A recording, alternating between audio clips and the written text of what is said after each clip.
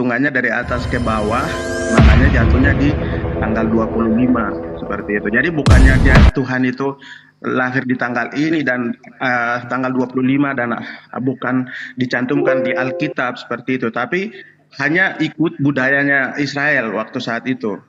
Begitu. Tapi tidak ada di dalam Bible, Bang, bahwa Yesus itu lahir. Taruh bawa Israel ini.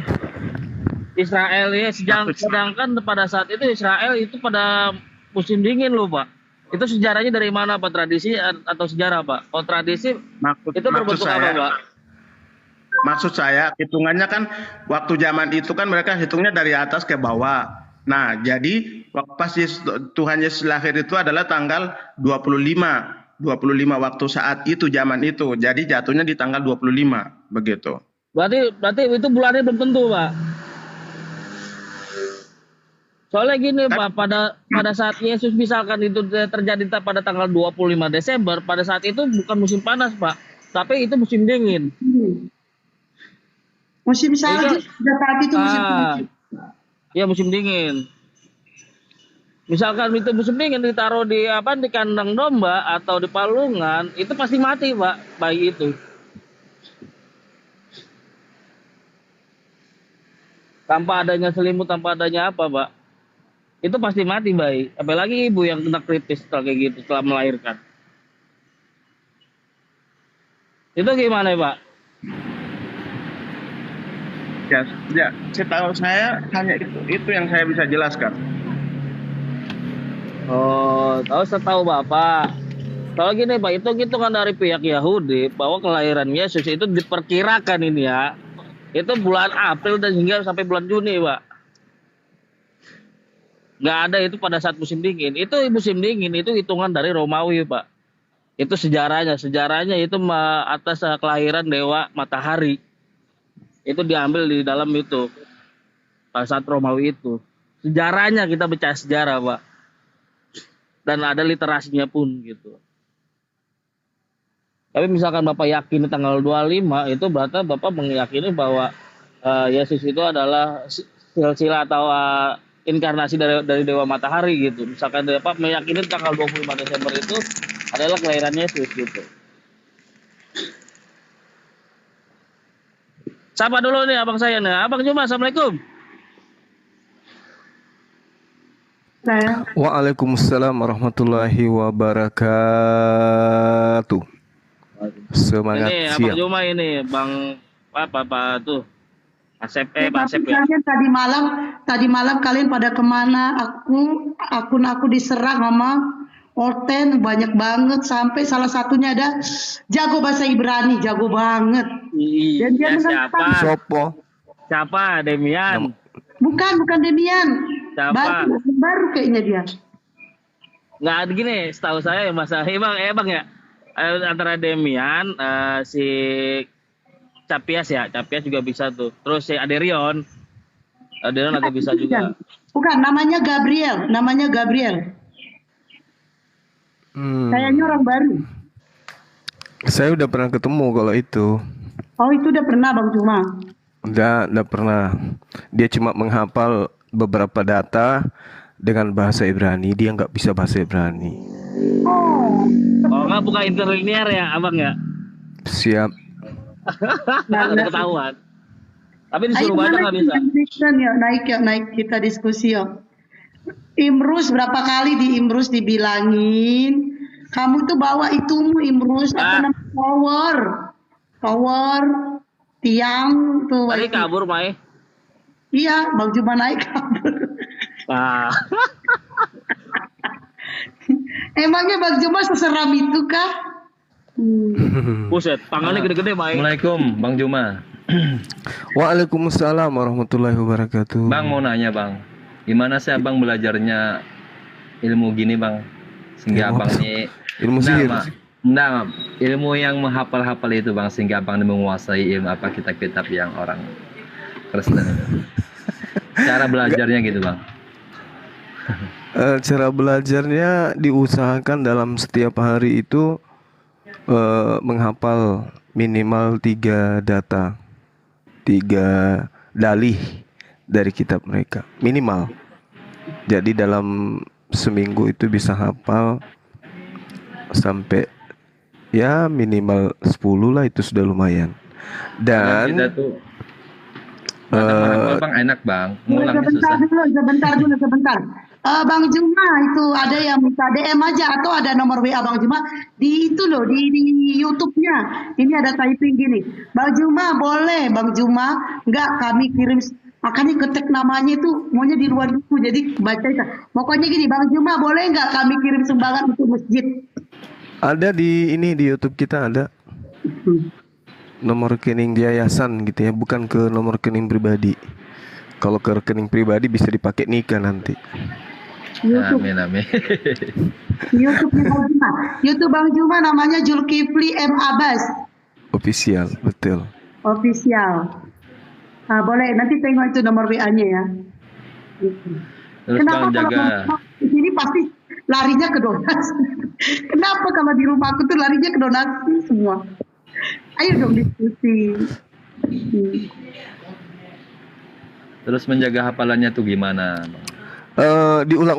Diulang-ulang karena berbeda hafalan Quran dengan hafalan ini, karena ini bukan kalam Allah, sehingga kita agak sulit untuk mengingatnya. Karena ini bahasa manusia, bukan firman Tuhan. Kalau firman Tuhan misalnya Qul huwallahu ahad, Allahus samad, itu sudah kita hafalkan puluhan tahun yang lalu dan insya Allah tidak akan hilang. Tapi kalau data yang bukan firman Tuhan, ya itu bisa jadi kita dengan mudah lupa. Apalagi kalau tidak ada niat bersungguh-sungguh untuk menghafal. Abang jadi apologin berapa tahun ya bang?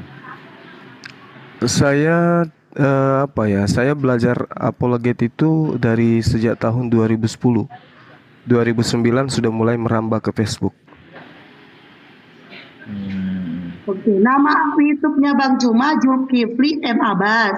Itu nanti ada WA-nya di situ. Nah, itu nanti di situ itunya ya. Ada juga banyak WA di situlah gitulah ya. Zulkifli M Abbas official.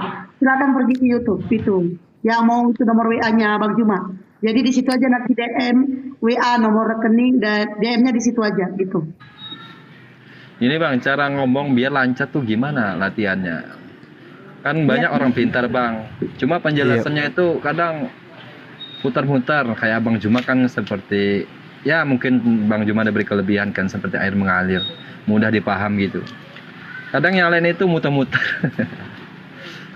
Iya, saya mungkin karena ini, saya kebetulan lulusan psikologi pendidikan. Jadi terkait dengan pertanyaan atau uraian itu dan keinginan audiens untuk dijelaskan sesuatu, itu kita udah tahu poin-poin apa saja yang diinginkan oleh pendengar untuk dijelaskan. Jadi kita tidak berfokus hanya kepada penanya gitu. Mantap bang, mantap. Ketika kita menjelaskan, objek penjelasan kita itu materinya, cakupannya tidak hanya untuk penanya, tetapi sebisa mungkin ruang lingkupnya menjadikan penjelasan kita itu memuaskan keinginan netizen untuk apa jawaban ini gitu. Itu yang susah bang. Gimana bang kita tuh waktu debat supaya bisa mengendalikan ini amarah. Kadang kita ketika kan sudah punya bahan nih mau debat, ketika kita ada sifat marah itu hilang itu. Hilang bahan kita itu. Iya, ya biasanya sih kalau yang kayak begitu itu terkait dengan latihan gitu. Latihan untuk menguasai forum, karena berdebat itu kan dialog itu tidak hanya keinginan tanpa dibarengi dengan ilmu pengetahuan. Ada nggak abang makan supaya daya ingat itu bagus, kuat? Ada nggak? Kalau dulu waktu masih tahap belajar dulu ya, SMP, SMA, SD, itu acap kali belajar di pukul 4 subuh sambil kaki direndam di baskom. Sehingga saya merasa bahwa, dan satu hal keunikan yang menurut saya itu pola belajar bagus, saya lebih senang mendengar daripada membaca. Jadi kalau saya mendengarkan orang membaca itu lebih tinggal di benak saya, di akal saya daripada saya membaca sendiri. Itu kekurangan saya, karena mendengarkan itu lebih mudah saya hafalkan daripada saya membaca. Makanya dulu waktu masih sekolah, kalau mau ujian saya suruh teman saya itu membaca. Saya baring-baring sambil isi TTS. Nah, apa yang kudengarkan itu besok masuk di dalam ujian dengan mudah saya jawab. Tapi kalau saya membaca hanya lebih pas di mata aja, lepas itu susah untuk mengingat. Kalau anak saya tuh telur ayam kampung setengah mateng, itu saya kasih. Makanya dia itu 1 bulan bisa menghafal 3 juz itu luar kepala. 3 juz, 1 bulan. Saya kasihnya itu telur setengah mateng karena itu dulu dikasih kakak saya. Jadi saya dulu susah membaca, masih SD ya kelas 1. Nah dikasih telur ayam setengah mateng, besoknya membaca itu semua huruf saya ingat dan alhamdulillah SD juara 1 terus. Ya udah makan telur aja terus. Supaya menghilangkan grogi atau gugup tuh gimana, Bang? Di depan umum. Yang agama Kristen, naik, belakang naik. Iya, karena saya dulu sering ikut lomba ya, lomba tilawah, bahkan pernah mewakili ya salah satu kota lah itu, tingkat sekolah bukan tingkat umum. Jadi keseringan diajarin gitu, meskipun itu hanya sebab, tidak ada kaidah yang sesungguhnya. Saya hanya membaca surah Al-Ikhlas dengan wal asr sambil memegang ibu jari kiri dengan tangan kanan. Itu cuman syarat-syarat aja sih, sebenarnya tidak ada hubungannya, hanya apa istilahnya sebagai sugesti aja itu. Sugesti aja, sehingga dulu waktu pada saat nomor peserta berikutnya undian nomor 5 membacakan ayat suci Al-Quran surah Al-Anfal ayat pertama sampai ayat 5 misalnya, waktu dan tempat disilahkan. Nah sebelum itu orang kan pasti jantungnya deg deg deg deg deg deg kayak gitu-gitu ya kan. Setelah naik ke panggung baca taus dan seterusnya aman, nggak lagi grogi gitu. Itu dulu waktu masih SD, SMP, SMA. Sekarang kan nggak lagi. Orang pada nanya berapa umur Bang Juma katanya. Umur saya sekarang 43. Tadi mau ngapain nanya umur Bang Juma? Emang kalian mau ngapain Bang Juma? Biasa. Udah nikah. 43, sedikit lagi 94. Oke teman-teman agama Kristen yang mau diskusi silakan naik yuk. Agama Kristen, dah yuk. Anak berapa? Kalian nanya Bang Juma itu macam kalian mau nanya ini ya, lowongan kerja gitu ya. Anak berapa, jabatan apa gitu kalian. Kayak sama aneh juga mau ngelamar kerja ini sama Bang Juma. Anak berapa katanya Bang ya kan. Habis anak berapa terus ditanya bini berapa. Terus ditanya usaha berapa ya kan. Anak kandung saya 3. Assalamualaikum Bang Juma, salam kenal. Bang Juma, Waalaikumsalam warahmatullahi wabarakatuh. Iya Bang, iya Bang. Anak angkat saya banyak, kurang lebih 40 orang. Itu anak asuh ya, bukan anak kandung. Iya. Nanti dikira beneran Bang Juma, wah hebat banget Bang Juma katanya kan. Ya bagus lah. Oke, Bang. Ini kok jadi sesi tanya jawab ini. Ayo mana otennya? Lapar aku ini. Bang Juma lagi diwawancara ini. Nah, gini. Tapi lebih Ini ini Bang, sekarang ketika yang Bang bagus Juma dalam itu yang memualafkan orang itu apa sih titik lemah orang itu yang sehingga dia mau mualaf? Pada dasarnya kita manusia ini lahir itu sudah diberikan naluri bertuhan, diberikan akal, kemudian nah tinggal dijabarkan. Contoh misalnya yang teman-teman kita, adik-adik kita barusan bahas, di mana datanya Yesus itu lahir tanggal 25 Desember dan kenapa kemudian umat Islam itu dilarang untuk mengucapkan itu. Itu rasis, intoleran namanya.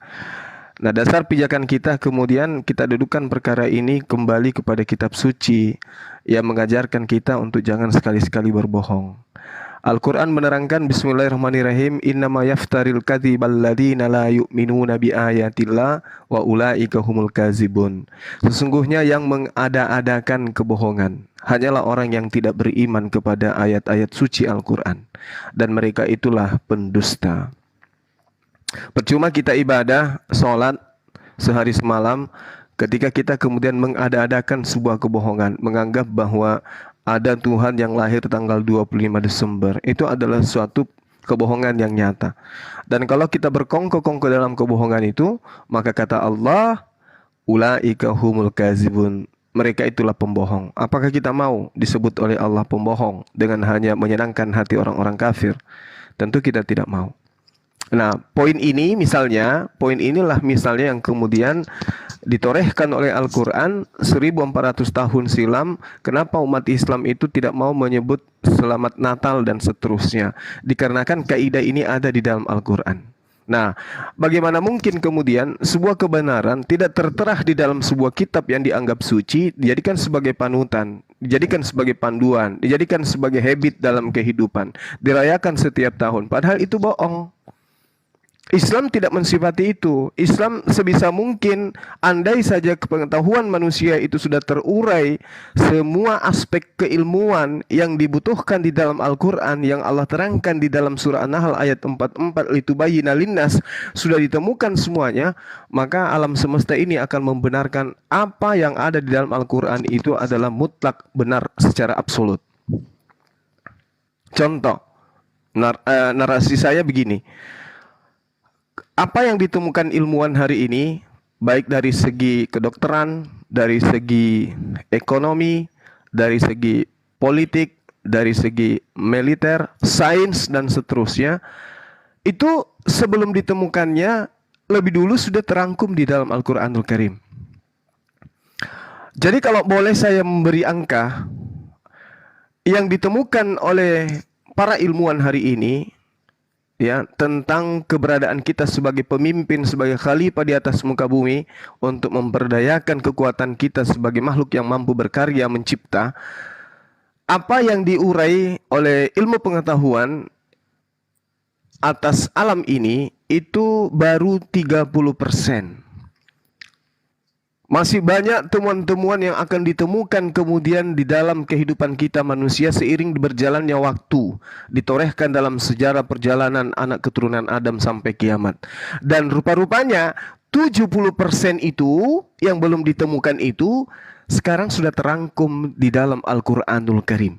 Ada di dalam Al-Quran. Dan nanti ketika terungkap lagi 1% hal yang baru kita temukan, oh ini loh sudah ada di Al-Quran lebih dulu. Jadi ketika sudah 100% pengetahuan manusia itu terungkap dari zaman ke zaman, dari waktu ke waktu, maka nyatalah semua apa yang ada di dalam Al-Quran. Sekarang masih ada 70% yang belum terungkap. Nanti semua akan terbelalak matanya, sehingga seiring berjalannya waktu semua akan beriman kepada Al-Quranul Karim. Sehingga Allah mengatakan ketika kelak Nabi Isa alaihissalam turun yang kedua kalinya, tidak ada ahli kitab yang tidak beriman kepada Nabi Isa alaihissalam. Dan mereka semua akan menjadi makmum dari imam-imam yang menjadi umat baginda Rasul Muhammad SAW. Itu sih yang saya ketahui sejauh ini saya belajar. Silakan yang lain. Ada guru saya nih, Bang Ali. Silakan Bang Ali. Masya Allah. Assalamualaikum warahmatullahi wabarakatuh. Assalamualaikum Guru Ronda. Waalaikumsalam warahmatullahi wabarakatuh, Bang Ali. Lanjut Guru Ronda. Panggil Bang Zuma aja, Bang Ali. Lanjut Guru Ronda. Bang Zuma, Masya Allah. Assalamualaikum. Ini minta Waalaikumsalam waktunya warahmatullahi wabarakatuh. Iya, silakan waktunya. Saya yang waktu itu chatting yang Bunda Soleha itu yang bilang anak saya udah kembali itu, Bang.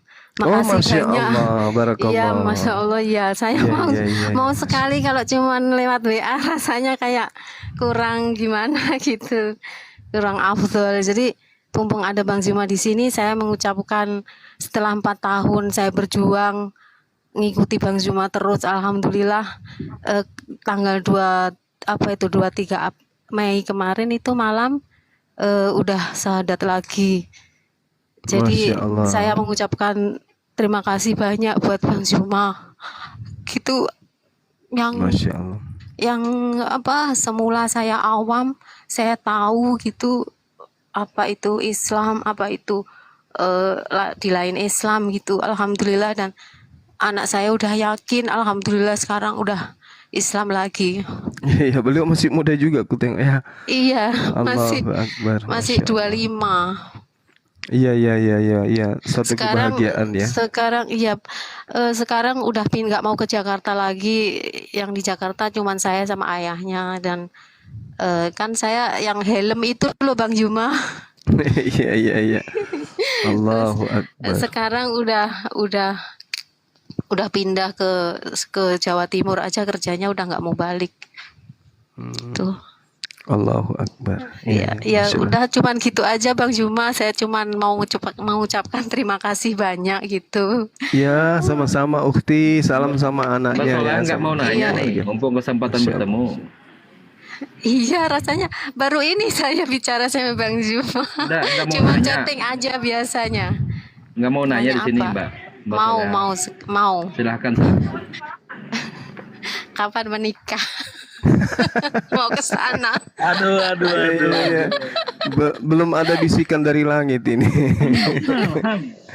Saya masih menunggu netizen yang mengirimkan nomor foto anak-anak yang masih SMP. Oh, Bang Juma ternyata. Masih yang SMP yang masih muda sekali, nanti diseleksi. Begitu tamat SMA baru kita ta'aruf. Kan gitu maksudnya. Jangan Anak sekarang. saya- Karena anak anak saya saya- dia masih muda. Anak saya udah kuliah ya, baru semester 2 ini, Bang. Iya. Allahu Akbar. yang nomor 2. Bang Juma katanya. Hostnya kan sudah bukan SMP lagi, ngapain ngomong? Itu typing Bang, ada yang typing no name katanya. Bang Juma sama aku aja, patah hatiku katanya. Iya, udahlah kita bercanda aja ini. Kalau bertanya masalah ilmunya Bang Juma, dengar di bawah aja udah lengkap saya, alhamdulillah. Insya Allah. Soalnya banyak juga Bang keluarga di Makassar. Saya juga dari dulu suami kan kerja di itu tambak udang, jadi teknisinya tambak udang itu tahun berapaan itu. Bang Juma masih muda sekali itu waktu itu. Di daerah mana, Ukti? Dari mulai ujung Pandang sampai mana Palopo itu saya tahu Oh, itu Palopo. pindah-pindah terus. Jadi saya ngerti bahasa Bugis, cuman Oh, mengucapkannya iya, itu iya. agak susah. Makanya kalau Bang Zuma ngomong bahasa Bugis sama Bang Handi itu saya ketawa. Dan aja tadi Kayak gimana gitu, kayak reoni gitu. Yang Kristen Iya, aja nanti kita mau Masya Allah. diskusi ya. yang Kristen. Iya. Ya udah Bang Zuma gitu aja ya. Makasih buat ya, keluarga Ukti di sana. Saleha. Iya, salam Tetap balik, semangat. insyaallah. Bang Zuma sehat selalu. Pokoknya Bang Zuma the best lah buat kita semua. Ya Masya udah ya. Allah. Segala puji bagi Bun. Allah. Masya Allah. Ya. Amin. Makasih Bun, udah dinaikin Bun, ketemu sama idola saya pokoknya. Datang ke Makassar kalau mau ketemu, datang ke Insya Makassar Allah. tanggal 29 Insya 30 Allah. Juni. Bisa Kalau- foto bareng sama Bang Juma. Kalau ayahnya nanti kerjaannya nggak itu Bun ya. Mau, Bang sudah ngomong saya. Kemarin di Jakarta maunya saya hadir, taunya denger-denger Bang Yuma dari Bang Yuma sendiri. Waduh, Bang Yuma nggak datang, gue bilang gitu. Ayo teman-teman yang Kristen yang mau diskusi silakan Ya naik. Yang udah, Kristen Bu, aja ya, Kristen. makasih ya Bun. Sama-sama. Bang Zuma, mari. Assalamualaikum semuanya. Ya. Waalaikumsalam warahmatullahi wabarakatuh. Waalaikumsalam warahmatullahi wabarakatuh. Ayo teman-teman yang Kristen, ini kita mau diskusi loh. Ya teman-teman yang tapi kalau Bang Juma buka live, kurasa banyak loh yang nyapa-nyapa Bang Juma yang jadi itu ada di bawah Bang Juma katanya jadi menantuku saja katanya. Ya, bercanda. Serius juga nggak apa-apa ya kan? Ayo teman-teman agama Ada pula Kristen. tuh yang iya, yang onten dinaikkan. Itu ada onten. Bang Imrus mungkin onten. Coba dinaikkan aja. Coba. Udah dia jaringannya Bang ditarik dia naik kagak masuk. Dia gak tahu tinggal di mana. Yang atas nama Imrus itu onten ya? Enggak Bang. Tapi bang, itu sebaya sama abang loh si Imrus, tapi dia lajang lapor. Itu sahabatku dari dulu. Sahabatku Tapi dari dulu. masalahnya kan Bang Imrus. abang udah pernah ngerasain, dia belum loh bang. Coba. Imrus kena bully lu kan. Ayo, naik, minta permintaan. Ini gak bisa, akun ini meja mbak susah. Dia minta permintaan yang oten, minta permintaan.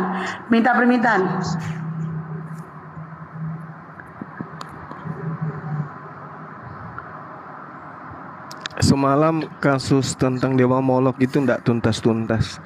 Padahal kita sudah hadapi 3 oten sekaligus, nggak mampu juga mereka itu membahas, menjawab gitu dengan baik. Cukup imani saja bang. Ya begitulah mungkin. Bunda Rama semalam di tempat saya 5 oten dilawannya sendiri ya. Kadang saya sikit-sikit aja ngomong. Tuh Bunda Rama tuh. Dia 5-5-nya kabur satu-satu. Terakhir naik 7 orang kabur juga satu-satu. Iya. Nih mau nanya bang terakhir bang, apa sih? Jangan banyak nanya nih. Ini ada oten dosa. Oke, selamat siang Bang John Calvin. Selamat siang, Agama apa Bang? Kristen. Katolik, Protestan? John Calvin, itu loh. Hah? Lo Mana? nggak tahu sejarah, nggak tahu sejarah. Gak tahu sejarah. Oke. Oke, kita bahas ini Bang John. Keluaran. Saya mau bertanya bisa? Oh, boleh.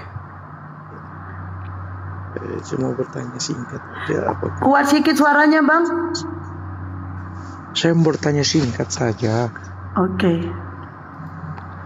Apakah Nabi Muhammad itu buta huruf, tidak tahu membaca, tidak tahu menulis, atau buta huruf yang seperti apa? Karena saya dengar menurut pandangan Buya Syakur itu dia bisa membaca. Bisa jelaskan Bang Zuma? Mungkin ranah ini Bang Ali, silakan Bang Ali. Tafadhal Gurunda. Antum awalan. Fadal. Lah Bas. Mereka ingin mendengarkan jawaban Bang Zuma. Tafadhal Bang Zuma. Masya Allah. Iya, jadi terkait dengan baginda Rasulullah Muhammad sallallahu alaihi wasallam, kalau dikatakan beliau buta huruf dalam arti kata beliau itu, mohon maaf ya, tidak terpelajar, saya rasa itu sedikit agak keliru, karena beliau itu adalah pengusaha, beliau adalah pedagang. Tapi kalau dikatakan dalam perspektif buta huruf, tidak mengerti tentang ilmu pengetahuan yang terkait dengan sains, hukum dan seterusnya, yes. Tidak ngerti tentang Taurat, tidak ngerti tentang Zabur, tidak ngerti tentang Injil, yes. Tidak paham tentang kenabian, ya, beliau buta terhadap semua itu. Tapi setelah datang Al-Quranul Karim, satu-satunya manusia tercerdas di atas muka bumi ini adalah beliau. Jadi sematan buta huruf kepada beliau itu harus didefinisikan dalam arti kata, sebelum menerima wahyu, beliau tidak bisa membaca kitab Taurat dalam bahasa Ibrani, dalam bahasa Yunani, dalam bahasa Aramaik. Terbukti ketika beliau menerima Al-Quranul Karim, beliau menerima mandat dari Allah Subhanahu wa taala untuk menjelaskan Al-Quranul Karim.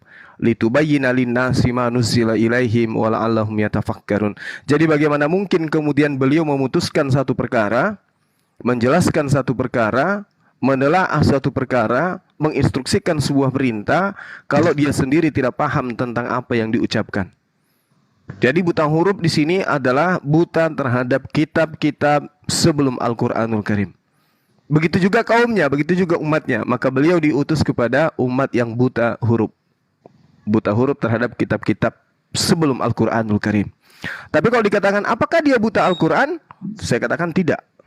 Justru beliaulah yang menjabarkan, menjelaskan, mentafsirkan, menelaah, mengajarkan kepada para sahabatnya tentang Al-Qur'anul Karim sehingga ada yang disebut hadits.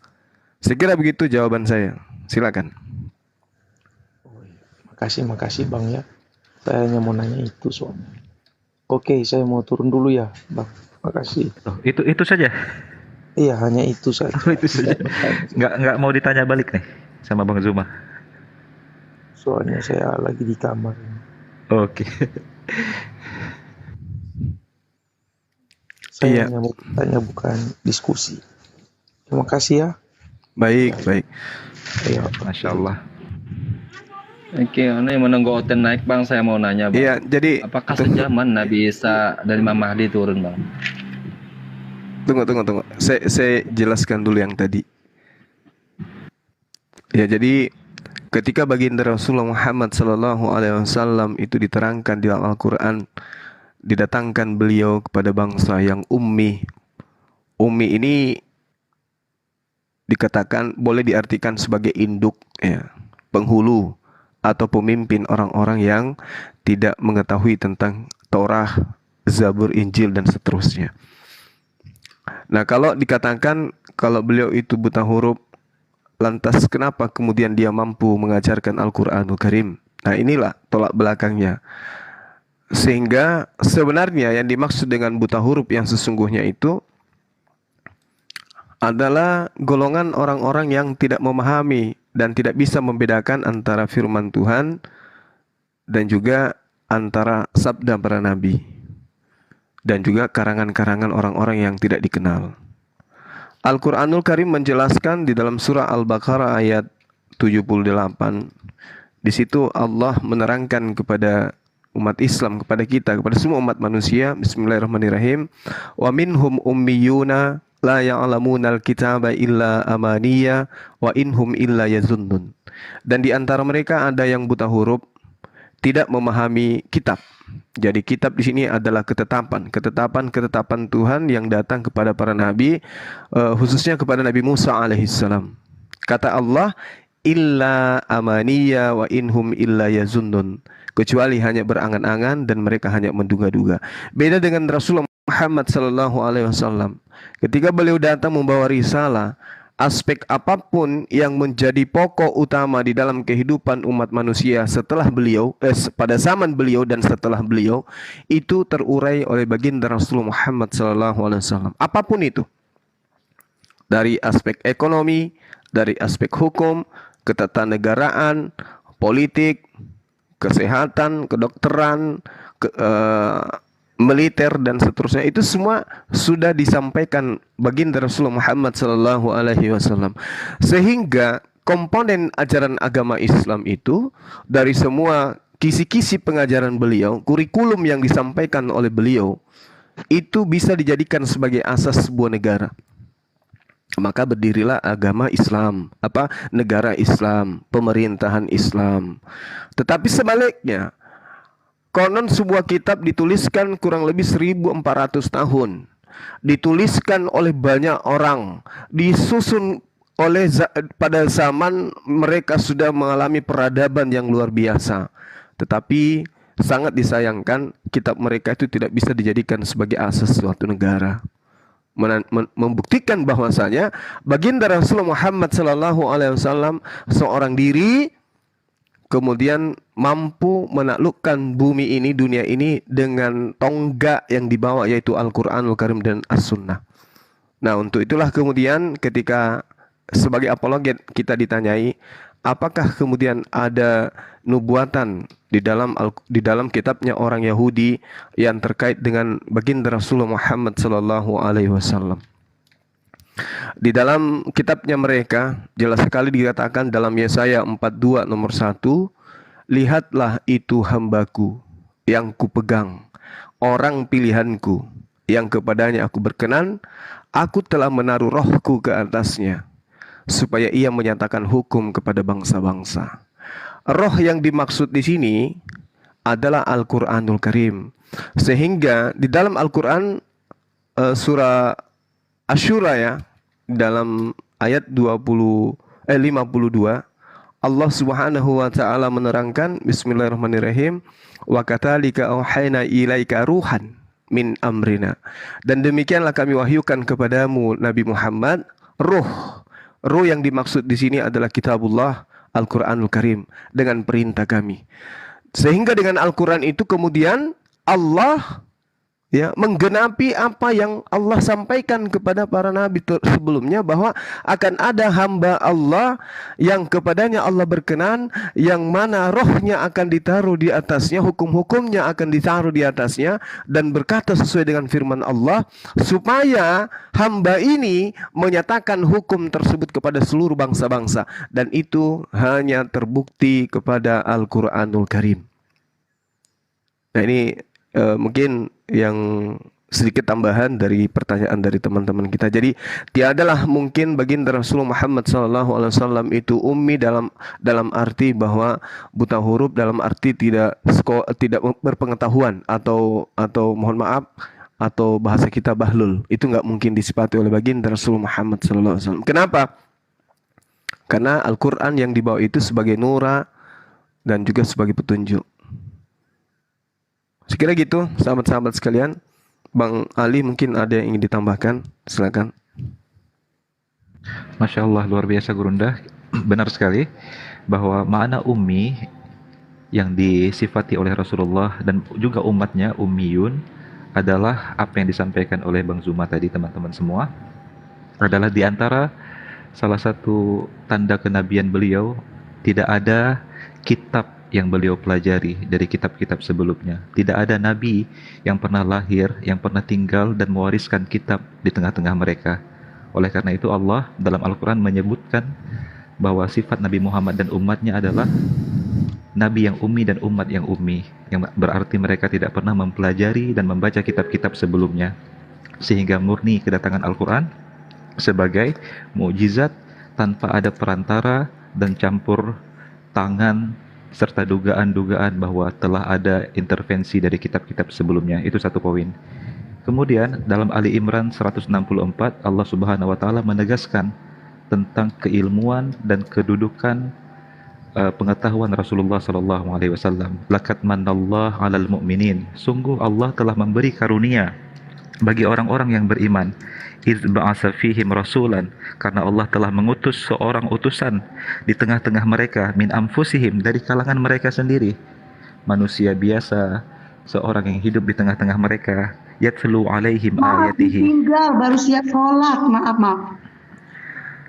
Rasul tersebut, utusan tersebut membacakan kepada mereka ayat-ayat Allah. Allah sebutkan bahwa Nabi Muhammad membacakan ayat-ayat Allah di tengah-tengah mereka. Maka salah untuk kita mengatakan Nabi Muhammad tidak bisa membaca.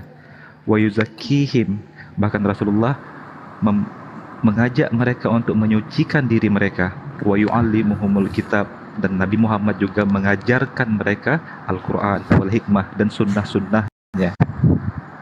Wa in kanu min qabli lafi dhalalim mubin, padahal mereka sebelum itu berada dalam kesesatan yang nyata. Maka Rasulullah secara makna bukanlah seorang yang tidak terpelajar, bukanlah orang yang terbelakang, tetapi seseorang yang memiliki pengetahuan setelah Allah mengkaruniakan Al-Quran dan memberikan nubuwah dan risalah kepadanya. Wallahu a'lam bishawab.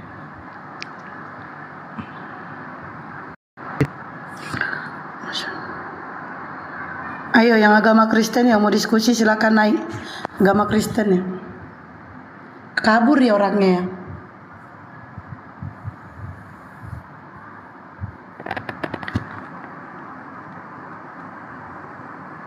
Yo yang agama Kristen naik yuk. Kita diskusi santai.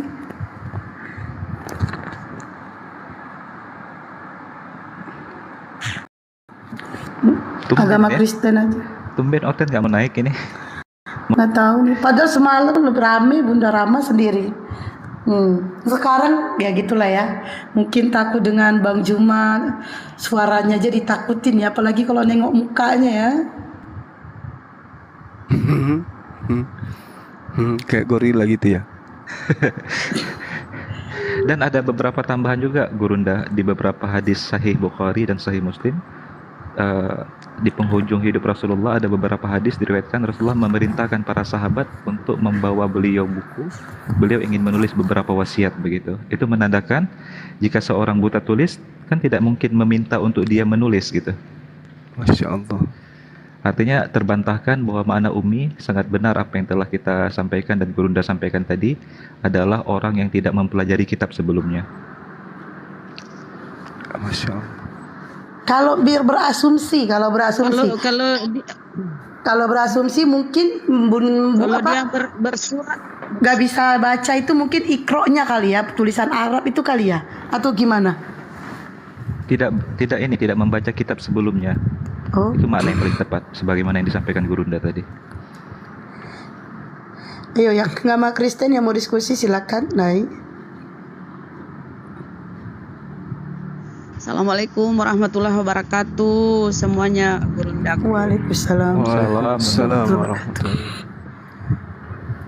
Jadi Nah, ketika iya, dia silakan, Mufti. menulis surat itu, ketika dia Rasulullah menulis surat itu, apakah bukan dia sendiri yang menulis, Gurunda?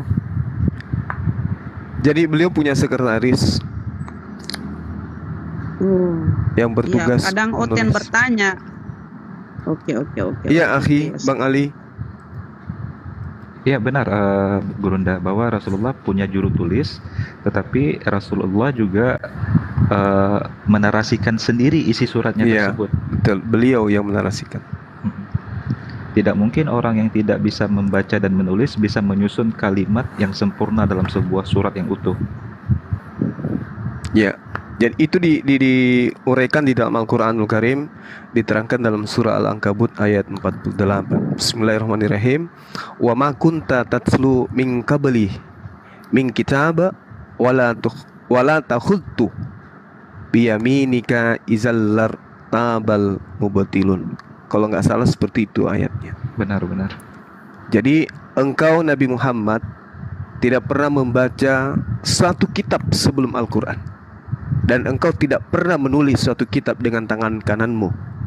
Sekiranya engkau pernah membaca atau pernah menulis sebuah kitab, niscaya ragu orang-orang yang mengingkarinya. Ini maksud tujuannya kenapa baginda Rasulullah Muhammad SAW itu disebut ummi. Untuk itulah kemudian untuk memahami makna lebih jauh, kita lihat di dalam Al-Quranul Karim surah Ali Imran. Lebih jauh, kita lihat di dalam Al-Quranul Karim surah Imrus mute. Imran. Imrus, kamu tuh kebiasaan Imrus. Astagfirullahaladzim. Iya. Oke. Jadi di dalam surah Ali Imran ayat 20, Allah Subhanahu wa taala kemudian menjelaskan ketika beliau baginda Rasulullah Muhammad sallallahu alaihi wasallam diperintahkan untuk berkata kepada orang-orang yang ada di sekelilingnya, yaitu ahli kitab dan juga orang yang buta huruf. Fa in hajjuk fakul aslamtu wajhiya lillahi wa minat taba'. Jadi di sini Allah Subhanahu wa taala berkata kepada baginda Rasulullah Muhammad SAW, kemudian jika mereka membantah engkau wahai Nabi Muhammad, kul, katakan kepada mereka, aku berserah diri kepada Allah, dan demikian juga orang-orang yang mengikuti aku, yaitu umatku, juga berserah diri kepada Allah. Lalu kata Allah Subhanahu wa taala, katakan kepada mereka, orang-orang yang diberi kitab. Nah, orang-orang yang diberi kitab ini berarti adalah Yahudi dan Nasara, dan kepada orang-orang buta huruf. Nah, orang yang buta huruf ini adalah Bani Quraisy dan orang-orang yang kemudian menjadi kaumnya baginda Rasulullah Muhammad SAW yang ada pada Jazirah Arab pada kala itu. Sudahkah kamu masuk Islam? Jadi dua golongan ini ditanyai oleh Rasulullah Muhammad SAW melalui wahyu yang diterima dari Allah. Ahli kitab adalah orang yang awalnya diberi kitab, dan yang kedua adalah orang yang buta huruf, kaumnya baginda Rasulullah Muhammad SAW. Jadi benar yang kita sampaikan bahwasanya ummi di sini adalah orang-orang yang buta huruf di luar kaumnya para ahli kitab. Orang yang tidak pernah sebelumnya diberikan kitab. Ini yang dimaksud oleh Al-Quran. Fa in aslamu faqad ihtadaw. Apakah sudahkah kamu masuk Islam?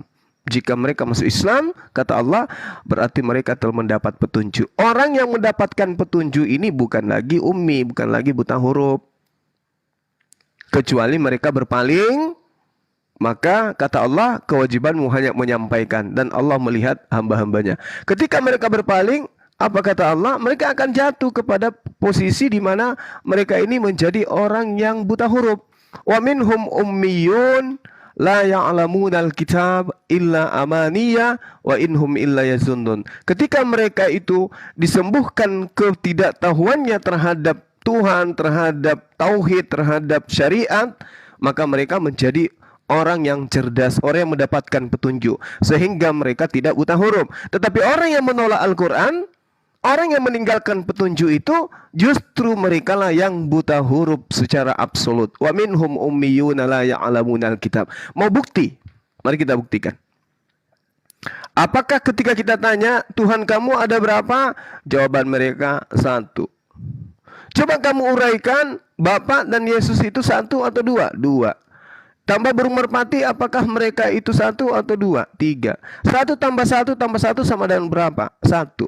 Inilah yang diterangkan oleh Al-Quran. Wa minhum ummiyuna la ya'lamunal kitab. Setelah datang petunjuk kepada mereka, ahli kitab ini datang petunjuk berupa Al-Quran kepada mereka sebagai cahaya sampai di akhir zaman, mereka menolak itu, mereka jatuh pada posisi buta huruf.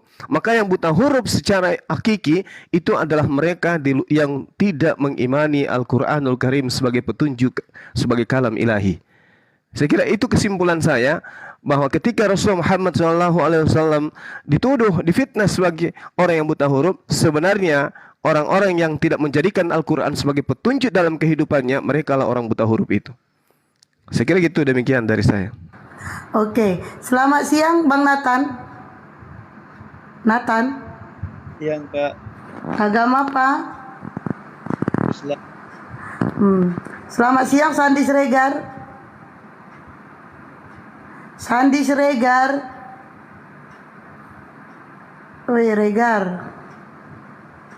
Oke, teman-teman. Ya, Sandi. Saudara Nathan bukan yang kemarin ngajak kita untuk bahas Dewa Molok. Islam dia, Bang.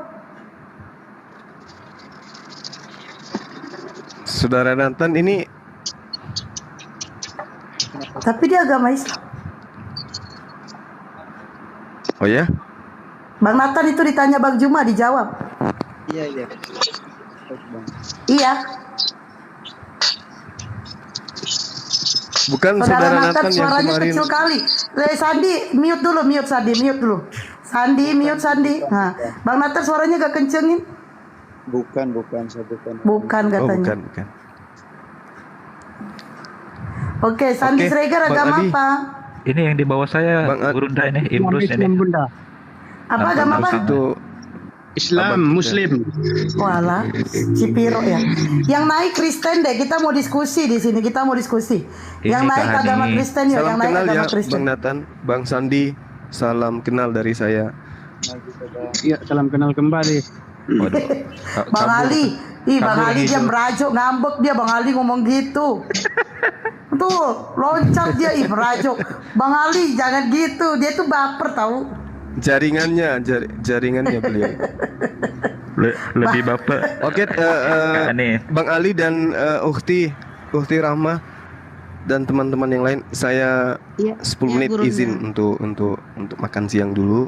Kebetulan ada keluarga yang datang. Oh, perasaan belum ada Oten, abang kok makan bang? Iya, karena nggak di tempat ini udah hampir 1:30. Iya, masalahnya Oten belum ada kok abang makan, kan abang makanannya Oten. Iya, karena di sini nggak ada, makanya makan di sini. Silakan. Iya, baik. Ya, pamit sementara ya. Assalamualaikum warahmatullahi wabarakatuh. Makannya kenyang ya bang. Jangan kau telan tulang-tulang itu bang. Oten aja telan bang. Kak Ani, dia Imrus tadi lebih sakit dikatain bujang lapuk, tahu nggak? Mana Bang Ali tadi ngomong suruh turun. Ayo teman-teman, tolong pengertiannya ya, tolong. Kita ini diskusi. Tolong pengertiannya, kita diskusi. Yang naik yang Kristen aja, Kristen. Ya, tolong dong teman-teman, tolong banget. Yang naik Kristen, yang Islam itu udah banyak. Itu Bung Jari Islam, Bunda Rama Islam, M3 Official Islam, Mang Ali Islam. Jadi tolong kalian pun naik pas ditanya nggak tahu data. Itu udah berapa kali saya gituin. Pas ditanya balik sama Oten, kalian diem. Ngapain diem kalau di atas coba? Mending nyimak aja, tolong dong. Kita ini mau diskusi ya. Jadi yang naik yang Kristen ya, oke. Torosoki, ayo dong bang. Tadi dia masuk, cuman dia mungkin lagi sibuk ya. Torosoki ya. Yo, diajak debat ya sama Bang Juma ya Bang Torosoki yo. Ayo teman-teman yang agama Kristen yang mau diskusi silakan naik yuk. Minta permintaan ya. Yang Kristen kita mau diskusi ya. Kristen. Ih betul-betul pergi dia bang si Imrusnya. Betul-betul gak ada dia di sini tahu. Betul-betul merajuk dia baper. Bang Ali ini jangan gitulah bang. Nangis dia lu bang. Yuk teman-teman Kristen yuk. Yang Kristen ya, yang Kristen. Aku mau bertanya Ustadz. Ustadz Ali, aku mau bertanya nih. Silakan Bunda. Ini Ustadz di surah Yunus 94. Maka jika engkau Muhammad berada dalam keraguan-raguan tentang apa yang kami turunkan kepadamu, maka tanyakanlah kepada orang yang membaca kitab sebelummu. Nah ini tapi saya baca sampai selesai ya. Sungguh telah datang kebenaran kepadamu dari Tuhanmu, maka janganlah sekali-kali engkau termasuk orang yang ragu. Yang jadi pertanyaan di sini kemarin tuh ada Oten nanya gini, kan ini Nabi Muhammad ini masih disuruh bertanya kepada orang yang membaca kitab sebelummu. Jadi aku bilang, apakah jawaban saya salah ini apa benar? Aku tanya gini, aku tak kasih gini. Itu di situ merujuk kepada Nasrani yang masih murni menjalankan syariat Yesus atau ajaran Yesus. Belum terkontaminasi dengan ajaran-ajaran pagan kan? Mungkin di situ yang dimaksud ya Ustaz. Orang-orang yang membaca kitab sebelum. Silakan Ustaz. Ya, baik. Itu memang sering dijadikan polemik oleh orang-orang yang berpolemikus dengan syubhat-syubhat.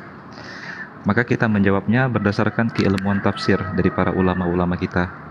Surat Yunus ayat 94, fa in kunta fi syakkin mimma anzalna ilaika, maka wahai Nabi Muhammad, jika engkau berada dalam keraguan-raguan tentang apa yang kami turunkan kepadamu, itu adalah sebuah gambaran yang asbabun nuzulnya karena banyak sekali hujatan dan penyerangan terhadap personal Nabi Muhammad oleh orang-orang Quraisy, orang-orang kafir musyrikin Mekah, melalui syair-syair yang mereka karang bahwa Nabi Muhammad ini seorang pendusta, seorang pengarang, seorang yang membawa sesuatu yang tidak berdasar.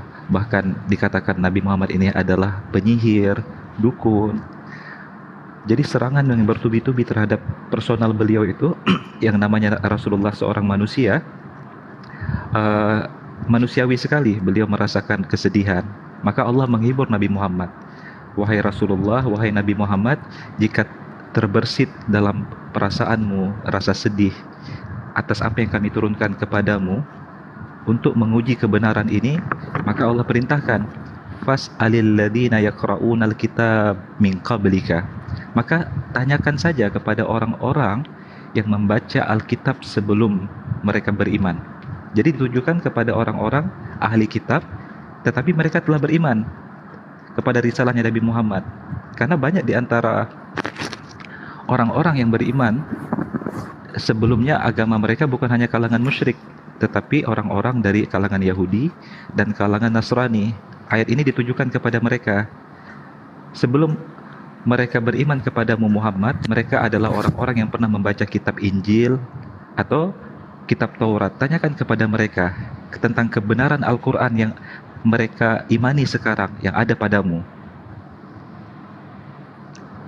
Jadi salah jika ayat ini dijadikan bahan oleh Oten yang tidak mengetahui asbabun nuzul untuk mengatakan Rasulullah saja disuruh bertanya kepada ahlul kitab untuk mendapatkan ilmu, bukan itu. Rasulullah tidak pernah memverifikasikan apapun dari kebenaran Al-Quran kepada ahlul kitab. Tetapi ini hanya sebagai bentuk busyra dari Allah, kabar gembira dari Allah, untuk menguatkan hati Nabi Muhammad bahwa Al-Quran berada di atas kebenaran yang nyata, dan Rasulullah diperintahkan untuk bertanya kepada orang-orang yang telah beriman kepada Islam yang sebelumnya adalah ahlul kitab.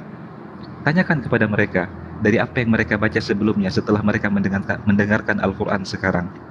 Maka mereka akan dengan pasti mengatakan Al-Quran adalah kebenaran. Itu Bunda Rahmah maksudnya. Oh, jadi artinya di sini Ustaz, mereka nih yang telah membaca kitab sebelummu, artinya orang-orang yang sadar ya bahwa ajaran yang dibawa oleh Rasulullah ini benar ya. Benar. Akhirnya dia mengikuti ajaran Rasulullah. Karena kalau kita lihat di sini poin selanjutnya, sungguh telah datang kebenaran kepadamu dari Tuhanmu, maka janganlah sekali-kali engkau termasuk orang yang ragu ya oleh oke, Masya Allah. Dan ayat ini juga dijelaskan pada ayat yang lainnya. Firman Allah Subhanahu wa taala, fas'alu ahlaz dzikri in kuntum la ta'lamun. Jadi maka kewajiban bertanya itu memang kepada orang-orang yang telah beriman kepada Allah, karena tidak mungkin disebut sebagai ahlul zikri atau orang-orang yang mendapatkan petunjuk dan peringatan dari Allah. Zikr adalah petunjuk atau peringatan dari Allah. Tidak dikatakan orang-orang yang mendapatkan peringatan dari Allah kecuali mereka yang telah beriman kepada Allah. Itu dijelaskan, nanti Bunda Rahma bisa bandingkan dengan surat An-Nahl. Islam, Om. Apa? Boleh. Silakan. Ahlan wa sahlan Haris. Sebentar Haris ya. Surah berapa Ustaz? Surah An-Nahl ayat 43. Wa ma arsalna min qablika illa rijalan nuhiya ilaihim. Tidaklah kami utus sebelum kamu wahai Muhammad kecuali para nabi yang telah kami wahyukan kepada mereka. Fas'alu ahlaz dzikri in kuntum la ta'lamun. Maka bertanyalah kepada orang-orang yang mendapatkan petunjuk dan mendapatkan peringatan dari Allah jika kamu tidak mengetahui. Oke, udah Bang Ali. Maaf Ustaz. Udah Bunda Rama. Nanti selagi ada tamu. Nanti kita sambung lagi kalau Oten udah gak ada. Oke. Baik. Selamat siang Heres. Ya, selamat siang. Agama Kristen apa? Katolik. Oke, siap. Kita diskusi ya. Oke. Udah makan belum? Insya Allah sudah. Alhamdulillah sudah. Sekarang Kristen itu banyak pakai itu ya istilah-istilah. Mudah-mudahan dapat hidayah lah. Seres mau nanya apa? Amin. Ya. Ada mau ditanyakan kah? Mau nanya apa? Gak ada, cuman pengen masuk Islam. Oh. Serius? Iya. Alhamdulillah. Serius, oke. Tunggu Bang Juma aja ya. Tapi dia jadi. Kalau kamu mau itu, kamu tunjukkan dulu KTP-mu. Ya, tapi kirim KTP-mu dulu di WA, di WA aku. Dibolehin. Kamu WA aku. Kirim dulu datanya sama aku. Saweran. Ya, kalau pura-pura di sini syahadat terus dikasih sinyal. Terus tapi kalau kamu mau, kamu bener, udah kamu WA dulu data kamu, KTP kamu, WA dulu sama aku, kirim alamatmu sama aku. Belum ada KTP kakak. Ayo udahlah kita diskusi aja lah, diskusi. Umur berapa Heres? Kita diskusi aja, diskusi. Yo, Oten satu lagi naik ya, Kristen aja ya, Kristen teman-teman tolong ya. Itu yang Islam udah ada ya, udah banyak itu ya. Yang Kristen aja satu lagi naik. Itu ada yang bilang itu, ada yang ngelapor di bawah. Ngeprank itu tadi dia di tempat Uniriva juga katanya. Iya, ngeprank dia. Biasalah. Udah, silakan Bunda Rama, Bang Ali, Bang Oji, silakan tanya aja, silakan diskusi. Bang Ali, Pak DP mau nanya lagi nggak Pak DP? Sebelum saya nanya Pak DP. Bang Oji tolong kondisikan itunya, handsetnya dong. Kagak, gua kagak pakai headset nih. Pak DP itu. Ya kan langsung kabur, ketahuan. Tapi dari suara Oji loh yang serut-serut gitu. Bukan nih, aneh diem nih. Oke. Pak Depi ada yang mau ditanya sama Bang Ali, Bunda Rama, Bang Oji? Oh iya, ada pertanyaan saya di sini Pak. Apa itu? Silakan. Banyak lah kok, sedikit kali. Begini Pak, tentang bidadari surga itu Pak, yang sering saya dengar Aduh, sama itu aja ditanya. Bosan lah. Oh, enggak pernah tak saya tanyakan ini dong. Belum. Yang saya tanya kemarin itu kan jembatan dari apa? Oh iya, iya. Jembatan. Siratal Mustaqim. Jadi Jangan-jangan Bapak iri ya, karena kami ada bidadari ya. Jangan-jangan Bapak iri. Nggak iri kan? Enggak apa-apa, Rama enggak apa-apa, itu dijawab aja dulu. Enggak pernah saya. Silakan Bang Ali, apa saya jawab dulu nih. Soalnya kenapa ya, kalau bisa saya katakan kalau surga saudara muslim sama surga Kristen kan jelas jauh beda. Jadi ini kan diskusi kita kan, artinya ya nggak apa-apa Bang, nggak apa-apa. Mana yang benar ini, ya, apakah bidadari ini benar-benar ada atau hanya berupa kiasan? Itu yang menjadi pertanyaan saya sekarang. Oke, silakan dijawab Bang Ali. Oke, saya jawab ya. Yang harus kita ketahui terlebih dahulu tentang perbedaan kehidupan dunia dan kehidupan surga ada dalam sebuah hadis sahih diriwayatkan dalam Sahih Muslim. Nabi Muhammad menarasikan bagaimana kehidupan surga. Jadi Allah Subhanahu wa taala mengatakan, "A'adattu li ibadiyas shalihin ma la 'ainun ra'at." Allah Subhanahu wa taala telah menyiapkan surga bagi orang-orang yang saleh dalam kehidupan dunia ini, ma'ainun ra'at, yang mana mata tidak pernah melihatnya, wala udunun sami'at, tidak pernah didengar oleh telinga, wala khatara qalbi bashar, bahkan tidak pernah terbersit dalam sanubari dan hati manusia. Oleh karena itu, apapun yang kita bayangkan bagaimana bentuk surga itu, maka bukan begitu bentuknya. Karena tidak pernah terbersit dalam mata, tidak pernah terdengar oleh telinga, dan tidak pernah terimajinasikan dalam hati kehidupan manusia. Maka ketika Allah Subhanahu wa taala menjanjikan berbagai macam kenikmatan surga yang tanpa batas dan anugerah yang luar biasa indah, ada istana, ada tempat-tempat yang indah, ada berbagai macam kenikmatan, ada sungai-sungai yang mengalir dengan sangat indah. Itu semua adalah janji yang Allah akan berikan yang tidak akan pernah sama dengan apa yang kita rasakan di dunia. Begitu pula ketika Allah Subhanahu wa taala menjanjikan kita akan bertemu kembali dengan pasangan kita, akan berkumpul dengan anak cucu kita yang sama-sama beriman dalam kehidupan ini. Begitu pula tentang janji akan adanya bidadari surga yang menjadi pelayan bagi orang-orang yang beriman, menjadi pasangan untuk laki-laki yang beriman dan menjadi pelayan untuk wanita beriman. Maka wanita beriman akan menjadi ratunya bidadari di surga. Bidadari surga dalam konteks hal ini bukan hanya sekedar pasangan yang sering dinarasikan oleh para penghujat bahwa kehidupan surga itu penuh dengan hingar-bingar pesta seks, naudzubillah min dzalik. Maka bukan seperti itu. Itu sebagaimana Anda hari ini berpasangan dengan istri Anda, kehidupan Anda itu dengan istri, dengan pasangan kita bukan hanya masalah hubungan badan saja. Kita bercengkrama, berbicara, bertukar rasa, bertukar perasaan, itu adalah bagian yang lebih besar daripada sekedar berhubungan intim dengan pasangan kita. Maka orang-orang yang memframing bahwa 72 bidadari ini hanya untuk sekedar pelampiasan seks adalah otak-otak kotor yang tidak mengerti maksud dari arti berpasangan. Padahal berpasangan yang Allah narasikan dalam kenikmatan surga adalah ketentraman dan kedamaian. Kita memiliki pertemuan dengan orang-orang yang kita sayang di dunia ini, sekaligus Allah menganugerahkan kepada kita kenikmatan yang luar biasa indah berupa istana dan berbagai macam kenikmatan lainnya, termasuk adanya para pembantu di sana dari kalangan bidadari surga. Begitu saudaraku. Berarti Bang Ali bisa disimpulkan bahwa ceramah-ceramah ustaz-ustaz yang pernah mengatakan bahwa kesibukan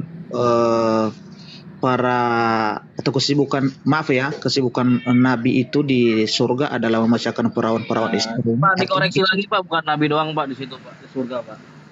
Semuanya ya, semua. Kita Ya, bukan. paham Pak maksudnya Pak. Iya.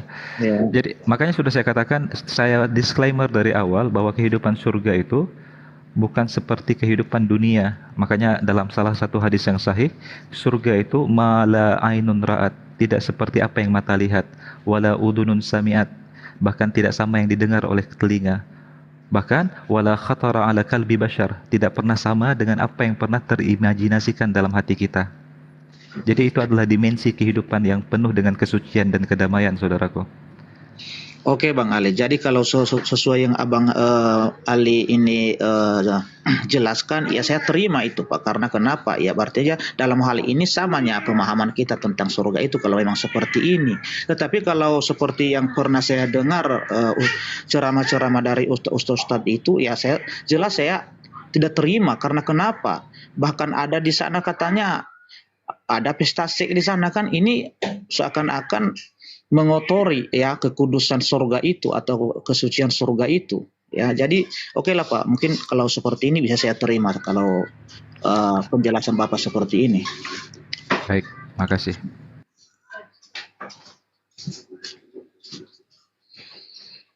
Tapi jelas ya, kalau surganya yang Allah janjikan kepada kami penuh dengan kenikmatan, itu adalah sebuah kepastian. Bertemu dengan istri, bertemu dengan anak cucu, bertemu dengan sanak keluarga yang beriman, termasuk ada berbagai macam pekerjaan ahli surga. Mereka bercengkrama dengan sesama penghuni surga, kemudian mereka menikmati segala kenikmatan itu. Jadi bukan sekedar kehidupan kosong, monoton, yang tidak pernah ada kegiatan apapun di dalamnya kecuali melayang-layang yang tidak ada artinya itu. Jadi ada perbedaan mendasar, saya setuju. Ya, kalau tadi Bapak bilang sama. Perasaan surga, gambaran surganya Kristen tidak seperti itu, Pak. Karena kalau kita tengok ya, daging dan darah tidak mendapat tempat di kerajaan surga. Nah, kalau tidak mendapat tempat berarti kalian tuh hidup seperti roh ya, yang kayak terbang gentayangan gitu ya, Pak ya. Terus ada lagi diceritakan di surga itu ada perang naga, malaikat dengan naga. Ayat di Gambarannya ayat di mana itu? Wahyu, Pak. Wahyu itu, Pak. Ada perang naga di surga. Jadi kan kalau ada perang naga kan gimana dong? Pasti terbayang api-api naga itu yang ini kan berhamburan keluar di mulut. Tahu kalau aku nonton film-film Mandarin kan naga itu biasa, sampai hangus loh sekitarnya itu kalau perang naga loh. Nah, tadi Bapak bilang sama. Ternyata kalau kita baca Bible itu jauh lah, Pak. Bapak hidup secara roh. Kami di sana seperti keluarga utuh gitu loh, kumpul dengan orang-orang yang kita cintai. Ya, bersenda gurau. Kalau Bapak, menurut yang aku baca di Bible tuh kalian hanya nyanyi-nyanyi beribadah kalau kalian ya, memuja-muja gitu ya kepada Tuhan. Dan ada pula perjamuan perkawinan anak domba. Sangat-sangat tolong dijelaskan itu Pak, maksudnya gimana? Oh, jadi begini Bu ya. Beberapa kali saya menjelaskan untuk menafsirkan ayat-ayat Alkitab ini tidak boleh hanya satu potong saja yang langsung bisa kita simpulkan, tidak boleh. Artinya harus kita melihat ayat-ayat yang lain yang mendukung ayat tersebut, apakah benar-benar ayat itu atau hanya berupa kiasan. Ya, jadi sebetulnya banyak sekali di dalam Alkitab ini yang menjelaskan tentang surga itu. Salah satunya contohnya di Wahyu 21 ya, Wahyu 21 mulai dari ayat berapa ini ya? Ayat 3 contoh kita baca ya Bu ya. Lalu aku mendengar suara yang nyaring dari takhta itu berkata, lihatlah, kemah Allah ada di tengah-tengah manusia dan ia akan diam bersama-sama dengan mereka. Mereka akan menjadi umatnya dan ia akan menjadi Allah mereka. Dan ia akan menghapus segala air mata dari mata mereka dan maut tidak akan ada lagi. Tidak akan ada lagi perkabungan atau ratap tangis. Ada duka cita sebab segala sesuatu yang lama telah terjadi, telah berlalu. Jadi begini ya Bu ya, yang Ibu kutip ini tadi peperangan naga di mana ini ya di? Ntar aku cari Pak, Oh, Bapak belum tahu ya, Bapak pendeta atau bukan? Di Wahyu berapa itu? Tunggu Bu, saya pernah baca itu. Wahyu berapa ya? Sebentar Pak ya. 12 nomor 7. Oh, Wahyu 12 nomor 7 ya. 12. Ini perempuan dan naga. Biasa saya bacakan dulu, Bu ya. Karena kenapa ya? Artinya udah saya sampaikan tadi, untuk menyimpulkan atau menafsirkan setiap ayat-ayat Alkitab itu tidak hanya satu potong langsung kita simpulkan. Jadi harus kita baca ya. Kita konteksnya semua ya. Kita pahami konteksnya. Maka tampaklah suatu tanda besar di langit, seorang perempuan berselubungkan matahari Bukan dengan itu, bulan. Pak. Bukan itu. Bukan. Maaf, Pak. Maaf. Ini di sini, maka timbullah peperangan di sorga. Mikael dan malaikat-malaikatnya berperang melawan naga. Dan Iya, naga dari itu ayat dibantu oleh malaikat-malaikatnya. Jadi ini Wahyu 12 nomor 7, Pak. Iya, di ayat 7 itu, Bu. Tapi kita baca dulu dari ayat satunya. Di situ tahu kita nanti penjelasan seperti apa. Ya, apa artinya, maknanya firman Tuhan ini. Oh, Ya, begitu. makanya kalau hanya ini yang Ibu baca ya jelas ya. Jelas artinya memang berarti di surga itu masih ada peperangan. Ya, sementara surga itu kan damai sejahtera yang ada di sana, nggak ada lagi peperangan seperti yang ada di Makanya kita bingung, Pak. Makanya kita bingung, Bapak menyamakan padahal di sini ada perang naga, ada perkawinan, perjamuan perkawinan anak domba. Itu terserah Nggak Ibu sama, itu, Pak.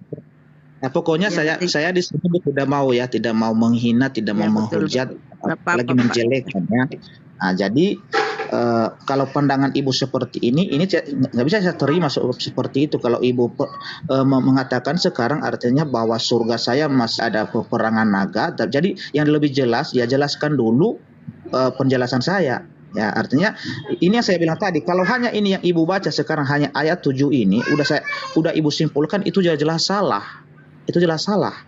Ya, kita harus membaca ayat sebelumnya. Coba dijelaskan, Pak. Jelaskan. Nah, jadi saya baca dulu ya. Maka tampaklah suatu tanda besar di langit. Seorang perempuan berselubungkan matahari dengan bulan di bawah kakinya dan sebuah mahkota dari 12 bintang di atas kepalanya. Ia sedang mengandung dalam keluhan dan penderitaan hendak melahirkan. Ia berteriak kesakitan. Maka tampaklah suatu tanda yang lain di langit dan lihatlah seekor naga merah padam yang besar, berkepala 7 dan bertanduk 10, dan di atas kepalanya ada 7 mahkota, dan ekornya menyeret sepertiga dari bintang-bintang di langit dan melemparkannya ke atas bumi. Dan naga itu berdiri di hadapan perempuan yang hendak melahirkan itu untuk menelan anaknya. Segera sesudah perempuan itu melahirkannya, maka ia melahirkan seorang anak laki-laki yang akan menggembalakan semua bangsa dengan gada besi. Tiba-tiba anaknya itu dirampas dan dibawa lari kepada Allah dan ke tahtanya. Perempuan itu lari ke padang gurun di mana telah disediakan suatu tempat baginya oleh Allah, supaya dipelihara di situ 1260 tahun lamanya. Maka timbullah peperangan di surga Mikael dan malaikat-malaikat. Hari, 20 hari, Pak. 1260 hari. Bukan tahun, hari. Lanjut, Pak. Maka timbullah peperangan di surga. Mikael dan malaikat-malaikatnya berperang melawan naga itu, dan naga itu dibantu oleh malaikat-malaikatnya. Tetapi mereka tidak dapat bertahan, mereka tidak mendapat. Itu di situ, Pak, di situ kan di surga itu. Itu maksudnya di surga itu apa di situ? Alegori atau harfiah?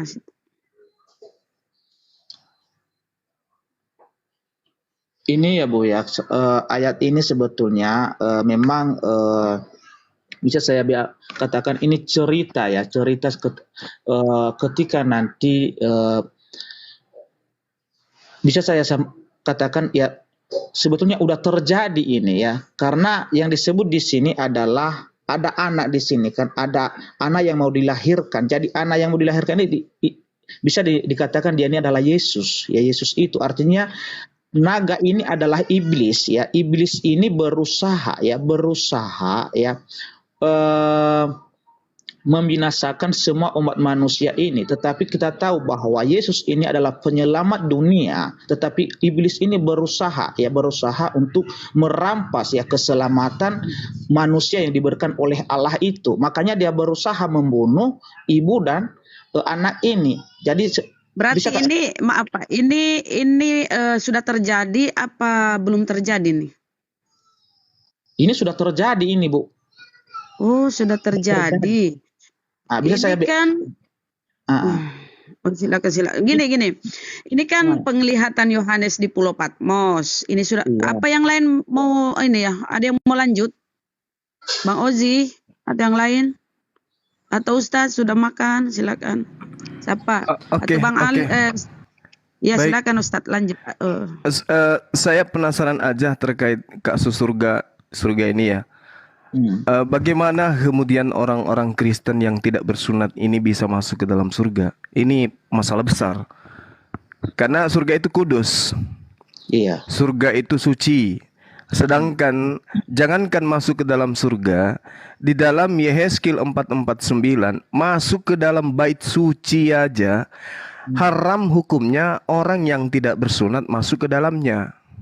Bagaimana mungkin orang yang tidak bersunat ini masuk ke dalam surga? Masuk ke dalam bait Allah saja Tuhan marah, nggak boleh. Apalagi masuk ke surga. Ini gimana ceritanya nih Bang? Gimana ceritanya orang Kristen yang tidak bersunat itu bisa mimpi, menghayal, bisa masuk surga itu kayak mana ilmunya? Boleh diterangkan tidak? Oh, jadi begini Pak ya. Iya. Itulah gunanya darah Yesus yang telah tertumpah di atas kayu salib itu ya, untuk menguduskan semua umat manusia yang percaya dalam namanya. Artinya hukum sunat itu tidak berlaku lagi bagi kami orang Kristen yang percaya dalam nama Yesus. Artinya kami sudah dikuduskan, sudah disucikan oleh darah itu sendiri. Makanya ketika Yesus ya sebelum dia mati ya, ketika dia mengadakan perjamuan malam, di situ jelas dia mengaku di sana bahwa ya artinya dia telah mengampuni semua kesalahan atau dosa manusia ini. Artinya khususnya contohnya di hukum Taurat itu kan ada beberapa ritual yang harus dilakukan untuk menjaga kekudusan ini. Contoh ya seperti contohnya kan wanita pada saat dia baru melahirkan harus butuh waktu itu ada 60 hari, ada 40 hari dan harus membawa contohnya anak domba, anak lembu atau anak domba dan ada burung merpati dan yang lain. Ya jadi ini yang sudah tidak berlaku lagi ya bagi kami orang Kristen yang percaya dalam nama Yesus. Ya makanya ini yang ditekankan oleh Paulus sendiri bahwa semua itu ya hukum sunat tidak berlaku lagi ya. Yang berlaku biar saya bacakan dulu Pak ya. Ini ada di Kolose 2 itu. Kalau saya berasumsi nanti katanya ini berhalusinasi ya. Ini di Kolose 2.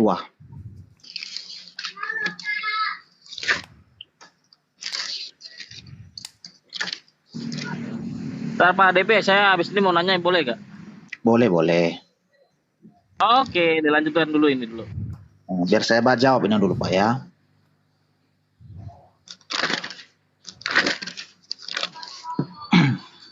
Nah, jadi begini ya. Saya baca dulu Pak ya, artinya biar jelas sama Bapak semua arti dari ayat ini ya. Ayat ini kita baca mulai dari ayat 6 ya sampai nanti 23 ya. Saya baca Pak ya. Ya, silakan. Kamu telah menerima Kristus Yesus Tuhan kita, karena itu hendaklah hidupmu tetap di dalam Dia. Hendaklah kamu berakar di dalam Dia, dibangun di atas Dia. Hendaklah kamu bertambah teguh dalam iman yang telah diajarkan kepadamu, dan hendaklah hatimu melimpah dengan syukur. Hati-hatilah supaya jangan ada yang menawan kamu dengan filsafatnya yang kosong dan palsu menurut ajaran turun-temurun dan roh-roh dunia, tetapi tidak menurut Kristus. sebab dalam dialah berdiam secara jasmaniah seluruh kepenuhan Allah, dan kamu telah dipenuhi dalam dia. Dialah kepala semua pemerintah dan penguasa. Dalam dia kamu telah disunat, bukan dengan sunat yang dilakukan oleh manusia, tetapi dengan sunat Kristus yang terdiri dari penanggalan akan tubuh yang berdosa. Karena dengan dia kamu dikuburkan dalam baptisan, dan di dalam dia kamu turut dibangkitkan juga oleh kepercayaanmu kepada kerja kuasanya yang telah membangkitkan dia dari orang mati. Kamu juga meskipun dahulu mati oleh pelanggaranmu dan oleh karena tidak disunat secara lahiriah, telah dihidupkan Allah bersama-sama dengan dia sesudah ia mengampuni segala pelanggaran kita dengan menghapuskan surat hutang, ya, dengan menghapuskan surat hutang yang oleh ketentuan hukum mendakwa dan mengancam kita, dan itu ditiadakannya dengan memakukannya pada kayu salib. Ia telah melucuti pemerintah-pemerintah dan penguasa-penguasa dan menjadikan mereka tontonan umum dalam kemenangannya atas mereka. Jadi inilah Pak, artinya satu-satunya yang membuat kami masuk surga itu adalah kematian Yesus di atas kayu salib itu, karena semua ketentuan atau hukum turun-temurun itu yang diturunkan kepada Musa atau bukan kepada Musa, sunat ini mulai dari Abraham ini, ya, sampai ke Musa sampai seterusnya dan sampai kelahiran Yesus pun masih berlaku ini. Jadi tidak ada lagi itu Pak. Yang perlu sama kami sekarang adalah iman itu, kepercayaan itu, artinya buah-buah roh itu yang tertulis di Galatia, ya, Galatia 5 ayat 22, itu yang paling penting, bukan sunat itu lagi. Ya. Oke Pak, saya sedikit Pak ya. Bapak menyelisih perintah Tuhan dengan menggunakan perintah Paulus. Iya. Artinya ada dua perintah yang saling bertentangan, perintah Tuhannya Nabi Musa dan perintah pendiri agama saudara. Di dalam Kejadian 17:14, di sana Tuhan memerintahkan orang yang tidak bersunat, yakni laki-laki yang tidak dikerat kulit kemaluannya, kelaminnya, maka orang itu harus dilenyapkan di antara orang-orang sebangsanya, sebab dia telah mengingkari perjanjianku. Ini perintah Pak. Iya. Lalu perintah ini kemudian batal seketika setelah Paulus memproklamirkan tentang penyaliban anak manusia yang dipersembahkan kepada Theos. Jadi menurut Paulus, dengan darahnya Yesus segala perintah Tuhan ini dibatalkan. Nah, ini yang masalah sepanjang zaman Pak. Di mana Tuhan yang memperkenalkan diri kepada Abraham, Ishak dan Yakub mengajarkan kepada manusia untuk mempersembahkan darah manusia sebagai tebusan dosa. Contoh yang Bapak uraikan tadi, bahwasanya ternyata Paulus mengajarkan hukum sunat itu tidak berlaku lagi karena sudah lunas oleh darah Yesus. Sejak kapan ada pengajaran dari para nabi bahwa untuk melunaskan orang yang tergadai akibat daripada pelanggaran atau dosa itu menggunakan darah manusia? Ini yang tidak ditemukan. Sedangkan kutukan Tuhan berlaku di dalam Yehezkiel 5. Beginilah firman Tuhan, inilah Yerusalem, di tengah-tengah bangsa-bangsa kutempatkan dia, dan di sekelilingnya ada negeri-negeri mereka. Ia sudah memberontak terhadap peraturan-peraturanku, lebih jahat daripada bangsa-bangsa, dan terhadap ketetapan-ketetapanku lebih jahat dari negeri-negeri yang di sekitarnya. Karena mereka menolak peraturan-peraturanku dan kelakuan mereka tidak selaras dengan ketetapan-ketetapanku. Ketetapan Tuhan, aturan Tuhan, hukum-hukum Tuhan itu adalah hukum Taurat, termasuk sunat. Orang Israel kemudian dikutuk oleh Allah dengan Tuhan berkata di dalam Yehezkiel 5 nomor 7, sebab itu beginilah firman Tuhan, oleh karena engkau lebih jahat daripada bangsa-bangsa yang ada di sekitarmu, kelakuanmu tidak selaras dengan ketetapan-ketetapanku, dan engkau tidak melakukan peraturan-peraturanku, bahkan engkau melakukan peraturan bangsa-bangsa di sekitarmu. Peraturan bangsa di sekitar kan maksudnya orang Romawi, Yunani itu tidak bersunat. Maka sebab itu beginilah firman Tuhan, lihat, aku sendiri akan menjadi lawanmu, dan aku akan menjatuhkan hukuman kepadamu di hadapan bangsa-bangsa. Aku sendiri yang akan menjadi lawanmu. Oke, saya tanggapi Pak ya. Sabar, 30 detik lagi. Nah, sekarang ketika Bani Israel melanggar aturan Tuhan, Tuhan mengatakan, aku sendiri lawanmu. Kok tiba-tiba ada orang mimpi masuk ke dalam surga, tidak bersunat, membantah aturan-aturan Tuhan. Yerusalem aja sebagai kekasihnya itu menjadi lawan bagi Tuhan. Dianggap mereka itu adalah penyakit sampar. Apatah lagi Anda yang Pak, tidak bersunat. Ya, silakan. Kalau kita mengacu pada hukum Musa Pak ya, bukan hanya kami orang Kristen ya yang melanggar hukum Musa itu.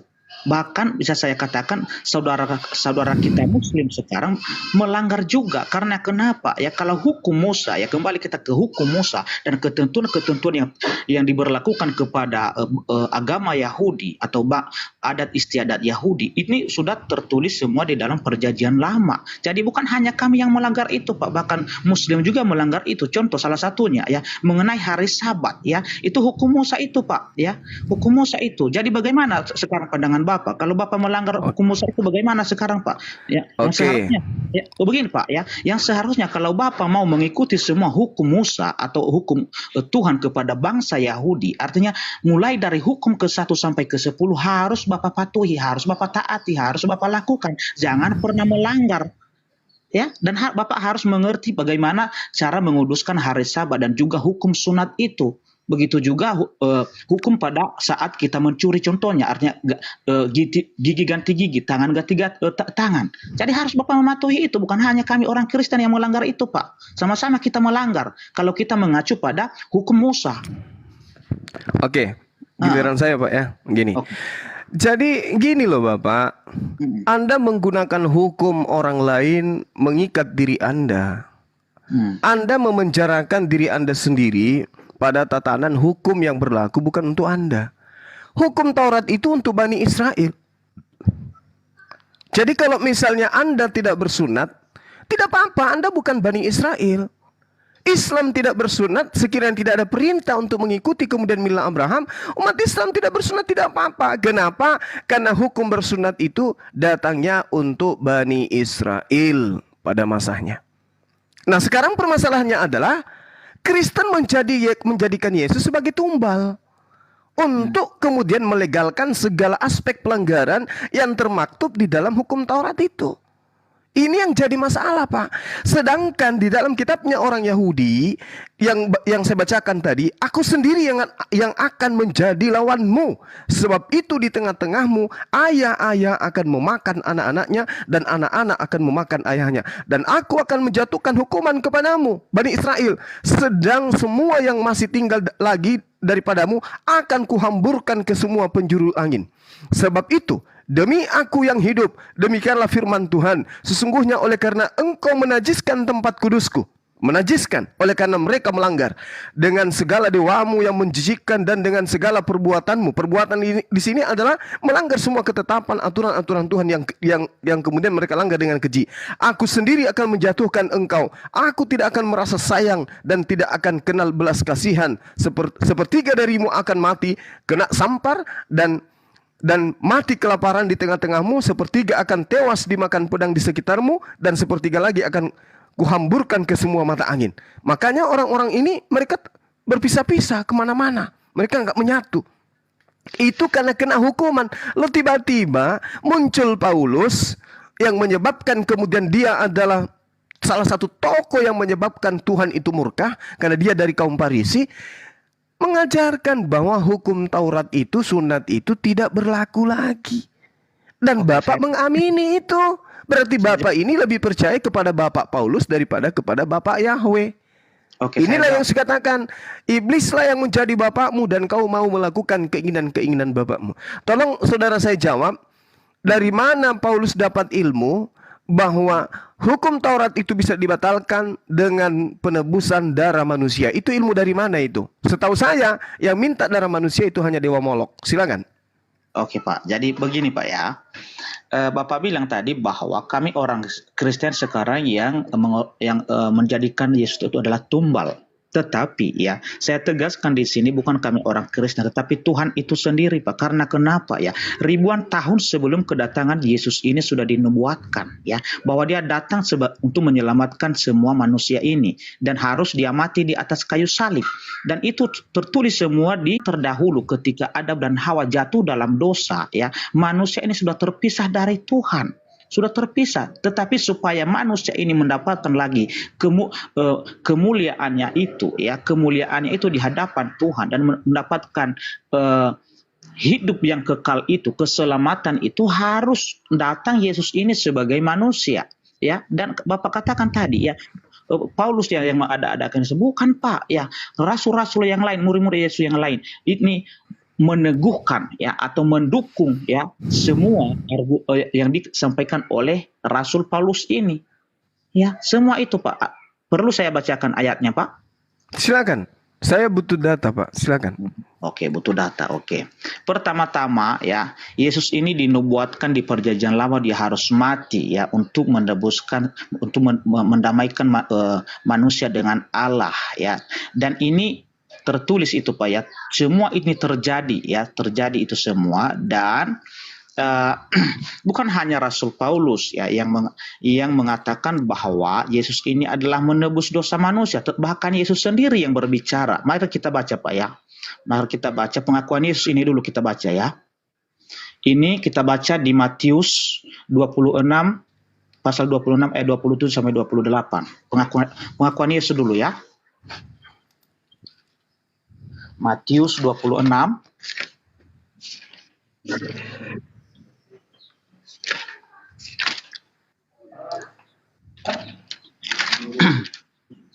Matius 26 ayat 27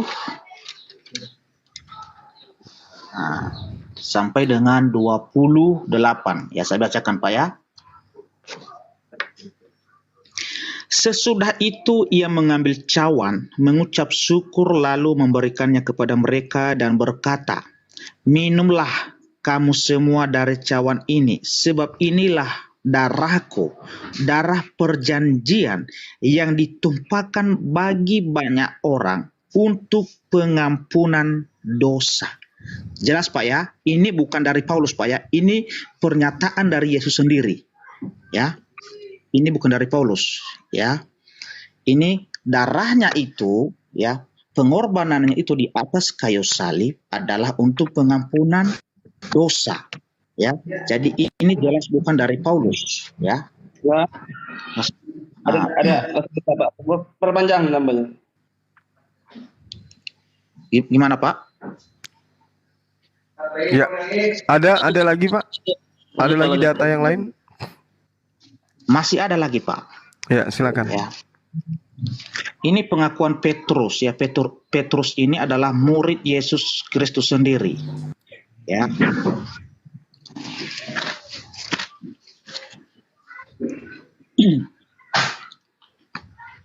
Sabar dulu Pak ya, biar saya ada apa itu? Pak Jahri, Bung Jahri itu kalau nggak itu di-mute aja itu.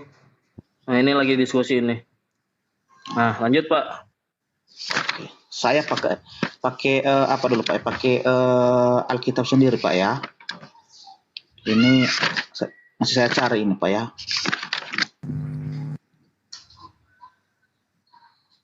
Nah, salah satunya Pak ya kesaksian Petrus ya, ada di Kisah Rasul pasal 2 ayat 38, dan ada juga nanti di surat Petrus sendiri ya. Ada dua surat Petrus itu, satu Petrus dan dua Petrus. Dan kita baca ini dulu di Kisah Rasul pasal 2 ayat 38. Garis bawahi perkataan Yesus ya Pak. Iya. Nah, jadi beginilah. Jawab Petrus kepada mereka, "Bertobatlah dan hendaklah kamu masing-masing memberi dirimu dibaptis dalam nama Yesus Kristus untuk pengampunan dosamu, ya, maka kamu akan menerima karunia Roh Kudus. Sebab bagi kamulah janji itu dan bagi anak-anakmu. Itu dan bukan bagi perkataan Yesus, Pak. Iya, Petrus ini, Pak. Perkataan Yesus yang mau diminta, Pak. Perkataan Yesus itu udah Iya. kembali tadi di Matius, Pak, di Matius 2 6. Ya itu di perjanjian baru. Kalau di perjanjian lama ada kira-kira isyarat itu? Ada, Pak. Coba silakan, Pak. Oke.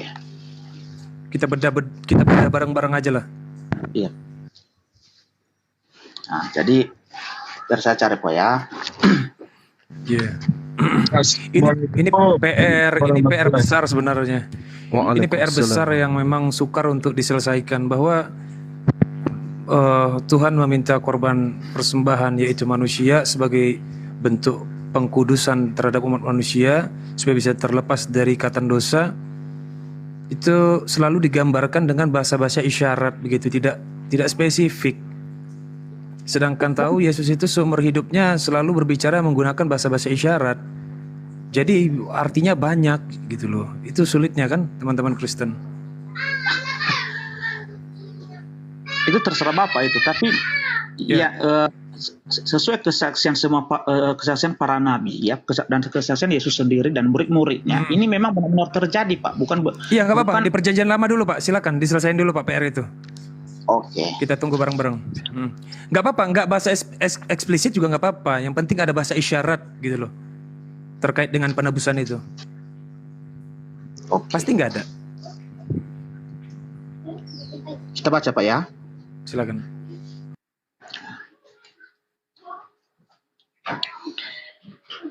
Saya baca di Yesaya 53, Pak, ya. Nanti blunder, Pak, kalau di saya, Pak, bahwa itu nubuatan Yesus, kayak kemarin, Pak, blunder, Pak. Kenapa blunder, Pak? Di situ di nomor 10 blunder, Pak. Kalau itu buat yang Bapak tentang Yesus itu. Jadi kayak Bapak sama-sama minta, gini loh, Pak. Pak. Jadi kesannya kayak lempar bola panas gitu. Si Bapa lempar bola panas ke Yesus, Yesus lempar bola panas ke Roh Kudus.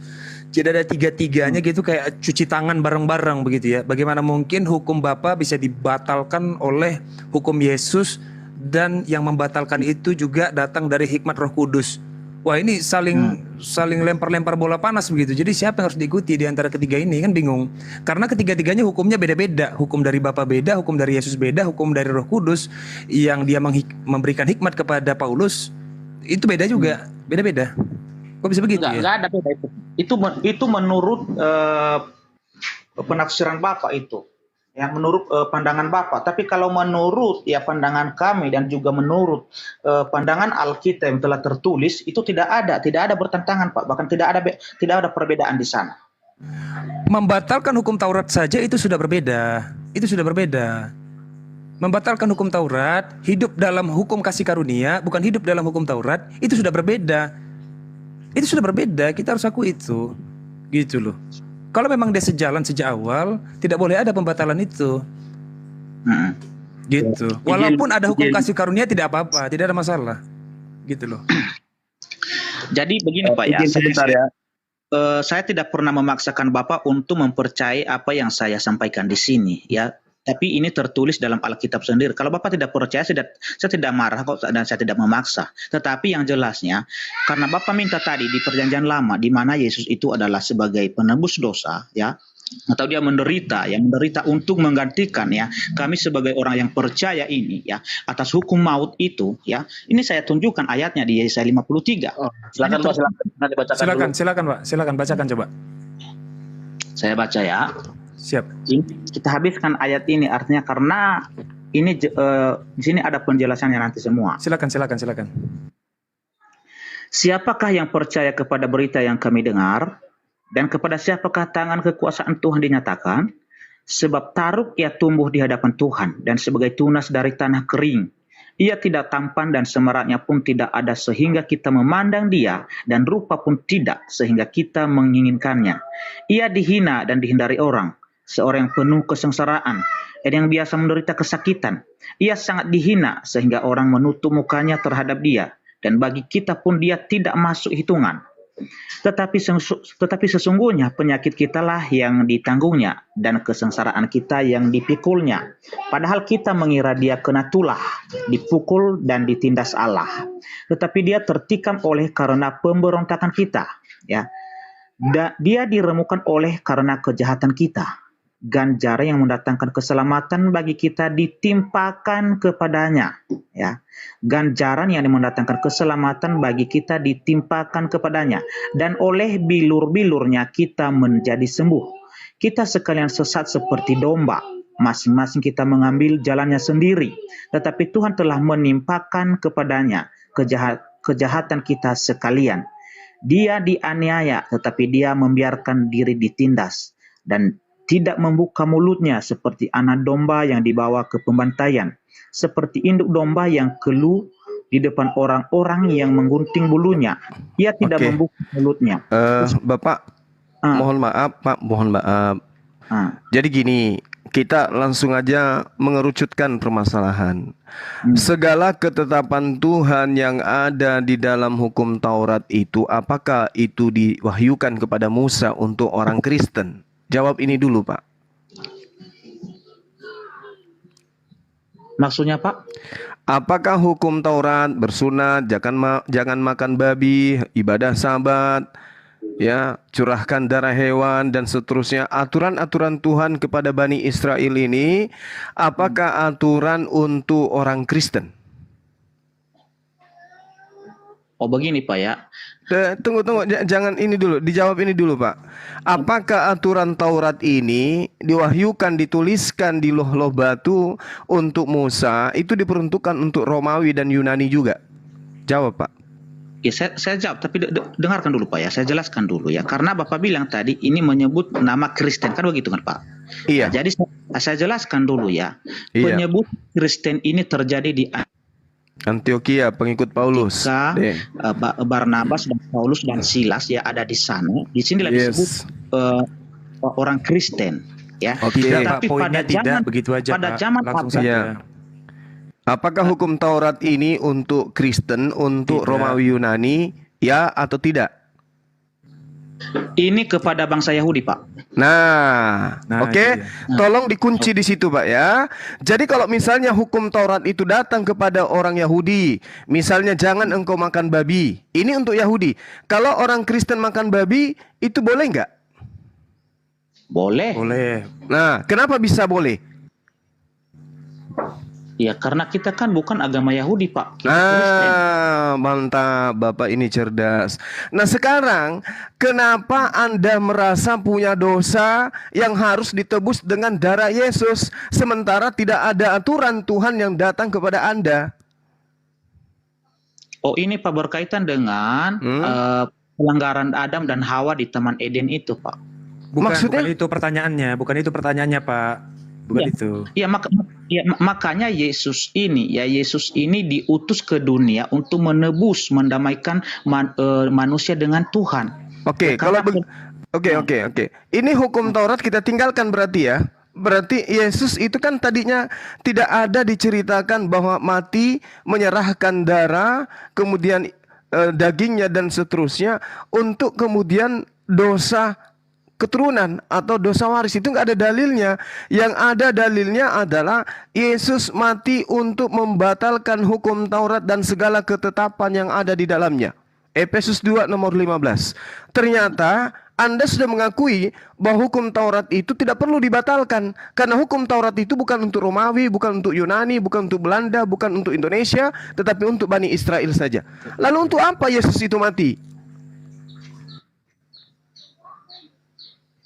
Iya, untuk menebus manusia, Pak, dari dosa Adam dan Hawa itu. Di mana ada dosa Hawa yang tergadai kepada anak keturunannya? Di mana dalilnya? Ada di Roma itu, Pak, di surat Roma. Roma itu tulisan siapa? Nah, Paulus, Pak. Nah, Paulus dapat ilmu dari mana? Kalau Adam itu kemudian mewariskan dosa. Ini Paulus ini adalah yang memilih dia rasul adalah Tuhan Yesus sendiri, bukan yang lain. Roh Kudus, Sensei. Waduh, Pak. Di mana Yesus? Di mana Yesus mengajarkan tentang dosa waris? Di mana Yesus tentang mengajarkan bahwa Adam mewariskan dosa kepada kita keturunannya. Di mana Yesus mengajarkan itu? Oh, Yesus tidak pernah mengatakan itu, Nah, terus dari mana Paulus dapat ilmu itu? ya, Yesus itu adalah tidak sibuk dengan membahas itu, tapi dia sibuk untuk menyampaikan bagaimana kerajaan Allah itu dan bagaimana caranya, Pak, ya. Bapak coba Bapak berdamai dengan akal Bapak sendiri. Hukum Taurat itu hukum yang mengikat Bani Israel. Yesus diberitakan mati untuk menebus orang Kristen dari hukum Taurat. Kan sudah nggak nyambung. Nyambung nggak, Pak, menurut saudara? Nyambung, Pak. Loh, hukum Taurat untuk Bani Israel. Nah, terus kenapa dia mati untuk menebus, untuk menghapus hukum Taurat? Karena Allah itu adalah sungguh mengasihi semua umat manusia ini, Pak. Sekarang permasalahannya hukum Taurat itu apakah untuk seluruh manusia? Bagi yang percaya, Pak, ya, bagi yang percaya sama agama Yahudi, ya berlaku di situ, karena bukan hanya kepada orang Yahudi aja nih, orang Yahudi yang ada di, dengarkan dulu, Pak, dengar, orang yang ada di Damsyik, ya, yang ada di Mesir dan di tempat-tempat yang lain, ini berlaku bagi mereka, Pak. Karena mereka pengikut Paulus. Bapak mengingkari sendiri perkataannya. Dia Iya, mengingkari, Pak. Tadi Mengingkari Bapak mengakui hukum Taurat itu untuk Bani Israel, bukan untuk bangsa lain. Sekarang saya tanya, kalau Anda tidak bersunat, apakah Anda kena hukuman? Anda mengatakan tidak, karena saya bukan Bani Israel. Dengan demikian, Efesus 2 nomor 15, dengan matinya Yesus dia telah membatalkan hukum Taurat dengan segala ketetapan yang ada di dalamnya. Itu dia batalkan untuk siapa, Bapak?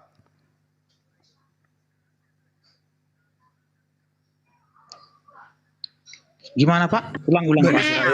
Efesus 2 nomor 15, dengan matinya Yesus di atas tiang salib, dia telah membatalkan hukum Taurat beserta segala ketetapan yang ada di dalamnya. Untuk siapa Yesus membatalkan hukum Taurat? Bani Israel, seharusnya. Untuk Bani Israel, Pak. Nah, untuk Bani Israel. Lalu Anda siapa? Kristen. Bangsa Melayu. Iya, saya akui ya, saya bukan bagian dari orang Israel, Pak, atau bukan bagian dari bangsa Yahudi, ya. Tetapi saya mendapat bagian sekarang karena Yesus itu, ya. Bapak paham tidak nasihat Yesus kepada Bani Israel agar berhati-hati kepada serigala yang nyamar seperti Bani Israel? Oh, saya paham jelas itu, Pak. Nah, siapa yang bukan Bani Israel ngaku-ngaku Bani Israel? Siapa, Pak? Enggak ada yang ngaku, Pak. Loh, tadi Anda ngaku, tadi Anda barusan mengatakan saya merasa, Anda merasa nggak sebagai Bani Israel? Pengikut Yesus, Pak. Bagaimana bisa Anda mengatakan pengikut sementara Anda bukan Bani Israel? Yesus ini adalah, ya, dia lahir di keturunan bangsa Yahudi, Pak, khususnya suku Yehuda. Oke, terus kematiannya untuk orang Yahudi atau non Yahudi? Untuk semua manusia. Di mana dalilnya? Hah? Di mana dalilnya dia membatalkan hukum Taurat untuk semua manusia? Oh, udah saya bacakan tadi. Nggak ada. Di Matius itu tadi, Pak. Matius itu darah di situ adalah anggur, daging di situ adalah roti. Kalian aja Kristen yang datang betul-betul menjadikan darah betulan dan daging betulan. Ayo. Gimana, Pak? Gimana? Ulangi, Pak. Matius yang Anda baca, Matius 26 itu Yesus sudah menunjukkan anggur. Dia pertunjukkan, inilah darahku. Darah yang dimaksud di situ anggur. Inilah dagingku. Daging yang dimaksud oleh Yesus di situ adalah roti. Begitu datang Kristen melalui jalur Paulus yang diajarkan ajaran ini kepada Romawi dan Yunani, ternyata darah di situ darah beneran, daging di sana daging beneran. Iya, benar. Ajaran dari mana yang mempersembahkan manusia, Pak, kepada Theos? Dengarkan dulu, Pak, ya. Iya.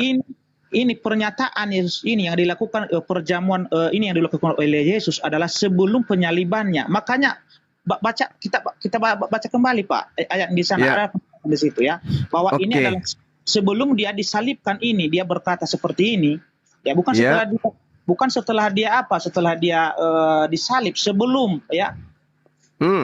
Terus bagaimana dengan pernyataan Tuhan sendiri dalam Keluaran 23 nomor 7? Jangan kau bunuh orang yang tidak bersalah. Apakah menurut saudara Yesus itu orang bersalah? Oh, tidak, Pak. Nah, kenapa dilanggar perintah Tuhannya? Jangan kau membunuh orang yang tidak bersalah. Ya, beda itu Pak ya untuk Loh, kok beda? Kok beda, Pak? motivasi. Maka dari itu Bapak, dari awal tadi saya minta Yesus itu dipersembahkan untuk siapa? Biar saya jelaskan dulu Pak ya. Motivasi seseorang itu untuk membunuh sesamanya beda-beda Pak. Ya, ini perintahnya jangan kau membunuh orang yang tidak bersalah. Berarti Yesus boleh dibunuh nggak menurut Bapak? Tetapi Yesus ini dibunuh oleh kehendaknya sendiri, bukan Berarti bunuh diri? Iya. Oh, Yesus bunuh diri? Aduh, parah. Bukan dia bunuh diri, berarti dibunuh? Dia menyerahkan dirinya untuk dibunuh, Pak. Berkarya, Keluaran- Pak Devi. Keluaran 23 nomor 7, jangan kau bunuh orang yang tidak bersalah. Iya, itu kan hukum Taurat itu, Pak. Iya, oleh karena itulah Galatia 4 nomor 4, Yesus takluk kepada hukum Taurat. Berarti Yesus adalah orang yang taat kepada hukum Taurat. Kenapa dia dibunuh? Sementara dia adalah orang yang soleh, dia orang yang baik. Nah, kematian Yesus ini untuk mendamaikan ya manusia dengan Tuhan, bukan. Bagaimana mungkin untuk mendamaikan dengan darah manusia? Tuhan tidak pernah minta darah manusia. Yang minta darah manusia itu hanya Dewa Molok. Oh, jadi begini, saya bacakan sama Bapak ya. Biar jelas sama Bapak ya. Tunggu, Bapak ini pendeta? Kenapa Bapak tanya?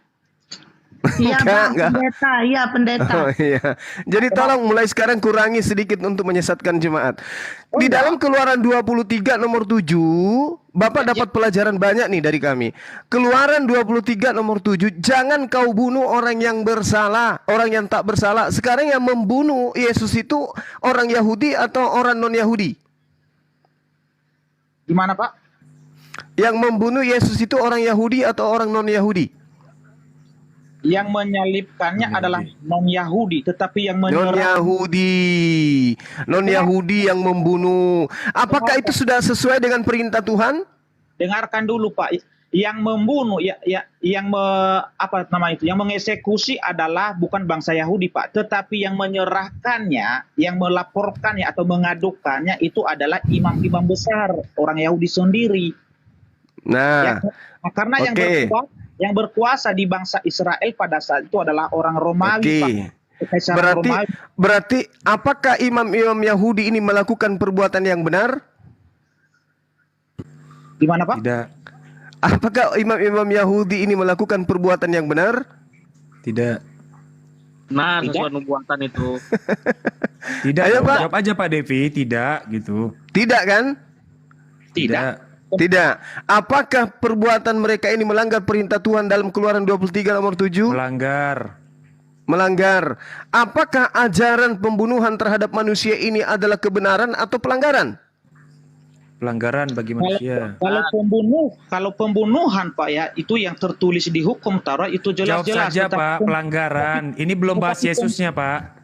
Jawab aja pelanggaran. Ini bahas imam-imam Yahudi. Pelanggaran. Jadi hasil pelanggaran atas perintah Tuhan, disitulah Kristen hadir. Betul? Betul. Bapak masih mau mengajarkan agama Kristen ini kepada keluarga Bapak? Masih. Jelas, Pak. Loh, ajaran kejahatan kok diajarkan? Gimana?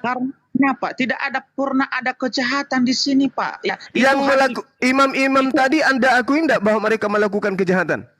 Itu adalah hasil pandangan Bapak sendiri, hasil pikiran Bapak sendiri. Bukan sekarang kita dudukkan sekarang kita dudukkan perkara ini berdasarkan data. Yang percaya sama Yesus bahwa kematiannya itu dia menyerahkan tubuhnya itu disisa dan mati dan dari antara orang mati untuk menebus saya, untuk menyelamatkan saya. Salah. Kematian Yesus itu bukan untuk menyelamatkan. Kematian Yesus itu justru kemudian dihasilkan dari hasil kejahatan. Betul apa tidak? Loh. Imam-imam ini berlaku benar dengan memerintahkan dibunuh Yesus itu. Gini Pak, Devi. Lah, Pak Devi, sallallahu alaihi pertanyaannya begini Pak Devi. Pak Devi, pertanyaannya adalah kematian Yesus itu kan karya keselamatan. Betul atau betul? Betul ya? Betul ya? Betul. Karya keselamatan ya. Nah, apakah dibenarkan menciptakan karya keselamatan dengan cara yang berdosa? Benar atau benar itu? Ini Pak ya, Menciptakan karya orang yang keselamatan menyalibkannya dengan itu cara yang berdosa. Coba. Biar saya jelaskan dulu Pak, ya saya jelaskan ya. Ya. Kalau Bapak menyimpulkan sekarang itu hasil dari kejahatan, ya itu saya katakan tidak benar. Ya karena kenapa? Ya, ini kematian Yesus ini adalah sudah ketentuan Tuhan sendiri. Dan orang-orang yang menyalibkannya ini adalah itu orang-orang yang tidak mengenal Tuhan. Ya, iya, itu adalah makanya ini bukan bahas Yesus, ini bahas orang-orang yang terlibat dalam karya keselamatan Yesus. Makanya pertanyaannya adalah benar atau salah bahwa Yesus menciptakan karya keselamatan dengan cara berdosa. Berdosanya siapa? Orang-orang yang terlibat di dalamnya itu berdosa. Betul atau betul? Iya, orang itu berdosa Pak. Karena kenapa? Ya. Karena mereka berdosa. Ini membuktikan bahwa mereka itu bukan orang yang beriman, ya. Makanya Tuhan mengizinkan mereka ya untuk melakukan itu. Karena kenapa? Karena Tuhan telah melihat bagaimana iman mereka ini, bagaimana kebenaran yang ada di dalam diri mereka, ya. Sehingga mereka ini yang ditentukan oleh Tuhan untuk mengeksekusi Tuhan Yesus itu sendiri. Ya, orang yang melakukan eksekusi ini melakukan kejahatan atau tidak? Melakukan kejahatan, Pak. Betul. Melakukan kejahatan. Berarti penyerahan manusia bernama Yesus itu kebenaran atau kejahatan? Kebenaran, Pak. Loh. Tadi katanya kejahatan. Bapak bingung kan? Kenapa membunuh Yesus itu kejahatan atau kebaikan, kebenaran? Bagi orang ini ya yang membunuh bagi pembunuhnya kejahatan, bagi Anda kebaikan gitu. Iya. Jadi Anda harus mengucapkan terima kasih kepada pembunuhnya. Tidak. Loh. Begini. Orang-orang Kristen mengutuk pembunuh Yesus atau tidak? Coba jawab. Ya jelas kami mengutuk, Pak. Nah, bagaimana kalau sekiranya mereka tidak membunuh Yesus? Sudah pasti mereka lakukan itu karena mereka adalah orang berdosa. Kok sudah pasti? Berarti Tuhan merencanakan kejahatan. Tidak. Tadi katanya sudah pasti dan perlakuan mereka adalah sudah pasti kejahatan. Berarti Tuhan sudah memastikan terjadinya kejahatan. Betul nggak? Betul. Gimana, Pak? Betul. Kejahatan ini sudah pasti dilakukan atau belum pasti dilakukan? Sudah pasti, Pak, dilakukan. Berarti Tuhan pencipta sudah merencanakan kejahatan. Betul. Tuhan tidak pernah kejahatan, Pak. Ya. Tetapi Bapak seorang pendeta? Iya, Pak. Kenapa? Iya, kurangi menipu jemaat, Bapak.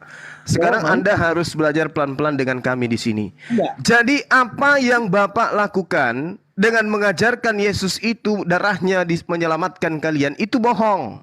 Ternyata darah Yesus itu adalah hasil kejahatan. Betul? Begini ya.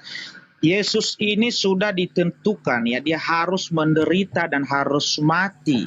Bapak bedakan Pak. Kerelaan Yesus, bedakan ya Pak. Di sini maksud kami adalah kerelaan Yesus itu bukan kejahatan. Oke, nggak ada masalah. Kerelaan itu nggak ada masalah.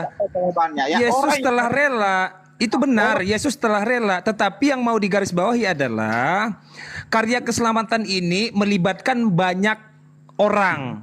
Bukan hanya Yesus, tetapi orang-orang yang, iya betul, justice kolaborator namanya. Orang-orang yang turut serta dalam pembunuhan ini. Tadi Bapak bilang, Kristen mengutuk orang-orang yang membunuh Yesus. Benar ya? Ya, Kristen, oke, sama atau tidak bahwa Kristen mengutuk karya itu? Itu kan karya skenario Tuhan juga. Oh tidak kami kutuk itu Pak, karya itu. Loh? Ya, harus dibedakan itu, Pak. Aduh, Bapak ini gimana toh? Kenapa? Bapak, Kenapa? Bapak ibaratkan mengutuk pencuri, tapi Bapak nikmati hasil curiannya. Nah, itu dia. Itu loh, Nah, Pak, itu maksudnya, Pak. gimana itu, Pak?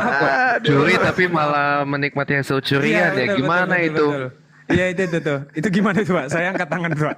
Itu analogi yang paling sempurna, Pak. Aduh, Pak Pendeta ini gimana toh? Kamu pencuri, kamu jahat, kamu tidak boleh melakukan itu. Habis itu, mana hasil curianmu sini dong. Bagi-bagi dong kalau gitu. Kan begitu. Rasionalnya di mana, Bapak? Makanya ending dari semua dialog ini adalah di mana Tuhan minta mempersembahkan darah manusia.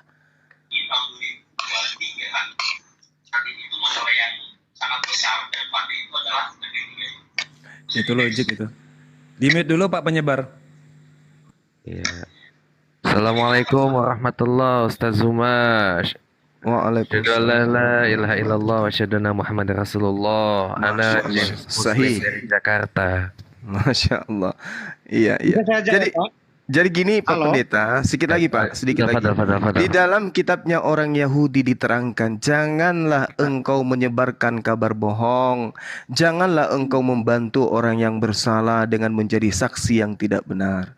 Mazmur 5 nomor 6, engkau membinasakan orang-orang yang berkata bohong. Tuhan jijik melihat penumpah darah dan penipu. Amsal 19 nomor 9, sedikit lagi Bang. Saksi dusta tidak akan luput dari hukuman. Orang yang menyembur-nyemburkan kebohongan akan binasa. Makanya pengarang-pengarang kitab saudara binasa semua, nggak ada mati dalam keadaan wajar. Karena Pak mereka Zuma, menyembur-nyemburkan kebohongan. Saya gimana? saya menerima Pak ya, artinya apa yang ada di pikiran Bapak sekarang untuk menolak Yesus ini harus mati di atas kayu salib. Itu saya tidak pernah permasalahkan karena itu adalah iman Bapak, tetapi ini adalah iman saya ya. Iman Bukan cuma saya. sekedar iman saya. Jadi- Ini kronologis yang terukur dengan akal kita, Bapak. Jadi begini Pak ya, kepercayaan kami sebagai orang Kristen yang menyangkal penyaliban Yesus ini adalah itu yang disebut antikristus.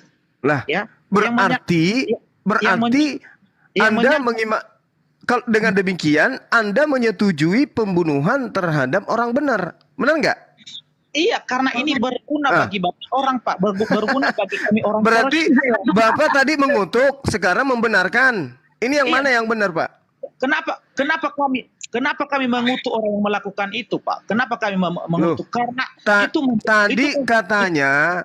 Tadi katanya orang benar itu adalah yang menerima penyaliban. Anda terima enggak penyaliban itu sebagai suatu karunia? Ya, saya terima. Kenapa? Loh, bukankah tadi Anda mengutuk pelaku tindakan tersebut? Tegas, Pak, yang tegas mau Pelakunya Anda kutuk, Anda mengutuk pencuri, tapi hasil curiannya Anda nikmati. Ini gimana? Memahami ajaran Kristen itu bukan kayak cara pemahaman kamu. Ya, jangan pernah samakan itu, Pak. Kalau Bapak samakan Itu kesalahan Anda. pencuri ya dengan Coba Anda pahamkan ke kita. Coba Anda pahamkan ke kita. Pelakunya telah melakukan pelanggaran hukum Tuhan. Ternyata menurut saudara itu bukan pelanggaran hukum Tuhan. Ini gimana ceritanya? Saya ulang lagi. Saya ulang. Keluaran 23 nomor 7, jangan kau membunuh orang yang tidak bersalah. Yesus orang yang tidak bersalah, berarti jangan dibunuh. Betul? Itu rahasia Tuhan, itu tanya pada Allah yang Maha Kuasa. Wah. Kenapa diberikan anaknya yang tunggal Itu jawaban untuk jemaah minggu, sekolah minggu, untuk di gereja nggak cocok, di kita nggak cocok. Dengarkan penjelasan saya, Pak. Jangan ngerocos terus, ya. Oke. Begini. Baik, Paman. Nah, alasan saya tadi kenapa saya salahkan orang yang menyalibkan Yesus ini adalah Karena melanggar perintah Tuhan. Ini membuktikan mereka ini adalah bukan orang beriman, Pak. Nah, mereka melanggar nggak di situ?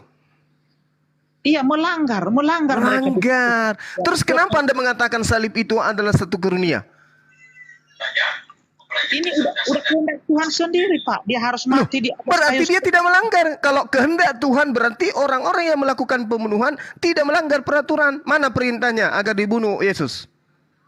Oh, itu jelas melanggar itu, Pak. Karena kenapa ya? Kalau mereka tadi ya, mereka ini orang beriman, tentu mereka tidak melakukan pembunuhan itu. Nah, kalau tidak melakukan pembunuhan berarti tidak ada penyaliban. Kalian mau kemana? Laksana ikan kehilangan air kalian.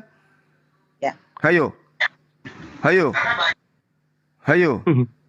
Hayo. Gimana Pak? Begini Pak, sederhana Pak. silakan. Tanpa itu Bang adanya Juma udah digariskan itu. Begini Pak. Udah digariskan itu mau Begini Pak. disalibkan. Bisakah Tuhan menciptakan karya keselamatan tanpa pembunuh? Bisa? Bisakah Tuhan menciptakan karya keselamatan tanpa pembunuh? Menurut saya tidak bisa Pak. Bagi kami Bisa Yehezkiel 18 20 sampai nomor 22. Itu bisa. Itu bacakan Pak. Matius 5 nomor 19 bisa. Itu pengakuan Yesus, orang bisa selamat tanpa ada pembunuhan manusia. Kata siapa? Kata Yesus. Mana dalilnya? Matius 5 nomor 19. Baca, telaah, plototin, telan. Di mana ayatnya Pak? Matius 5 nomor 19. Kita baca ya. Silakan. Ini si malakama ini. Kalau tidak puas, hantam lagi Yehezkiel 18 nomor 20 sampai nomor 22. Catat. Nah, ini barusan Bang Suma mengajarin pendeta ini namanya. Hai. Matius 5 berapa? Matius 5 nomor 19, Bapak. Meow. Karena itu siapa yang meniadakan salah satu perintah hukum Taurat sekalipun yang paling kecil dan mengajarkannya demikian kepada orang lain, ia akan menduduki tempat yang paling rendah di dalam kerajaan surga. Tetapi siapa yang melakukan dan mengajarkan segala perintah-perintah hukum Taurat, ia akan menduduki tempat yang maha tinggi di dalam kerajaan surga. Maka aku berkata kepadamu, jika hidup keagamaan tidak lebih benar daripada hidup keagamaan ahli Taurat dan orang-orang Farisi, sesungguhnya kamu tidak akan masuk ke dalam kerajaan surga. Ada nggak di situ melanggar hukum Taurat bisa masuk ke dalam kerajaan surga? Ada nggak? Tidak ada Pak. Nah ini Keluaran 23 nomor 7. Jangan kau membunuh orang yang tidak bersalah. Kalau membunuh melanggar hukum Taurat tidak? Iya. Membunuh. Membunuh Pak. Membunuh. Melanggar hukum Taurat. Maka tempatnya adalah tempat terendah, alias neraka. Ternyata orang bisa hidup hanya dengan menjalankan hukum Taurat. Kata siapa? Kata Yesus. Betul sekali. Oke. Udah ya.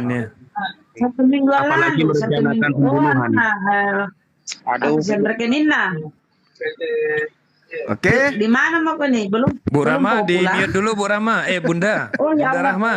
Ya Allah. Maaf. Gimana Pak Pendeta Devi? Kenapa Pak? Apalagi merencanakan pembunuhan, Bang Zuma. Iya. Ternyata orang bisa menciptakan karya keselamatannya sendiri dengan menjalankan hukum Taurat ternyata. Iya. Gimana Pak Devi? Nah. Bagaimana? Kalau belum puas Pak, silakan di Yehezkiel 18 20 sampai 22. Oh, di situ tamat Bapak di situ.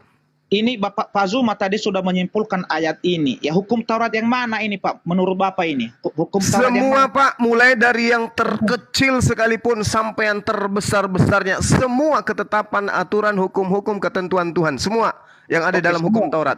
Yang paling terkecil pun tidak bisa dihilangkan sebelum langit dan bumi lenyap.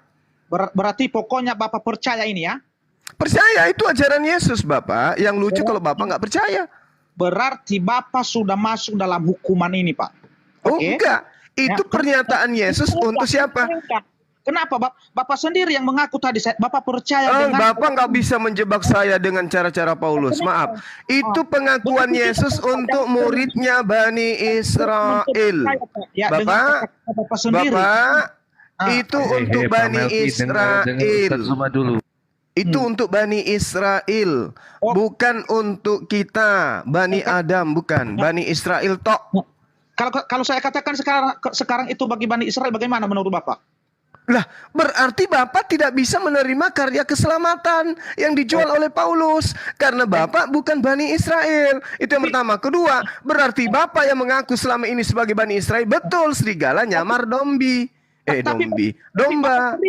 Bapak sendiri yang mengaku tadi bahwa Bapak mempercayai ayat ini. Bagaimana Bapak ini? Saya percaya, misalnya Presiden Amerika sekarang siapa? Jokowi, Jokowi Indonesia. Joe Biden, Ustaz. Ya, oke. Saya percaya dia adalah Presiden Amerika. Apakah saya orang Amerika? Tuyul? Hah? Tapi, Pak? saya bertanya juga sama Bapak. Dengarkan dulu Pak ya. Yang Bapak lakukan ini adalah ya ketika saya mengatakan sama Bapak, kenapa Bapak tidak percaya? Bapak bilang itu kepada orang Yahudi. Itu cerita itu mengisahkan Yesus dengan muridnya Bani Israel. Kok saya mau jadi nyamar Bani Israel? Emang saya serigala, Bapak? Saya bukan serigala. Yang nyamar Bani Israel itu tapi bukan Bani Israel, menurut Yesus itu adalah serigala buas. Jadi Bapak sekarang percaya kepada siapa sekarang, Bapak? Saya percaya kepada Allah Subhanahu wa taala yang mengutus Yesus kepada Bani Israel dan mengutus baginda Rasulullah Muhammad sallallahu alaihi wasallam sebagai Rasulullah wa khataman nabiyyin. Nabi Bapak siapa? Dari bangsa mana Bang Nabi Bapak sekarang? Dari bangsa Arab, namanya Nabi Muhammad. Adakah nabi dari bangsa Arab Pak yang tertulis dalam Alkitab di sini? Pernah Bapak baca? Ada, jelas. Di mana? Di mana ayatnya? Anda maksudnya minta data di dalam kitab saudara? Iya, di mana? Oke, Yesaya 52 nomor 1. Yesaya 52. Kejadian 49 nomor 27. Ayo. Ulangan 18. Ulangan 18, 19. Yesaya 52. Yesaya 61 perikop, semua tentang Rasulullah itu. Ayo. Yesaya berapa tadi, Pak? 42 nomor Yesaya 52 nomor 1. 42.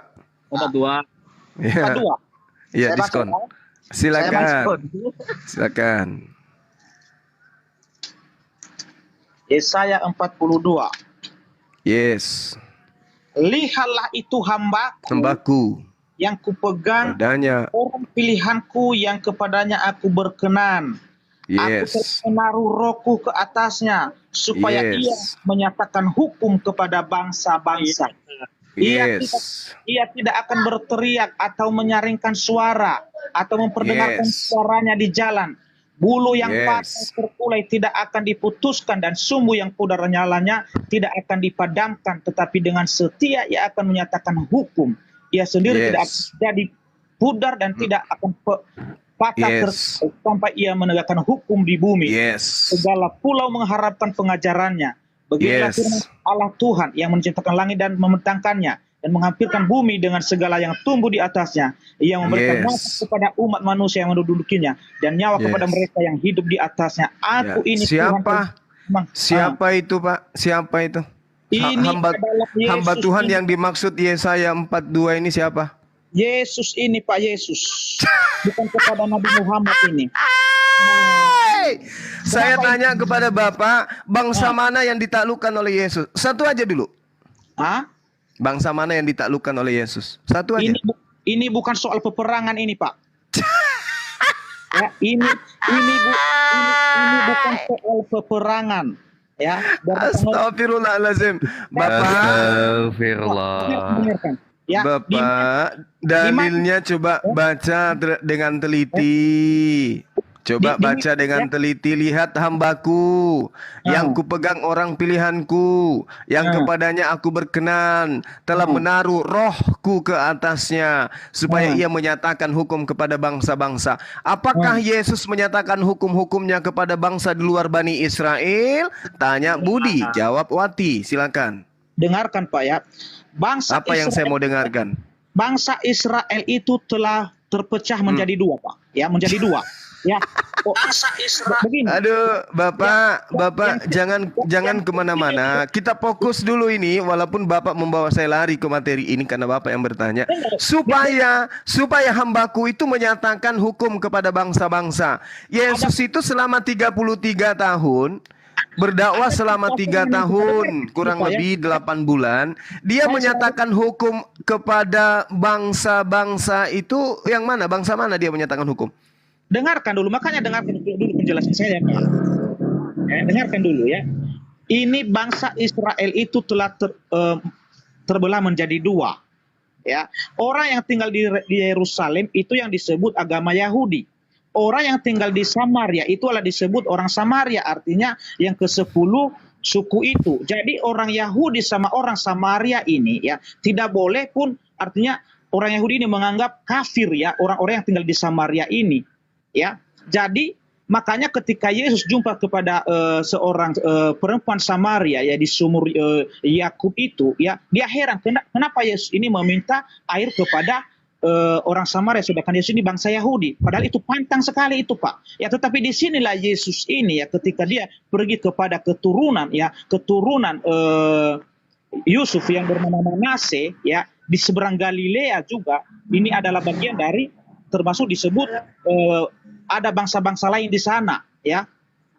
Disitulah Yesus memberitakan Injil, Pak. Jadi kalau Bapak bilang sekarang Yesus sudah pernah menyampaikan kepada bangsa lain, itu jelas ada di sini. Karena kenapa? Karena yang ada di bangsa Israel pada saat itu campur, Pak. Ada orang Yunani, ya, ada bangsa-bangsa lain. Orang Yunani siapa? Dari Roma juga ada sebagian di situ. Jadi jelas ayat ini ya tidak pernah ya mengacu kepada Nabi Muhammad. Karena kenapa? Yesus telah menggenapi ya hukum ini. Di mana dia menggenapi? Ketika ada orang yang ditangkap oleh ahli-ahli Taurat dan orang-orang Farisi atau imam-imam besar, mereka membawa kepada Yesus. Mereka bertanya, Guru, bagaimana menurut Bapak? Sesuai hukum Musa ini, orang ini harus dirajam batu, harus dihukum mati ini. Tapi bagaimana menurut Bapak sekarang? Ya, di situ Yesus berkata, siapa di antara kamu yang merasa tidak berdosa, biarlah dia yang terlebih dahulu mengambil batu dan mulai melempari wanita ini. Disitulah Yesus ini mana hukum Yesus menyatakan hukum kepada bangsa-bangsa itu di luar Yahudi mana? Kapan? Maksudnya, Pak? Kapan dia menegakkan hukum Taurat itu kepada non-Yahudi? Kapan? Yesus kapan menegakkan hukum Taurat kepada orang Yahudi? Menegakkan hukum, Pak? Kepada non-Yahudi maksud saya. Iya, kapan? Bangsa apa ya? Bangsa apa? Ketika dia ya memberitakan kabar baik itu, kabar keselamatan itu, kabar pengampunan dosa itu, Pak. Disitulah dia, Pak. Bapak, yang disebut menyatakan hukum-hukum kepada seluruh bangsa-bangsa itu seperti baginda Rasulullah Muhammad sallallahu alaihi wasallam. Ketika perintahnya sunat maka semuanya sunat, gak boleh ada dibatalkan. Ketika perintahnya sujud maka semuanya wajib sujud, gak ada yang boleh dibatalkan. Itu baru dikatakan menyatakan hukum-hukum. Litubayyina linnasi, untuk seluruh umat manusia. Maka ajaran baginda Rasulullah Muhammad sallallahu alaihi wasallam itu kepada seluruh bangsa-bangsa. Ini oke. Saya ikuti Bapak ya, saya ikuti Bapak. Sekarang saya bertanya sama Bapak. Ya. Hukum manakah ya yang Nabi Bapak itu sampaikan kepada bangsa-bangsa sekarang? Di mana hukumnya itu, Pak? Hukum bagian mana? Pertama, tidak ada Tuhan selain Allah. Dan itu diajarkan oleh baginda Rasulullah Muhammad sallallahu alaihi wasallam kepada seluruh penjuru bumi sampai hari ini. Ajarannya tetap langgeng sampai hari ini. Hukum-hukumnya. Bayangkan, Pak, bayangkan. Nusantara ini Nusantara ini, dengarkan, Bang, dengarkan. Nusantara ini tadinya adalah sistem kerajaan, Pak. Ada beberapa kerajaan-kerajaan sebagai negara yang berdiri masing-masing. Kemudian Islam datang menyatukan. Mereka menjadi satu Nusantara kemudian. Lalu mereka berjuang memperjuangkan kemerdekaan. Lalu berdiri satu negara yang berketuhanan yang Maha Esa. Itulah hukum-hukum yang diajarkan oleh baginda Rasulullah Muhammad SAW. Sementara yang Yesus ajarkan kepada non-Yahudi itu yang mana? Kapan? Dengarkan ya. Itu yang Bapak bilang tadi ya, yang Bapak bilang tadi itu baru hukum ke-1, hukum ke-2 sampai ke-10 di mana, Pak? Selamat Jadinya kayak begitu. Lihat itu hambaku yang kupegang, orang pilihanku yang kepadanya aku berkenan. Aku menaruh rohku. Roh di sini apa? Ajaran, ketetapanku di atasnya, supaya ia menyatakan hukum tersebut kepada bangsa-bangsa.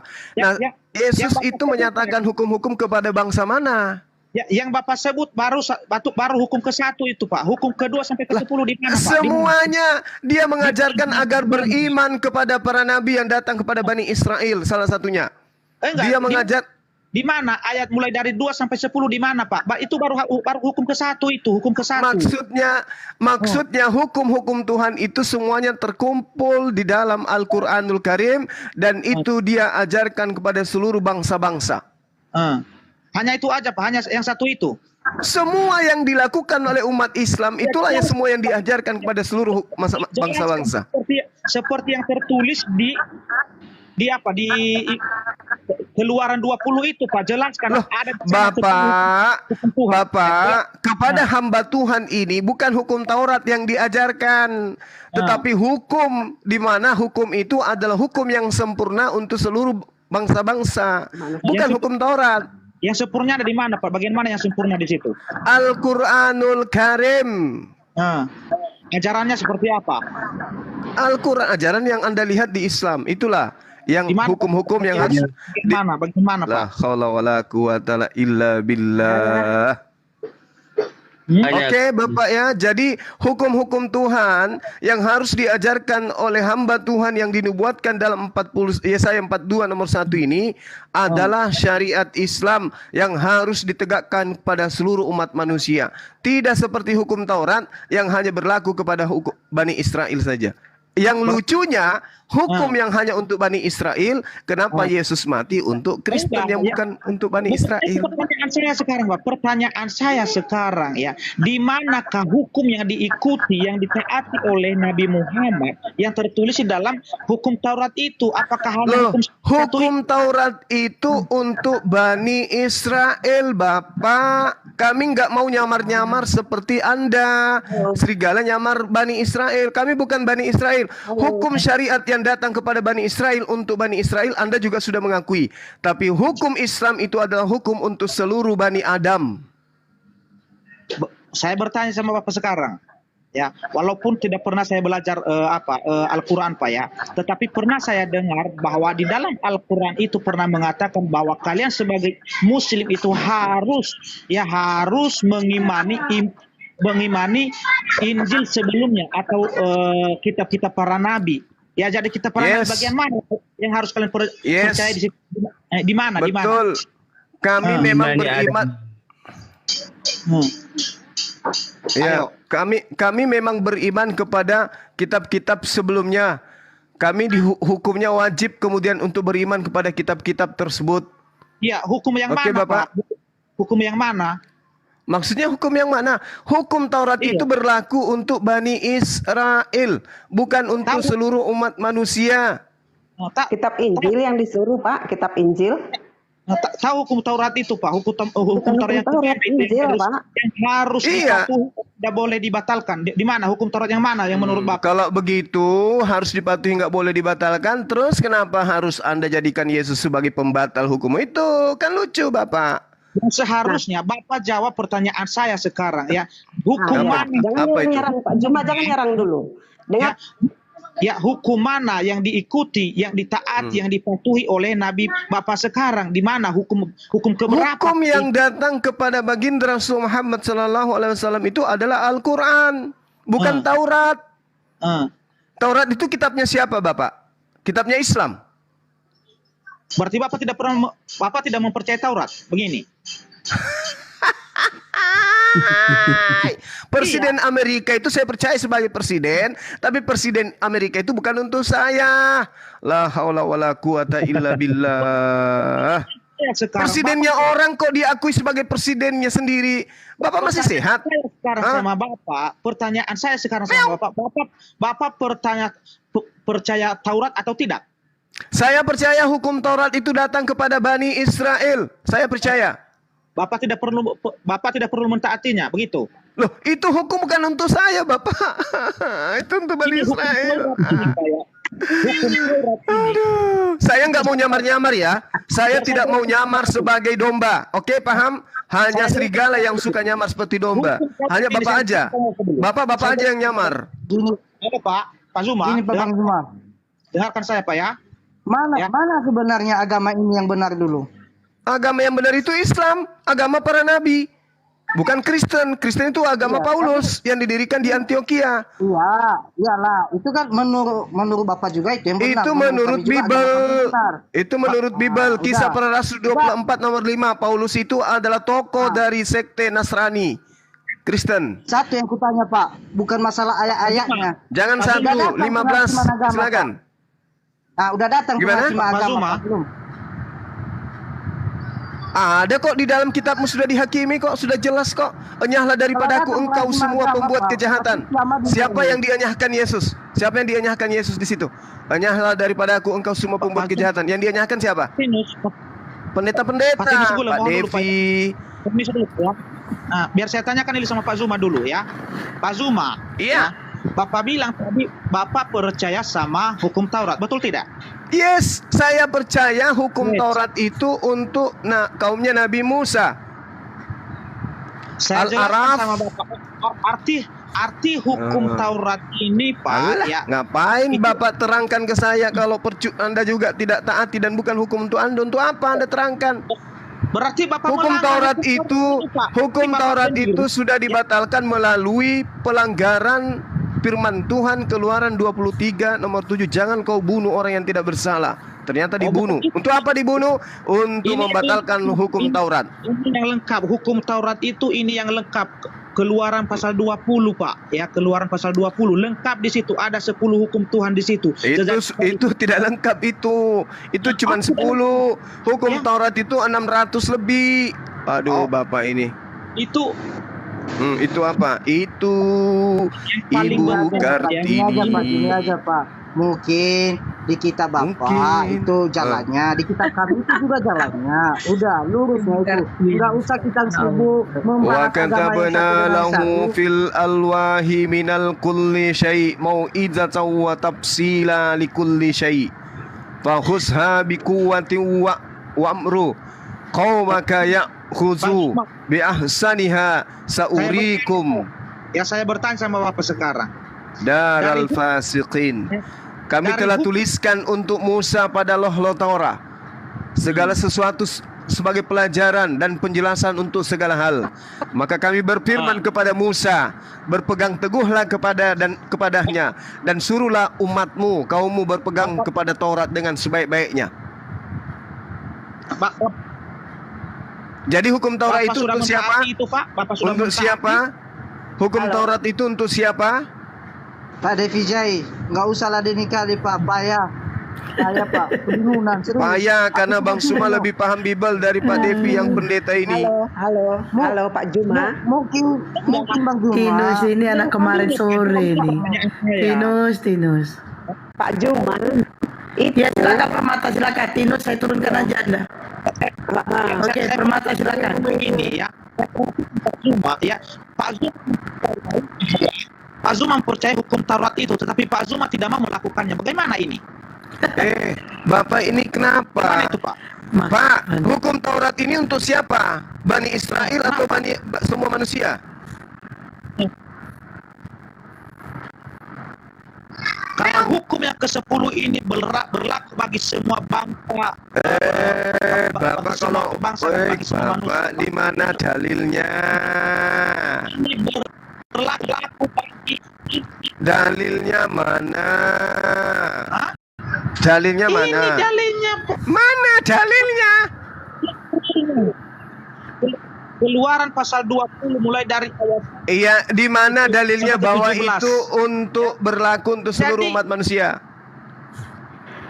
Pak Juma.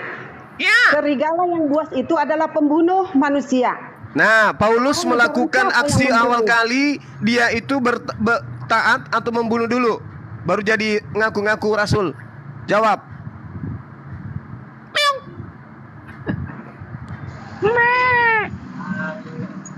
Woi, on cam.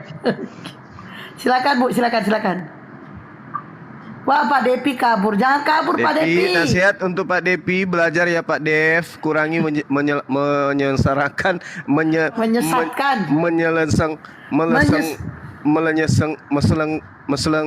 meselancar jemaat. Astagfirullahaladzim. Mau ngomong itu pun susah kali Bang Juma. Enggak itu apa? Siapa itu Sensei? Siapa itu Sensei Menteri Menko Polhukam ya Sensei? Nggak salah ya?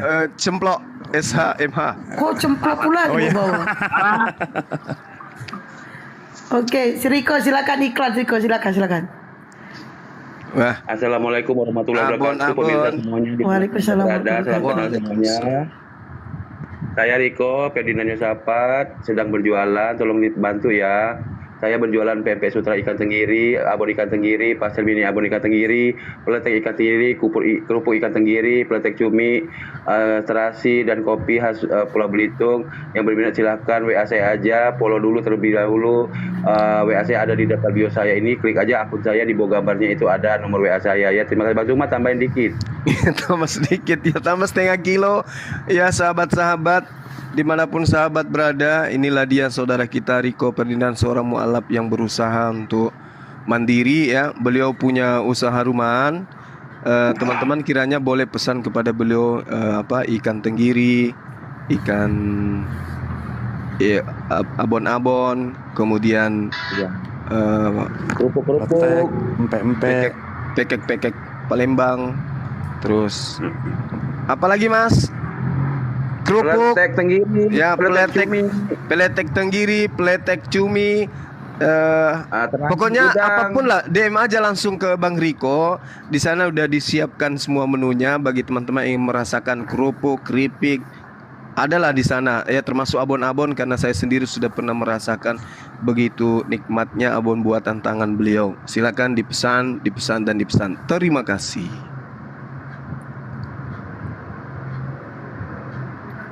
Oke, silakan Bang Riko. Terima kasih ya atas bantuannya. Karena udah lama kami ini belum laku-laku. Iya, silakan. Gak ada sampel-sampel. Gak bisa COD, insya Allah amanah dan halal.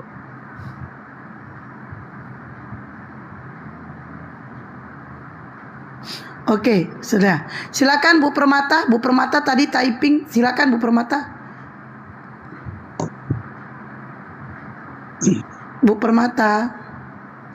Ayo kode yuk. Tadi typing ayo naik nih. Udah naik nih. Jangan udah naik malah diem gitu. Iya Bu Permata juga tadi typing malah naik diem. Di bawah gahar.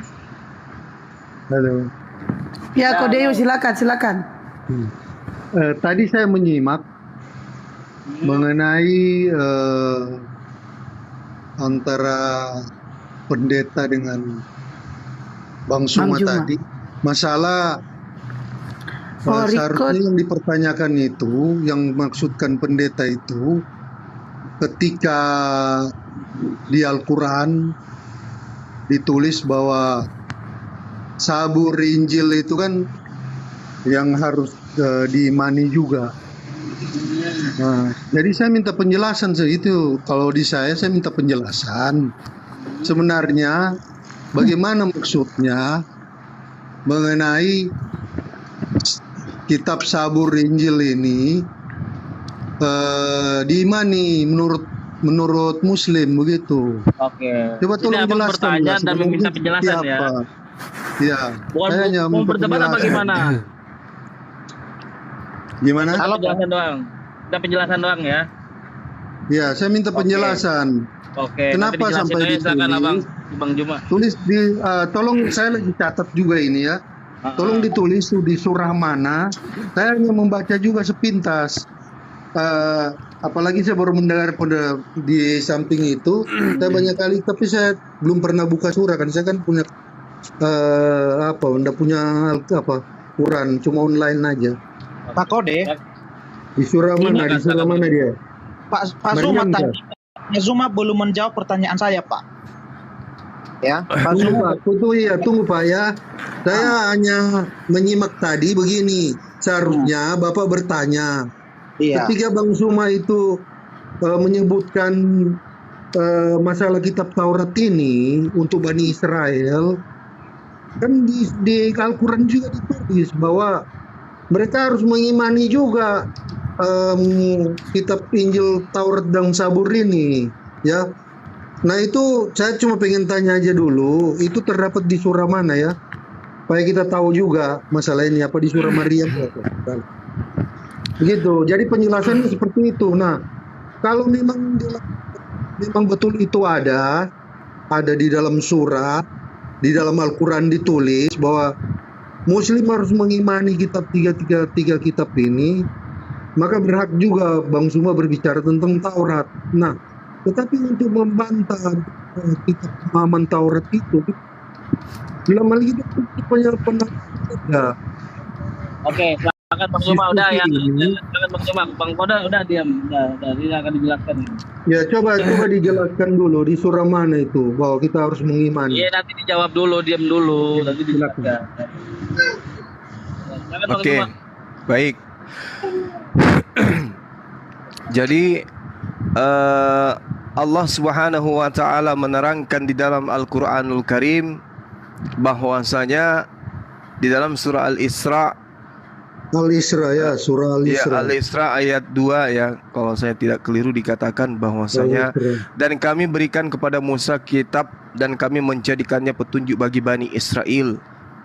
Oke, dan kami ajarkan kepada mereka, janganlah kamu mengambil Tuhan selain aku. Itu salah satunya ya. Kemudian Rasulullah Muhammad SAW juga menerima pernyataan Allah di dalam surah An-Nisa ayat 163. Itu jelas itu tentang pengakuan beliau sebagai nabi yang kemudian diutus oleh Allah untuk mengajarkan kitab Al-Qur'anul Karim. Tentang Injil juga diterangkan di dalam surah Al-Hadid ayat 27. Kemudian kami susulkan rasul-rasul kami mengikuti jejak mereka, dan kami susulkan Isa putra Maryam dan kami berikan Injil kepadanya. Oke. Ada lagi ya. Udah Pak. Jadi berarti tidak ada di dalam surah itu yang saya dengar di dalam Al-Quran bahwa Muslim harus mengimani dari tiga kitab itu ya. Tidak ada ya. Kami jelas mengimani karena itu adalah firman. Makanya saya tanya di mana surahnya itu di mana? Karena saya mendengar ini bahwa mengimani, tapi yang Bang Suma bilang tadi bukan itu konteksnya. Bahwa itu cuma konteks ketika Rasul diberikan wahyu. Tapi saya yang tanya di sini ada satu ya. Coba di mana lah? Coba tolong kasih tahu. Baik kita juga mengerti bahwa maksud saya begini, ketika kita mau masuk pembicaraan di Taurat, bahwa kita mengimani juga itu, tidak apa-apa, silakan masuk di ranah Taurat dengan kitab, kan kita mengimani juga. Tapi kalau kita tidak bisa memaksakan, itu maksud poin saya itu. Jadi pemahaman kalau kita tidak mengimani tiga kitab itu, berarti kita tidak bisa memaksakan, kita punya pendapat masing-masing di situ. Bahwa Alkitab itu diturunkan seperti pertanyaan Pak Bang Suma tadi kepada pendeta yang saya simak, itu kitab itu diberikan kepada siapa? Kepada Kristen kan. Tetapi kita harus lihat dulu tarik ulur sejarah. Taurat bukan untuk Kristen, Injil juga bukan untuk Kristen. Iya. Begini, mohon izin Bang Suma sebentar. Iya, silakan. Iman itu artinya, mengimani artinya adalah mempercayai kabar yang telah disampaikan oleh Al-Quran, sebagaimana yang dibacakan oleh Bang Suma tadi. Bahwa dulu ada Alkitab Taurat kepada Nabi Musa untuk Bani Israel. Ya seperti itu saja. Jadi arti mengimani itu menurut kalian itu apa? Jadi mengimani menurut umat Islam itu kita percaya bahwa iman itu bahwa dulu pernah ada kitab Taurat yang Allah sampaikan kepada Nabi Musa untuk Bani Israel. Kabar itu, informasi itu harus kita imani, harus kita percayai, karena itu kabar yang tertulis dalam Al-Quran. Itu saja. Terima kasih Bang Suma atas waktunya. Berarti itu tidak ada dalam saya pertanyakan ini ada dalam Al-Quran atau tidak? Masa orang percaya sesuatu yang tidak tertulis, yang tidak pernah didengarkan? Pak Ya, Zuma, silakan. ajaran Silakan. seperti apa dan hukumnya seperti apa Pak yang disampaikan kepada Musa itu yang Bapak maksud tadi? Iya, dari tiga kitab itu, maksudnya dari Iya. tiga kitab. Begini, Jadi Injil, Taurat, Zabur. Hukum yang mana di situ yang dimaksud? Di mana dia, Pak? Saya tanya, dengar Oke, dulu ini saya baik-baik. jawab. Dengar ya. Lah ya, Ada buka di di Anisa. Al-Quran, Buka di kalian Anisa 136. mengimani. Sabar dulu. Dengar jelas, supaya jawabannya ndak lari ya. Saya simpel aja kok ini. Itu pun ingin saya jadi pengetahuan. Adakah di Al-Quran kamu mengimani kitab Taurat, Injil, dan Zabur? Itu aja adakah? Kalau ndak ada, bilang ndak. Banyak Pak, kalau perintah itu banyak. Nah, banyak kan? Informasi dalam Al-Quran wajib kita imani, Bung Yode. Jadi Berarti dalam ada Al-Quran itu tertulis kan? ada Ada informasi tertulis yang dalam- wajib kita imani. dalam Quran kan? Ada. Ada, oke. Oke. Jadi ketika kita mengimani itu, maksud saya tidak bukan mengajarkan ini. Saya hanya menyimak tadi, saya memberi penjelasan sedikit aja, bukan mengajar. Seharusnya ketika di Al-Quran itu juga disebutkan untuk mengimani, dan kita yang percaya kepada Quran ini harusnya tidak memaksakan kehendak bahwa seperti inilah kitab Taurat yang kalian percayai dan imani dengan kami yang Kristen. Itu aja. Lanjut Pak Pendeta. Saya cuma itu aja yang saya bikin statement bahwa seperti itu.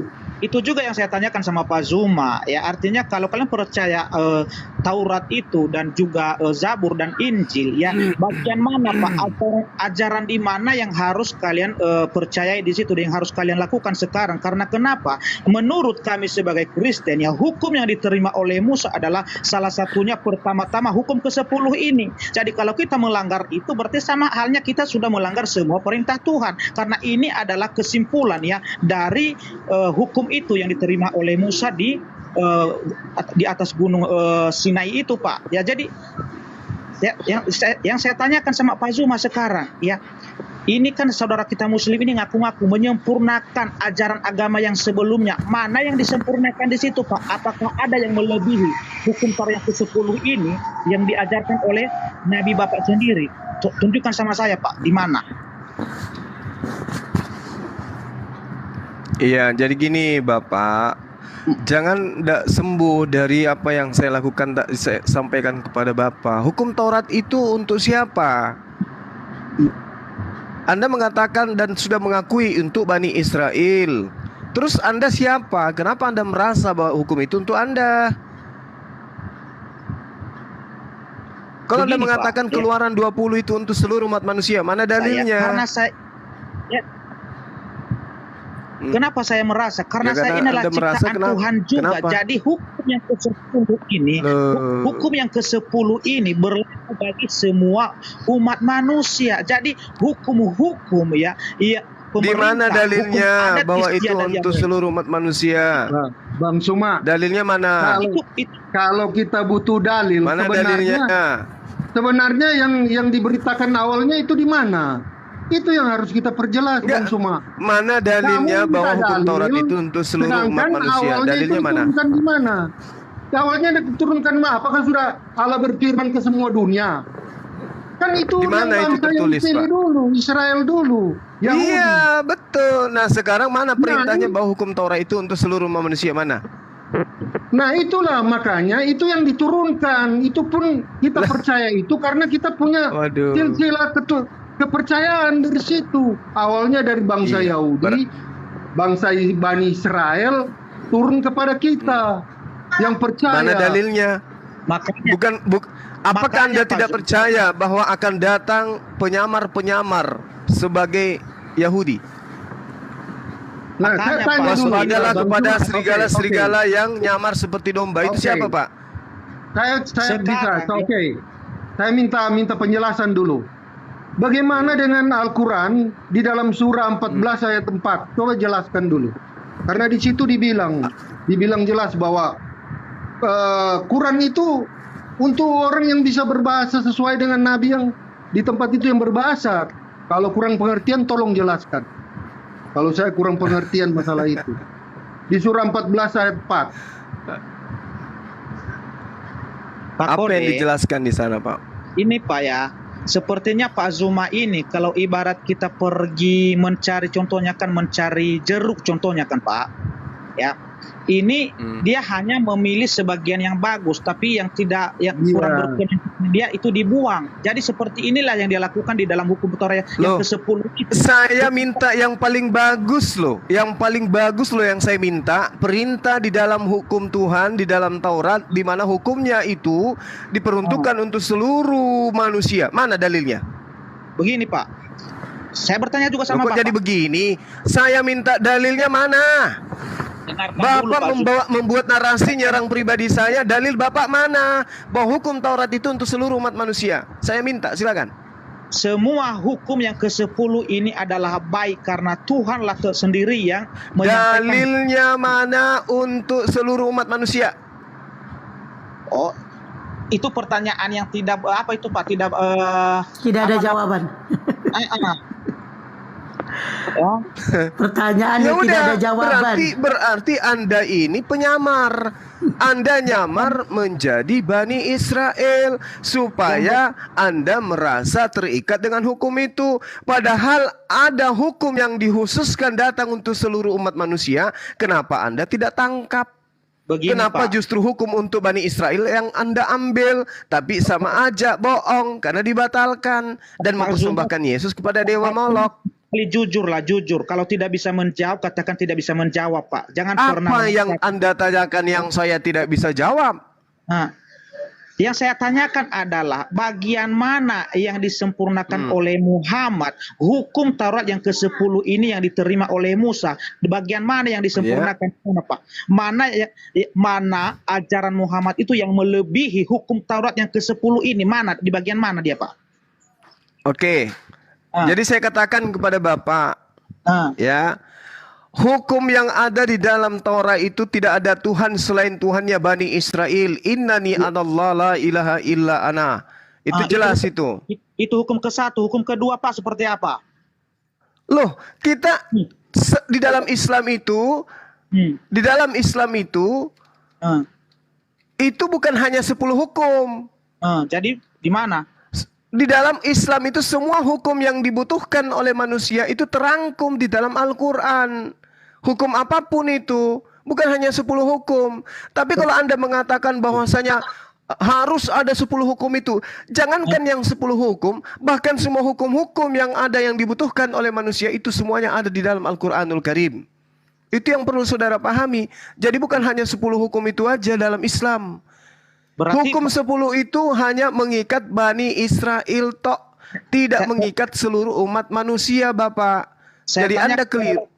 Saya tanyakan sama Bapak, berarti Bapak kalau tidak mengimani hukum yang ke-10 ini, berarti Bapak Zuma sekarang bebas untuk memukul, tidak menghormati Bapak dan Ibu. Oh, tidak seperti itu. Makanya saya katakan, dengarkan. Hukum yang pertama, jangan menyembah selain Allah. Itu diterangkan dalam surah Al-Baqarah ayat 163. Hukum yang kedua apa? Hukum yang kedua apa? Apa hukum kedua? Apa hukum kedua, Bapak? Bapak bertanya sama saya sekarang. Hukum kedua apa? Coba terangkan saya. Hukum kedua yang di Taurat Musa itu untuk Bani Israel apa?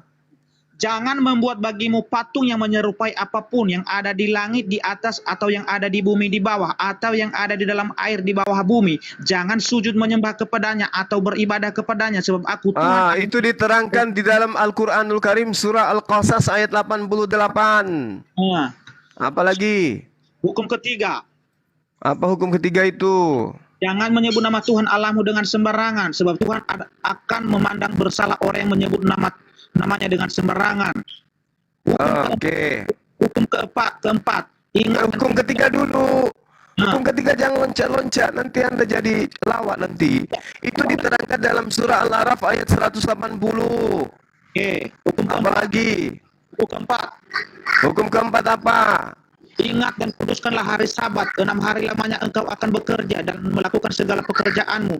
Tetapi hari ke-7 adalah hari Sabat Tuhan Allahmu. Maka jangan melakukan pekerjaan. Tunggu. Hari keempat dulu. Hari keempat itu sendiri sudah dibatalkan oleh Yesus. Tidak lagi dikuduskan oleh Yesus hari Sabat itu. Maka digantikan hari Sabat itu dengan hari Jumat. Diterangkan dalam Al-Jum'ah ayat 9. Apalagi? Bapak percaya bahwa ini sudah digantikan oleh Yesus? Tidak penanggalan. Loh, Bapak percaya tidak?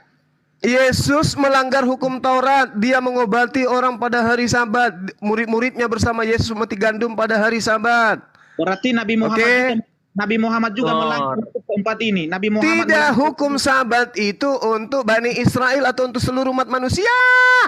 Bapak percaya hukum Musa tidak? Bapak percaya hukum Musa tidak?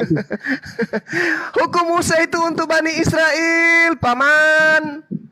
La haula wala quwata illa billah. Apalagi hukum apa lagi? Udah dikasih perumpamaan tentang presiden Amerika itu kita percaya, tapi kita tidak bukan presiden kita gitu loh. Hukum apa lagi, Bapak? Bapak sebutkan. Ya, kenapa? Kalau Bapak mengatakan biar beliau. Dengarkan Pak Zuma. Dengarkan dulu, Pak. Ya, hukum apa kalau lagi? Bapak mengatakan sekarang Bapak hanya berlaku bagi orang Israel ini, berarti Bapak bisa menyembah kepada Allah lain. Bapak bisa menyebut nama Tuhan. Oh, tadi hukum pertama kan sudah kubacakan, Pendeta Tuyul. Si mau. Bilang aja Pak, tidak bisa. Pak Devi. Masa tadi sudah dibilang. Coba Pak Devi, dengar dulu Pak Devi. Hukum apa lagi? Hukum apa lagi? Tadi, yang merepet, yang meraju. Tadi dia sudah kasih gambaran bahwa walaupun ditulis dalam Al-Quran dia harus imani, tapi dia tidak akan percaya, tidak akan laksanakan. Itu aja. Jadi tetap framingnya ke Bani Israel. Kita mulai kan ngawur. Sendiri. Tuhannya Bani Israel itu dengan Tuhan kami adalah Tuhan yang sama. Jangan ngawur kalian. Loh, apalagi hukum apa lagi? Hukum apa lagi? Kalau Bapak ngaku-ngaku Tuhan yang sama, kenapa Bapak tidak melakukan firman Tuhan ini, Pak? Firman Tuhan yang mana? Firman Tuhan yang mana? Ini hukum yang ke-10 ini, Pak. Loh, hukum yang ke-10 ini untuk Bani Israel. Tidak ada Tuhan selain Allah. Kami mengimani karena di dalam Al-Quran juga diterangkan tidak ada Tuhan selain Allah, dan itu berlaku untuk seluruh umat manusia. Ana manusia, saya manusia. Maka hukum itu berlaku untuk saya. Tapi kalau terkait syariat, kuduskan hari Sabat. Hari Sabat dikuduskan itu adalah syariat untuk Bani Israel. Bukan untuk seluruh umat manusia. Hanya mengimani boleh melanggar, Pak. Di mana? Mana yang kami langgar? Mana? Mulai dari hukum. Hukum pertama, jangan ada Tuhan selain Tuhannya Bani Israel. Kami tidak membuat Tuhan baru. Seterusnya. Hukum kedua. Yang kedua apa? Kalau Bapak lempar-lempar apa itu di sana kalau naik haji itu apa ada dalam hukum Taurat itu, Pak? Enggak. Loh, itu syariat, Bong. Itu syariat. Yang namanya syariat, dengarkan. Yang namanya syariat adalah hukum yang mengikat kaum tertentu dan diikat kepada bangsa tertentu. Syariat hukum penyembelihan hewan kurban. Ketika mereka berdosa, itu disampaikan untuk siapa? Ayo. Gimana, Pak? Gimana, Pak? Imamat 1 nomor 2. Ketika Bani Israel mempersembahkan korban, maka Bani Israel mempersembahkan hewan. Itu berlaku untuk Israel saja atau seluruh umat manusia? Jawab. Pengampunan dosa. Dosa. Giliran ketabuk melempem kalian. Makanya tadi Bang Suma, saya coba minta jelaskan. Kita jelaskan dulu surah 14 ayat 4. Surah 14. Wa ma arsalna mir rasulin illa bilisani qaumi liyubayyina lahum wa yudillullah may yasha'u wa yahdi may yasha' wa huwa azizul hakim. Dan kami tidak mengutus seorang utusan pun melainkan dengan bahasa kaumnya. Yesus datang dengan bahasa Aram. Ibrahim datang. Kamu sebagai orang Indonesia berbahasa Arab kah orang Indonesia? Memang ada rasul yang diutus ke Indonesia? Ada. Iya, sama. Kami percaya juga. Bukan cuma Bani Israel yang yang datang kepada Bani Israel untuk seluruh manusia atau untuk Bani Israel saja? Orang Indonesia apa? Dia berbahasa apa? Yang datang ajarannya, dengarkan. Orang yang harus percaya itu bahwa dia harus berbahasa Arab. Orang Indonesia berbahasa apa? Rasulullah Saya mau Muhammad. Rasulullah Muhammad. Jangan. Justru Al-Quran itu sebenarnya cuma untuk Bani Arab. Mana bukan dalilnya? orang Indonesia di luar. Mana dalilnya? Itu dalilmu itu yang kau tulis itu yang kau baca. Wa ma dalilmu yang kau baca. Wa ma arsalna mir rasulin illa bilisani qaumi liyubayyina lahum fasudillullah may yasha wa yahdi may yasha wa huwal azizul hakim.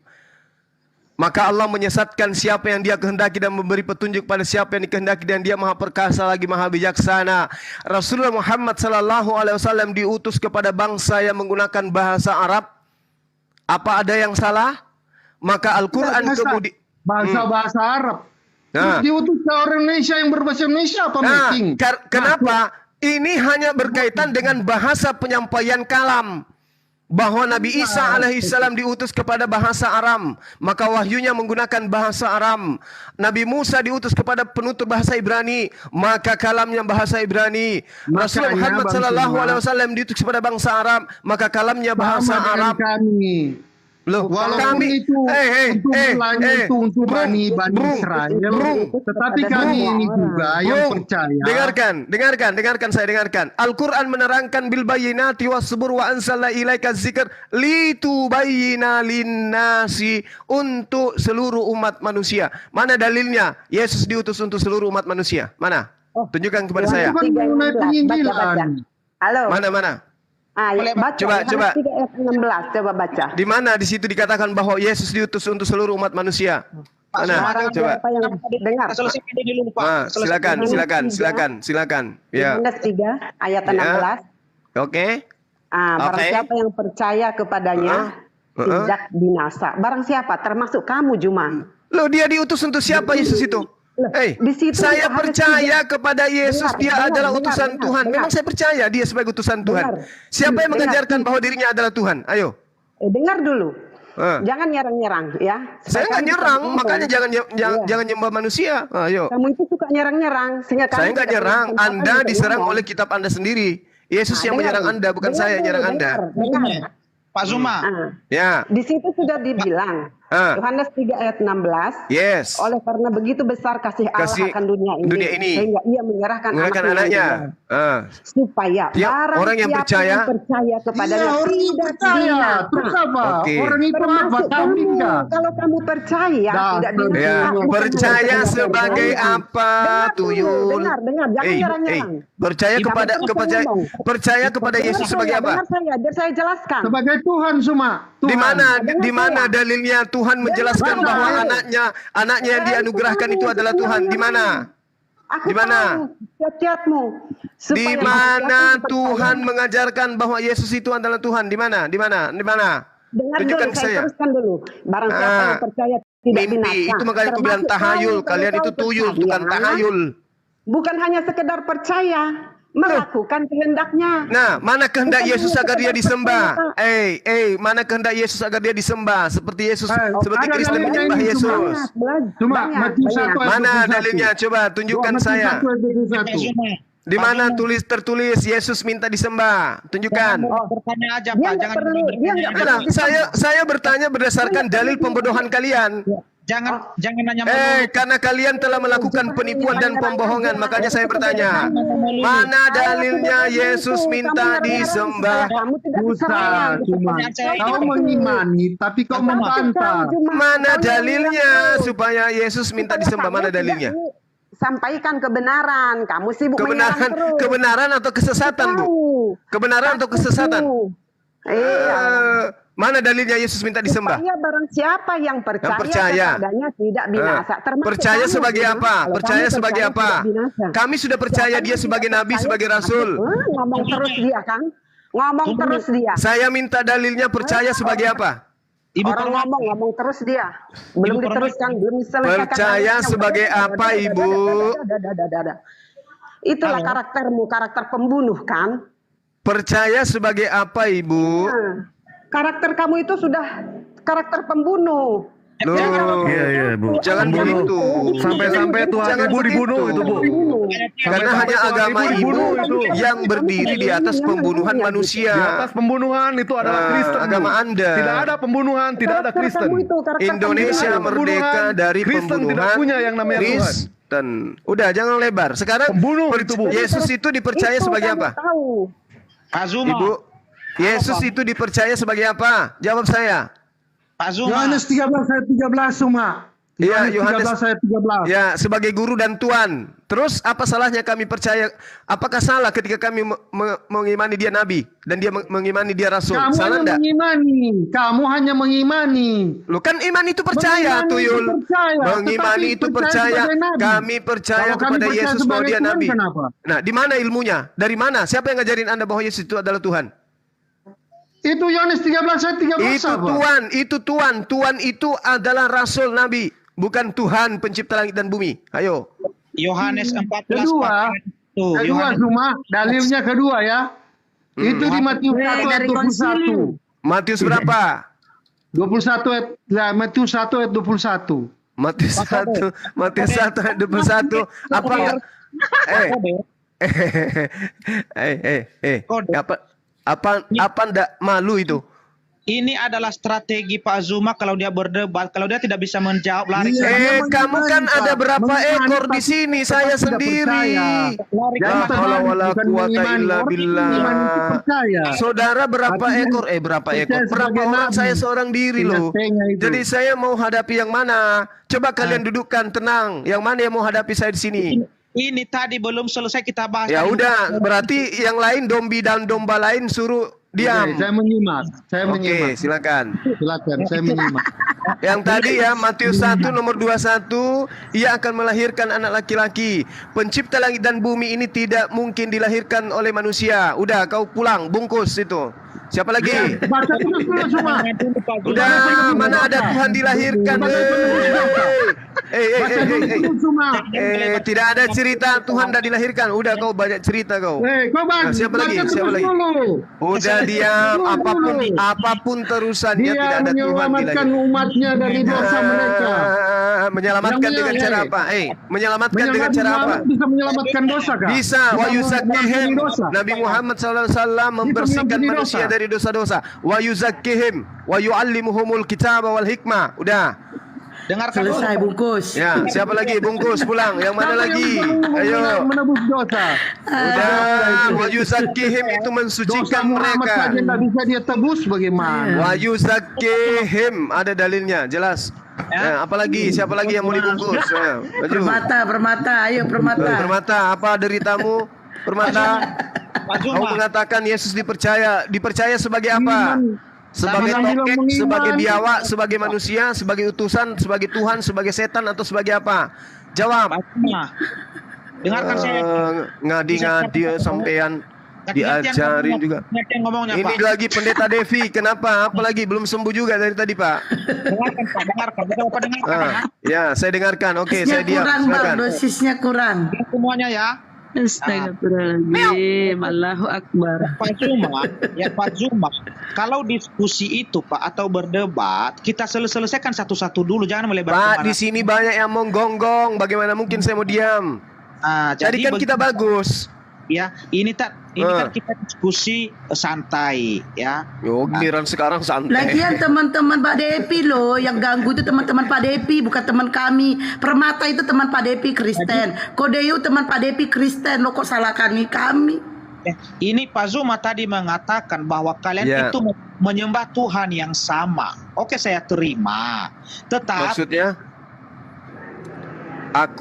Islam dengan siapa? Menyembah Tuhan yang sama. Kristen beda Tuhannya. Yang Tuhannya sama itu Islam dan Yahudi. Kalau Kristen beda dia. Dia agama dari Antioquia. Maaf ya Pak. Tuhan Anda manusia yang dipersembahkan ke dewa Molok. Kami kagak. Nah, tadi ini direkam kah? Tadi Saudara Leode mengatakan Tuhannya dilahirkan manusia. Tuhan kami nggak dilahirkan. Jadi nggak sama Pak ya. Lanjut. Oke, Kodeu. Dia mental kayak Kodeu ini tidak terekam. Kodeu dengerin, ini tidak terekam. Tapi ini masuk ke YouTube dan di YouTube Bang Zulkifli M. Abbas. Ya, yang nonton di sana 4.400.000 orang. Saya mau Wow, banyak kali, mau Bang. lihat satu-satu jawaban Bang Suma ini. Iya, silakan. Banyak. Apalagi? Silakan. Dan banyak juga YouTube yang menyaksikan ini, yang yang menyiarkan langsung ini, banyak juga YouTube-nya. Silakan. Ada pengamat debat juga. Banyak TV boleh dicek ini, juga. Bang. Pergilah ke YouTube. Masuk TV juga ini, masuk TV. Masuk TV. Insya Allah masuk TV, Bang Juma. Iya. Iya, TV rusak, masuk. TV rusak. Tenanglah Kodeyu. Makanya kasih foto profilmu yang ganteng, Kodeyu. TV rusak, TV rusak. Ganteng ini gunung Cina ini. Iya, gunung Cina. Kasih fotomu yang ganteng biar enak ditengok, ya kan? Oh iya. Oke, lanjut. Jadi begini, sebenarnya poin Jadilah saya, demikian. kalau saya menyimak, poinnya begini. Ketika kita mengimani, tetapi kita tidak percaya tapi setengah-setengah, percuma kita bicara. Jadi kalau pendapat itu silahkan. Iman kalau itu berbicara percaya, pendapat. Bung. Bagaimana mempercayai tapi tidak percaya? Gimana itu maksudnya? Kan Bang Suma bilang sendiri bahwa itu memang tertulis dalam Al-Quran. Tetapi ketika kita membahas ini, kita tidak percaya 100% apa yang diimani. Iya. Malah kita menyerang. Karena kitab itu sudah bercampur aduk dengan catatan tangan manusia jahil. Mana bukti? Jangan bicara. Kalau ada perubahan karena bermodalkan hati-hati. karena bahasa, itu wajar. Hati-hati. Al-Quran menjelaskan, Bismillahirrahmanirrahim. Ya ahlal kitab, qad ja'akum rasuluna yubayyinu lakum katsiran mimma kuntum tukhfuna minal kitab wa ya'fu an katsir. Qad ja'akum minallah nuran wa kitabun mubin. Wahai ahli kitab, sungguh Rasul telah datang kepadamu, Rasul kami yaitu Nabi Muhammad SAW, menjelaskan kepadamu banyak hal dari kitab yang kamu sembunyikan. Ini tuduhan ini, Bang. Tuduhan Al-Quran bahwa kitab terdahulu itu disembunyikan. Kalau Al-Quran ini salah, tolong tunjukkan kepada saya mana kitabnya Nabi Musa, mana kitabnya Daud, mana kitabnya Yesus. Tunjukkan ke saya. Ada nggak? Kalau yang kodeks itu mulai dari Taurat sampai di laut mati, apakah itu bukan bukti sejarah? Ya udah, mana tunjukkan, mana. Ini Al-Quran mengatakan disembunyikan. Ada nggak? Yang mana disembunyikan? Ya justru kalau sudah bisa ditentukan ada, berarti Al-Quran salah. Mana kitab Nabi Musa? Ayo. Kitab Nabi Musa kan Taurat. Iya, mana? Juga mencatat. Mana Taurat itu, mana? Loh, di Alkitab ada. Iya, mana? Bolak-balik. Iya, Tauratnya Nabi Musa itu mana? Bolak-balik mata. Mana? Udah berapa jam cuma ini ceramah? Tinggal jam aja bermata. Saya kan ceramah. Orang ini dialog, Bu. Musa, Bang.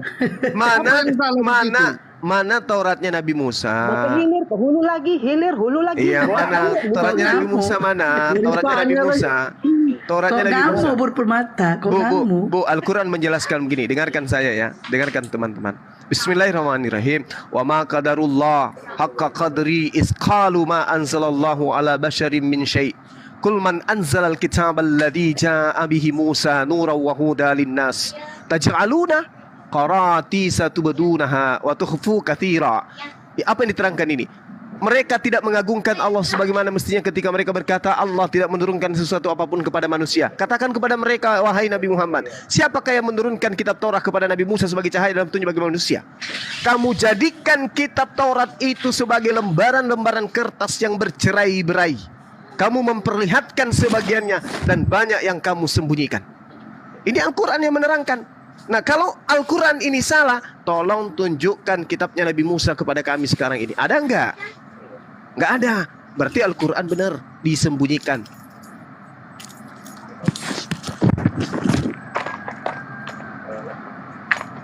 Pijitin ya, Cek. Dipijitin tapimu. Wah, aku juga minta dipijitin dong, capek ini. Jadi gembala capek. Ayo dong. Pijitin dong. Ayo dong. Astagfirullahaladzim. Udah ya, Bu ya, jelas ya Al-Quran menjelaskan itu ya, bahwa kitabnya Nabi Musa menurut Al-Quran yang muatannya adalah cahaya dan petunjuk bagi Bani Israel, dijadikan sebuah kitab dan lembaran-lembaran kertas yang bercerai-berai. Kamu perlihatkan sebagian dan banyak yang kamu sembunyikan. Tapi Bang Suma, itu yang ada suara anak-anak. Bentar, yang ada suara anak-anak resikonya permanen loh. Resiko gak percaya tuh. Resiko permanen, blokir permanen resikonya. Yang ada suara anak-anak. Di mute kalau nggak ngomong, di mute. Mager, bukan bosan, mager. Ya, di mute kalau nggak ngomong. Itu resikonya itu. Silakan lanjut. Ayo lanjut tuh Permata, ayo kode. Jadi begini, kalau cuma berbicara tentang Quran, saya tidak mengimani. Bagaimana saya mau percaya? Iya. Apapun yang kau bilang, jangan saudaraku, jangan saudaraku. Al-Quran tidak menuntut Al-Quran tidak menuntut Anda percaya karena orang kafir itu kau jangan kalau memaksakan juga harus tanya. Yang memaksakan sopo, Hei, yang memaksakan sopo? Hah? Kau yang memaksakan kan bilang di mana kitabnya Musa. Saya minta mana kitabnya Musa, kok memaksakan? Al-Quran mengatakan mereka menyembunyikan. Kalau tidak disembunyikan, mana kitabnya Nabi Musa? Ada? Saya tidak percaya itu. Lah kalau begitu Anda bisa menunjukkan kitabnya Musa berarti. Mana? Ayo. Mana? Siapa yang menyembunyikan kitab Musa? Ya kalau tidak disembunyikan berarti di tangan Anda sudah ada. Mana? Sudah ada ini dalam kitab ini. Taurat, Taurat, Kejadian, Keluaran. Itu bukan kitab Taurat itu adalah terjemahan dari bahasa Belanda ke bahasa Melayu. Asalnya dari bahasa Inggris. Dari bahasa Inggris itu asalnya dari bahasa Italia. Dari bahasa Italia itu datangnya dari Septuaginta. Nah, dari Septuaginta berasal dari mana? Kita jelas, Bang Suma. Kalau orang Indonesia diterjemahkan ke Indonesia. Ya, berarti itu bukan kitab Taurat, itu terjemahan. Jadi pendapat kamu ketika kitab itu dipindahkan ke bahasa lain itu terjemahan. Begitu? Terjemahan lah kawan. Berarti ada kitab asli kan? Loh. Ada kan kitab asli dalam bahasa Ibrani? Jadi gini, iya betul. Mana kitab itu yang asli mana? Bagaimana saya harus tunjukkan? Nah, berarti Al-Quran sudah benar. Berarti Al-Quran sudah benar. Al-Quran berarti sudah benar. Al-Quran sudah benar berarti. Makanya dikatakan ya ahlal kitab qad ja'akum rasuluna yubayyinu lakum katsiran mimma kuntum itu dialihkan ke bahasa lain kitab wa yafu an katsir qad ja'akum minallah nurun wa kitabum mubin. Kalau ayat ini salah, Bung, berarti Anda bisa menunjukkan kitab aslinya. Kalau ini salah. Tapi kalau Anda tidak bisa membuktikan aslinya, dari mana baginda Rasulullah Muhammad SAW 1400 tahun silam belum ada alat-alat untuk mendeteksi, dia sudah mengatakan bahwa kitab itu telah disembunyikan. Mana tahu hari ini bisa ditunjukkan, tapi ternyata sudah 1400 tahun tetap disembunyikan. Al-Quran tetap tidak pernah goyah. Kalau menurut aku gini aja lah, Pak Juma. Ya, bagi dua. Kalau menurut saya gini aja. Gimana? Luruskanlah dulu kitab kamu itu. Ini udah lurus. Kenapa kalian lurus? Bisa kenapa disuruh gini? Kenapa kalian disuruh membunuh? Di mana perintahnya membunuh? Ngapain kalian urusin di mana perintahnya membunuh? Di dalam kitab saudara Markus 16 jelas sekali. Barang siapa yang percaya baptis, yang tidak percaya hukum. Itu perintah. Kenapa Anda tidak jalankan? Itu bohong kamu. Itu kalau kamu nggak memfitnah, itu kamu fitnah. Bukan itu maksudnya. Siapa yang tidak berada, dia berada di bawah hukuman. Barang siapa yang percaya dibaptis. Dengar supaya kau paham. Baik, Paman. Barang siapa Lanjut. tidak mau percaya berarti dia berada di bawah hukuman. Artinya di gitu bawah dalilnya. hukuman, suatu saat Siapa dia yang berada percaya di bawah hukuman api dibaptis, neraka. siapa yang Ini tidak jangan- percaya dihukum. Jadi luruskan dulu lah kitabmu itu, baru urus kitab orang. Lah ini Ini kamu disuruh ini membunuh. Al-Qur'an, Bu. Al-Qur'an Agamamu itu sudah agama lurus. jahat. Al-Qur'an itu sudah Kamu itu lurus. disuruh membunuh orang kok. Lah ini perintahnya disuruh membunuh. Markus 16 nomor 16. Siapa yang percaya dibaptis akan diselamatkan, tetapi siapa yang tidak percaya akan dihukum. Bahasa Yunaninya di situ kata krino. Maksudnya Kata dengar krino saya, itu maksudnya. artinya Dengar apa? saya, dengar saya. Kata Kamu krino artinya apa? merasakan Kata krino karena artinya kamu apa? punya kelemahan. Kata Dengar krino saya, artinya itu apa? Maksudnya Dalam bahasa siapa Yunani. yang tidak percaya dia berada di bawah hukuman. Yang tidak percaya dia di bawah Hukuman apa? Nah, kenapa yang percaya? Kenapa yang percaya langsung dibaptis? Mati kekal di api neraka itu. Api neraka akan datang nanti suatu saat dia sudah berada di bawah hukuman itu. Api neraka Siapa hukuman yang dia menjadi tinggal jatuh seteruku? ke dalam hukuman itu maksudnya. Seteruku yang tidak mau. Anda ada disuruh membunuh, tapi kalian Mau disuruh sebagai membunuh. raja. Luruskan dulu kitabmu. Bunuhlah di depan Tidak mau mataku. aku menjadi rajanya. Bunuhlah. Bawalah mereka kemari dan bunuhlah mereka di depan mataku. Lukas Kenapa 19 kalian tidak 27. perhatikan ini? Kenapa kalian tidak perhatikan Lukas 19:27? Akan tetapi semua seteruku ini yang tidak suka aku Yesus menjadi rajanya, bawalah mereka kemari dan bunuhlah mereka di depan mataku. Kenapa kamu tidak Itu lakukan? kau yang fitnah itu. Kau yang fitnah. Kata spato, kata spato itu bahasa Ibraninya. Kata spato artinya bunuhlah.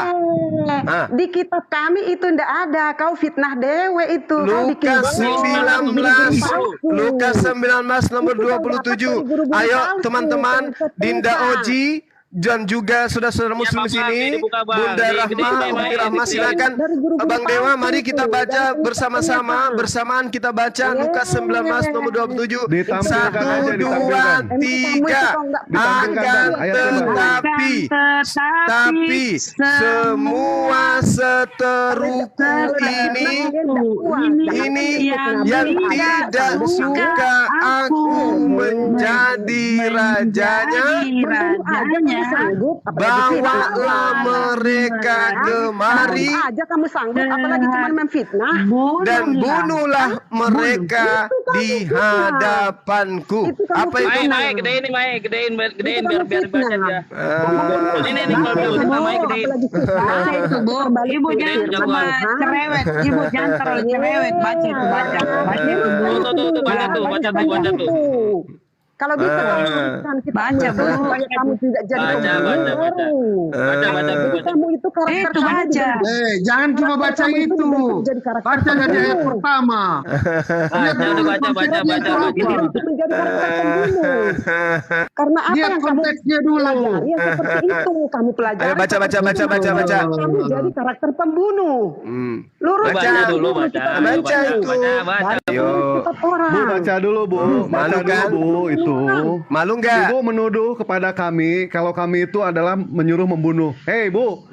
Tidak ada pembunuhan, Ibu tidak punya agama, Bu. Tidak ada pembunuhan, Ibu tidak punya Tuhan. Oh, enggak ada itu. Mau dibantah Yesus nggak? kami enggak ada itu. Yesus kami enggak Yesus ada. Dibunuh Bu. bukan? Yesus dibunuh. Kalau Yesus dibunuh, tidak ada Tuhanmu, Bu. Yesus itu mati supaya ada Tuhanmu, Bu. Itu baca ayatnya, Bu. Baca ayatnya. Pembunuhan itu, Bu. Yesus tidak bunuh diri, tapi dibunuh. Baca dulu. Itu pembunuhan atau bukan? Di dalam Ulangan 17 nomor 2 sampai 5, bunuhlah istrimu di malam pengantin. Apabila jika dia tidak perawan. Berarti sebelum pengantin dicolok dulu, Wak. Supaya dia perawan atau bukan perawan.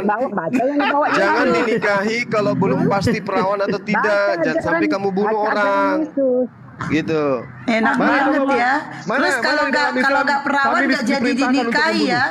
Silakan. Baca jalan Mana di dalam Yesus. Islam kami diperintahkan untuk membunuh? Yesus supaya kamu tidak jadi karakter. Kasihan kali aku janda gak laku-laku agama. Jadi karakter Baca dulu itu baca. Karakter pembunuh ini apa ini? Baru 1 Samuel 15 nomor 3. Pergilah, kalahkanlah orang Amalek, tumpaslah segala ada yang padanya dan janganlah ada belas kasihan kepadanya. Bunuh Jangan nangis, Bu. semuanya. Bu, Jangan udah selesai laki-laki urutnya, Bu. perempuan. Kalau ibu Anak-anak panas maupun nyembur anak di yang kolam, menyusui. Bu. Kalau ibu panas jangan nyembur nangis. di kolam. Enggak, Bu. Gimana, Ada Bu? kolam, Mari, Bu, mari. nyembur di Ibu udah selesai urut belum? Yang diperhatikan Ibu udah Belanda selesai baru-baru urut. ini yang diperhatikan Belanda itu adalah Halo, Pak ulangan Zuma. 20 nomor 10. Apabila engkau mendekati sebuah kota untuk berperang melawannya, maka haruslah engkau menawarkan perdamaian kepadanya.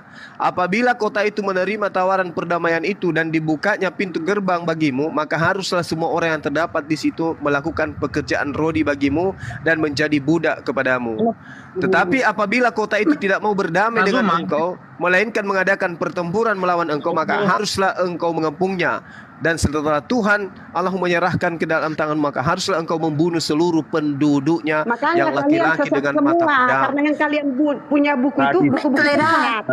Ini kitabmu Makanya ini. jadi sesat Ini kalian, kitabmu karena yang ini. kalian pelajari buku-buku Ini sesat. kitabmu yang memerintahkan Belanda melakukan pekerjaan rodi dan memperbudak orang-orang Nusantara selama 3 abad. Buku itu buku-buku sesat semua, makanya jadi Nah, sesat ini kalian kitabmu, semua. ini kitabmu. Ini kitabmu, bukan Bukan. kitabku. Bukan, Ulangan itu 20 kalian nomor punya itu, 10 kalian bikin. sampai nomor 13. Bukan, Bahkan kau baca itu satu kalian bikin perikop itu. bisa merontokkan semua gigimu kalau kau baca ini. Kalian bikin itu, kalian bikin itu. Nenekmu sama guru-guru kiper, kamu. emang saya Paulus, emang saya lembaga kitab Indonesia yang suka bikin-bikin kitab. Emang saya ahli kitab yang suka ngarang-ngarang kitab. Rekam, rekam, Kalian bikin sendiri, jadi sesat kalian Ini semua. kitabmu. Tunjukkan, Dinda, Kalian Dinda, baca tunjukkan buku-buku ulangan sesat. 20 Iya, nomor 10. semua. Berapa ulangan berapa? Ulangan Ulangan 20 nomor 20. 10 nomor 10 sampai nomor 13. Ulangan 10 nomor 10 ya. Jangankan memfitnah, membunuh aja kan yang sesat itu. Enggak malu Kristen di negara ini berdiri dari hasil pembunuhan. Membunuh aja yang Sudahlah yang ya. sesat itu. Tentara Kamu Islam yang mana yang datang membunuhkan. menyerang Indonesia sampai Indonesia mayoritas Islam? Tentara Islam mana? Enggak sadar. Luruskan dulu kitabmu itu supaya enggak ada pembunuhan agamamu di itu dunia ini. dibawa oleh penjajah menjajah di Nusantara ini pembunuh masih itu juga adalah kau setan. memfitnah. Pembunuh Yang itu setan setan. siapa? Yang setan siapa? Aduh. Nah, pembunuh itu setan. Lah, berarti yang membunuh Yesus itu setan. Oh iya, orang-orang jahat termasuk Nah, kamu. terus kenapa dari hasil setan kalian panen? Ya, orang-orang jahat yang Yang membunuh. berencanakan Kenapa kamu siapa, panen Bu? dari hasil setan? Orang-orang Wanita yang tidak tua, percaya kenapa Yesus. kamu Siapa yang panen tidak dari percaya hasil Yesus, itulah setan? yang membunuh. Setan membunuh Yesus, kenapa kau tuhankan hasil Orang-orang bunuhan yang tidak setan? percaya. Nenek Orang-orang kita yang lah tidak kau. percaya Yesus Udah adalah banyak setan. cerita. Udah kau cebok sana, Ngamuk bagi cebok ke Makanya suamimu sana. dibunuhnya Yesus. Bang Juma, stop. Bang, turun. Ini kau baca, ini kau baca. Kau pasang kupingmu baca ini. Mata Kalian punya bukan buku kuping. sesat. Bang Juma turun Apa itu. enggak sesat kalian? Baca. Baca. Udah tinggal baca aja itu. Luruskanlah dulu itu kitabmu ya, luruskanlah dulu, sudahlah. Dasar Ini baca, kuntilanak. tuh. Ini Ada kitabnya pembunuhan di dibilang dunia kitab ini. kita. Ini ulangan 20. Maka aku ini ulangan 20, ulangan 20. Ulangan 20 Abang. Ulangan 20. Kamu ngajak-ngajak Nomor? orang jadi mualaf, tapi kamu bikin jadi pembunuh pula. Nomor berapa? Justru berapa, kalau Bang? menjadi Nomor berapa, Kristen itu karakternya jadi pembunuh. Dalilmu ada kok. Memang kami Ulangan menjajah di 20 negara nomor. ini. Banyak cerita pembunuh-pembunuh. Ulangan Nomor berapa, 20. Ulangan 20. Nomor 10 sampai nomor 13. Karakter kalian karakter pembunuh. Kok karakter agama kamu itu karakternya dari penjajah, Rek? Oh, bicara karakter. Untung kami mayoritas Agama di sini. hasil pembunuhan tuh. Coba kalian yang mayoritas di Tuhan negara, mau jadi di negara bunuh. ini, apa masih mungkin ada Islam anak Islam yang pergi masjid? Kau buat? Hah? Masih bisa anak-anak kami kalau kalian mayoritas di Indonesia ini pergi ke masjid belajar? Masih bisa kami ibadah? War, apabila kau mendekati suatu kota Nenek untuk Muki, berperang melawannya, berhadapan maka dengan harus cucu engkau pahlawan melakukan ini. perdamaian. Baca itu. Itu siapa punya kitab? Kitabnya umat Islam lagi? Bukan. Ini ulangan. Ini kitab Spanyol. Separuh nyolong dari Yahudi. Kau masukkan ke dalam kitabmu. Banyak cerita. Andaikan Yesus tidak dibunuh, nggak ada Tuhanmu, Bu. Nggak ada. Andaikan Yesus tidak dibunuh, nggak ada kau Tuhanmu. bodoh, bukan begitu ceritanya. Kau bodoh. Kau pura-pura tahu itu Mana kitab dalilnya orang. Tuhan? Mana Jangan perintahnya ini. dari Tuhan untuk membunuh Yesus? Mana Mengertilah kau perintahnya? kitab orang. Makanya luruskan Nangis. dulu kitabmu itu. Kau hanya Apanya yang mau diluruskan, orang semua sudah lurus. Bang Juma izin sebentar Bang Juma. Iya, silakan. Kristus Bunda Permata. mati, Bu, dengar. Bunda Permata, Dengar sebentar, kau, Bunda. Paulus. Kau bodoh Kristus itu. Mana ngerti mati kau, dan mana hidup paham kembali kau itu. supaya menjadi Tuhan. Kau pikir Jadi kalau Sebentar, nggak mati sebentar. nggak ada Bunda Tuhanmu Rama. itu. Bunda Rama sebentar. Tadi dia mengatakan membunuh itu adalah karakter dari bukan setan. itu. Kau hanya pelesetin saja. Kau hanya Apa tadi aja. menurut Ibu itu seperti Bukan apa itu tadi? maknanya, bukan itu artinya. Kau tidak Enggak, paham. soalnya karakter membunuh itu Bukan adalah itu setan. maksudnya. Bang Wan, tolong dibuka Keluaran 4 nomor 24. Keluaran 4 nomor 24. Oji itu Oji. Bang Oji. Bang Oji. Bang Oji. Berapa? Keluaran 4 nomor 24. Keluaran 4 nomor Keluaran 4 24. nomor 24. Oke. Keluaran.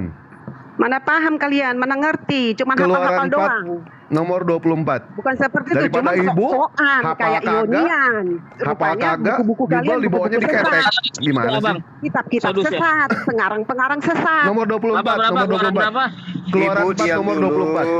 Mulut ibu bau Luruskan dulu ketek. kitab kalian itu. Keluaran baru 4 urus nomor kitab 24. orang. Sebentar Bunda, Keluaran 4 sebentar. nomor 24. 24. Diam dulu Bu, diam. Supaya nggak ada pembunuhan di dunia ini. Nah, Tuhan penjajahan Ibu harus saja berusaha dihapuskan. membunuh, Bu. Tuhan Ibu saja berusaha Penjajahan membunuh. harus dihapuskan. Kalau kau bisa luruskan itu kitabmu itu. Oke Apanya lah. yang bengkok? Yang bengkok di kitab saya mana? Yang perlu diluruskan yang mana? Boro-boro Yang mana? mau luruskan Yang kitab mengajak orang. suami orang selingkuh pada saat suaminya di dalam perjalanan jauh, itu yang perlu dibengkokkan. Paham? Aduh, Ini isinya Boro-boro ini. menuliskan kitab orang mau Tetapi nyempurnakan di kitab tengah orang. jalan di suatu Kitab tempat orang. bermalam, Kitab orang. Tuhan bertemu dengan Musa Sebentar, dan sebentar, berikhtiar Bunda. untuk membunuhnya. Sebentar Bunda ya, kita buka dulu, kita baca Tahu dari mana sama-sama. datangnya niat pembunuh itu? Dari setan.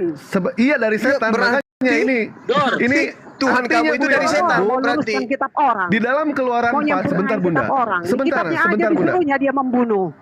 Iya sebentar, Pembunuh itu datangnya sabar, dari sabar. setan. Iya dari setan, sabar. Keluaran 4 nomor 24 udah dibuka. Silakan Ibu baca. Di tengah jalan di suatu tempat bermalam, Tuhan bertemu dengan Musa dan berikhtiar untuk membunuhnya. Bayangkan, Aduh, sadisnya. Tuhan berikhtiar ingin membunuh Musa. Berarti artinya Tuhan yang Ibu banggakan itu kerasukan setan, begitu? Kalau hendak fitnah kalian kan hendak puas. Ih, ini ayat. Itu bukan fitnah, itu bibirmu, Bu. Ya Allah. Itu Astagfirullahaladzim. siapa yang fitnah? Nah ini sih Bible siapa? Kok Yes, fitnah Kian 9 pula nomor dibilang 5. nih orang? Itu aja kuncinya, Bu. Membunuh aja kalian sanggup, apalagi cuman fitnah. Ini kita kamu baca itu ilmu ya. Astagfirullahaladzim, si Ibu. Oh, kamu pula, aduh udah tua bukannya banyak tobat. Kalian pelesetin semua isi Alkitab itu. Tuhanmu. Berarti Plesetin dia nih oleh Iman, plesetin. Paham, Dulu Bunda? bisakannya Bu pakai kacamata kuda biar bisa nampak itu. Kacamata pula kacamata kayak gitu. Coba pakai kacamata kuda biar nampak itu siapa yang fitnah. Plesetin. Tuhan Tuhan juga berikhtiar. Tuhanmu bukan ajaran dibunuh yang loh. dibawa Tuhanmu Yesus. dibunuh. Oh, itu bukan ajaran yang dibawa Tuhanmu Yesus. dibunuh. Itu bukan Aduh, ajaran yang Yes, dibawa Tuhanmu Kian dibunuh. 9 nomor Harus dibunuh. Kalau nggak dibunuh itu nggak ada Tuhanmu. Itu yang laki-laki Kalau itu nggak malah mati malah Yesus nggak ada nih. Tuhanmu. Dengar, itu bukan ajaran yang dibawa Yesus. Nggak Baca ada. ajaran Di apa Bibelmu yang dibawa tertulis Yesus. ya. Kristus Kalau mati percaya dan itu hidup kembali teladani. supaya menjadi Tuhan. Itu Yesus Kalau- mati supaya kalau kamu menjadi percaya Tuhan. Yesus, Kalau nggak mati mudah-mudahan Yesus nggak ada karakter Tuhanmu. kamu seperti Sadar karakter diri lah Yesus. kau. Ah dasar. Yang ini Bu, ajaran Yesus Bu. Yes. Di Lukas. kalau kamu percaya Yesus, mudah-mudahan karakter Bu, kalian seperti Ini karakter ajaran Yesus Yesus. ini tulisan merah nih, Bu. tulisan merah nih ya, tulisan merah nih ya. Jadi orang baik-baik, orang sabar, penuh damai. Penuh damai. Bu, tingginya berapa sih Bu? Tingginya Bu? Ini Bu, tidak ada kalau yang boleh suruh tahu membunuh. tingginya berapa Bu Permata? Ya. Bu Permata, Udah kalau boleh jelek, tahu hidup tingginya lagi. berapa Bu? Bu Permata, kalau boleh tahu tinggi Ibu berapa Bu? Apa hubungannya? Fitnah-fitnah lagi. Biar saya udah tahu jelek, ukur hidup lagi Ya fitnah kan lagi. nah itu. Biar saya tahu ngukur peti mati Bu, biar saya pesen. Firman Alkitab kami dipelesetin semua. Nah, ini tulisan merah nih, tulisan merah Kau nih. bikin dewe Alkitabmu. Ini tulisan merah nih, tulisan merah. Naik juga emosi nih muslim. Bedanya itu luruskan. Yang lain aja lah. Akan tetapi semua Kristen yang lain seluruh ini aja yang lah. tidak suka aku menjadi rajanya, Nggak ada bawalah ilmu mereka ini, Bu. kemari dan Arab, bunuhlah mereka di Di depan depan mata. aku ini masjid nih, tapi tidak ada kayak kalian. Hah? Persis di depan aku ini masjid nih. Oh, berarti Nggak ada aman ya, kayak Bu kalian. ya? Muslim Saya aman ya? Saya juga heran Alhamdulillah. pada seperti kamu. Alhamdulillah muslim ternyata aman. Betul Ibu ya? Ini, Aman Bu ya? depan- Ibu depan berada ini di ada tengah-tengah masjid nih. muslim, Nah, tetapi yang Ibu depan. tidak Benar ada nggak? sama Sudah sekali diajak. orang yang berusaha untuk membunuh Tapi Ibu tidak kayak kalian. ataupun berusaha jahat sama Ibu. Alhamdulillah Bu. Tapi kami di sini diskusi dan lihat Bu ayatnya Bu. Akan tetapi semua seteruku Diluruskan ini di sini otakmu, yang tidak suka permata. aku menjadi Ustaz serajanya, kami bawalah mereka kemari meluruskan dan otakmu yang bunuhlah mereka di Bu depan Rama, diam dulu, Bu mataku. Rama. Otakmu yang tersesat diluruskan. Yang kami buka ini dalil-dalil di biblosmu itu diluruskan supaya kamu jangan tersesat gitu loh. Masa anak orang kau Tuhan kan? Kamu yang tersesat disuruh kau membunuh, tapi pengen masuk surga. Tahu dah pembunuh itu datangnya dari mana? Dari setan. Mana dalilnya? Masih juga Mana nak mimpi dalilnya masuk jelek? surga, disuruh Udah jelek, membunuh. hidup lagi. Yang Mana benar dalilnya? aja. Dalilnya mana? Mana dalilnya? Udah jelek. Jadi teman-teman gimana nih? Diturunkan saja atau gimana nih? Dibuang saja, Diturunkan saja atau Bunda. gimana nih teman-teman? Dibuang saja. Buang saja, Ya. buang. Nggak ada guna ini orang. Oke, Nggak ada Bang Juma guna. kita turunkan aja ya Bang Juma ya. Ya. Lempar, turunkan Beliau itu aja. sudah abawas takbar beliau itu. Buang aja buang. Tendang aja. Alhamdulillah Silakan kita Anda sudah turun. merasakan Indonesia mayoritas Islam sudah hampir Oke. 100 tahun dan negara kita Iya, aman kalau saja. seandainya mereka yang mayoritas Kita bagaimana belum Muslim? pernah merasakan kalau mereka yang mayoritas. Apakah seaman sekarang, seindah sekarang? Belum tentu. Belum tentu. Sedangkan mereka minoritas aja nusuk. Apalagi kalau mayoritas. Saya nggak yakin Nggak tahu anak-anak kita diri, masih nggak dengan tahu diri aman ke minoritas. masjid. Gitu. Nggak tahu diri minoritas berlagu lagi kau. Kalau di Makassar kau, Jadi ponco. Apa itu Jadi pocok? lawak. Jadi kita tidak yakin kalau teman-teman yang menjadi mayoritas anak-anak kita masih bisa berjalan subuh hari ke masjid belajar. Kita belum yakin itu bisa terjadi. Umi, makasih banyak Umi Laila. Ya, ada syukran. Janu Santos 11-12. Oh gitu ya, kenal juga Jangan gitu, ya. ah. Aduh, salam Jangan gitu. semua. Enggak, Salam. dia ini baik loh, baik Salam nih orangnya nih. Alem. Baik daripada tadi ini, baik ini Janu. Silakan Janu. Enggak, ya, saya tetap nanyain kemarin itu loh, nanyain. Katanya manusia itu sempurna, paling sempurna ya. Bolehkah ya Iya, makhluk nggak kayak yang paling binatang sempurna nih. itu? Nggak kayak binatang, gini maksudnya tuh Iya. Janu. Manusia itu begitu. sempurna, ada akalnya. Tapi kenapa Tuhanmu kau gelari domba? Hari ini telah disembelih domba pasca kita, Kristus. Ngapain tuh Tuhanmu kau sebut domba? Domba itu binatang, nggak punya Kita mau disebut akal. sapi betina itu kenapa? Gitu loh. Nanya juga Itu, dong. oh, Laba-laba, sapi betina. Oh, Kenapa binatang mau Alba. pakai? Waduh. Surah Wah, lihat Al-Baqarah. itu. Ya Allah. Iya, nggak apa-apa. Ya Allah, ya nggak apa-apa. Rabbi. Wis tua rapi-rapi. Nggak sampai Tidak apa-apa, otakmu Pak. betul. Ya Allah. Ya, nggak apa-apa, kita korelasikan aja Pak ya. Banyak ya. Di dalam surat Al-Baqarah itu Sapi betina. Mana domba Itu dinamakan kiasan. Pak. Itu surah Ya, ente surah ular Al-Baqarah bludak. itu Randy. dinamakan karena Sakit ada hati, tuh Ren. tentang sapi betina di situ Satu sapi ngomong Pak. teman-teman biar Randy enak sakit hati didengar nih. dulu. Pengaruh apa aja itu. Biarkan Bang Kiasan Juma kok. yang ngomong. Ada yang dibawa sakit hati bernama Randy. Karena pada saat dia dilahirkan dia nggak lewat depan tapi lewat belakang. Ibunya kentut, dia keluar. Makanya otaknya nggak berfungsi. Makanya jangan lahir lewat Nah, ini belakang. contoh-contoh umat Jangan Muhammad gitu begini lah, Bang. Dan contoh-contoh umat Muhammad ini begini lah cara bicaranya. Itu kayak coba begitu. coba kau lihat itu apa maksud dari tulisannya si Randy itu di bawah tuh. Nggak baca dia Bang, udah lewat. Contoh-contoh umat Muhammad ini kalau ngomong begitulah. Itu Yang penting, begitulah. yang penting umat Muhammad SAW, Nabi Muhammad itu tidak Iya, begitu menjajah, kayak kamu itu lah habis cara bicaranya, menjajah, Pak. habis membunuh numpang. Bang, iya. Habis Janu coba jelasin Janu nih yang di Umat baptis Muhammad ini, yang keluar, padahal yang memerdekakan Indonesia itu umat kafir. Kalau nggak dibom Amerika mana ada umat Muhammad yang dibom, akan keluar yang dibom Indonesia. siapa? Yang dibom siapa? Yang dibom siapa? Siapa yang dibom? Sekarang yang merdeka Indonesia terus umat Muhammad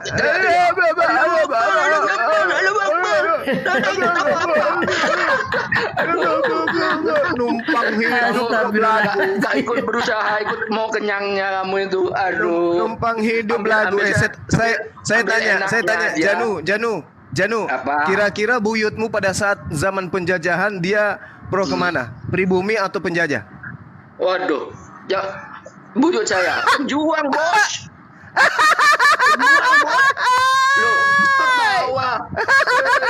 Jadi kakekmu yang pejuang itu satu tempat ibadah dengan penjajah gitu waktu itu? Memangnya siapa yang berjuang? Jadi kakekmu pangku bambu runcing pas hari Minggu satu tempat ibadah dengan penjajahnya gitu. Siapa yang memerdekakan Indonesia? Cuma kamu kalau nggak ada kafe, jadi malu. nggak akan teriak-teriak di sini. Permisi ya Menir, aku mau ibadah. Permisi yang Menir.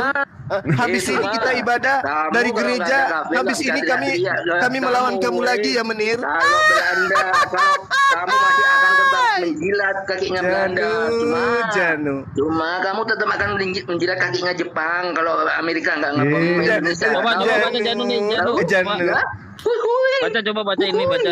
Mending kamu telan linggis itu siapa? daripada Kamu itu cuma mau enak-enaknya cuma. Kamu nggak akan tampil di sini. Pak Janu, kalau Jepang masih ada di Indonesia. Yang ngebom Jepang itu siapa? Yang ngebom Jepang siapa? Yang memerdekakan Indonesia. Siapa yang ngebom Jepang siapa?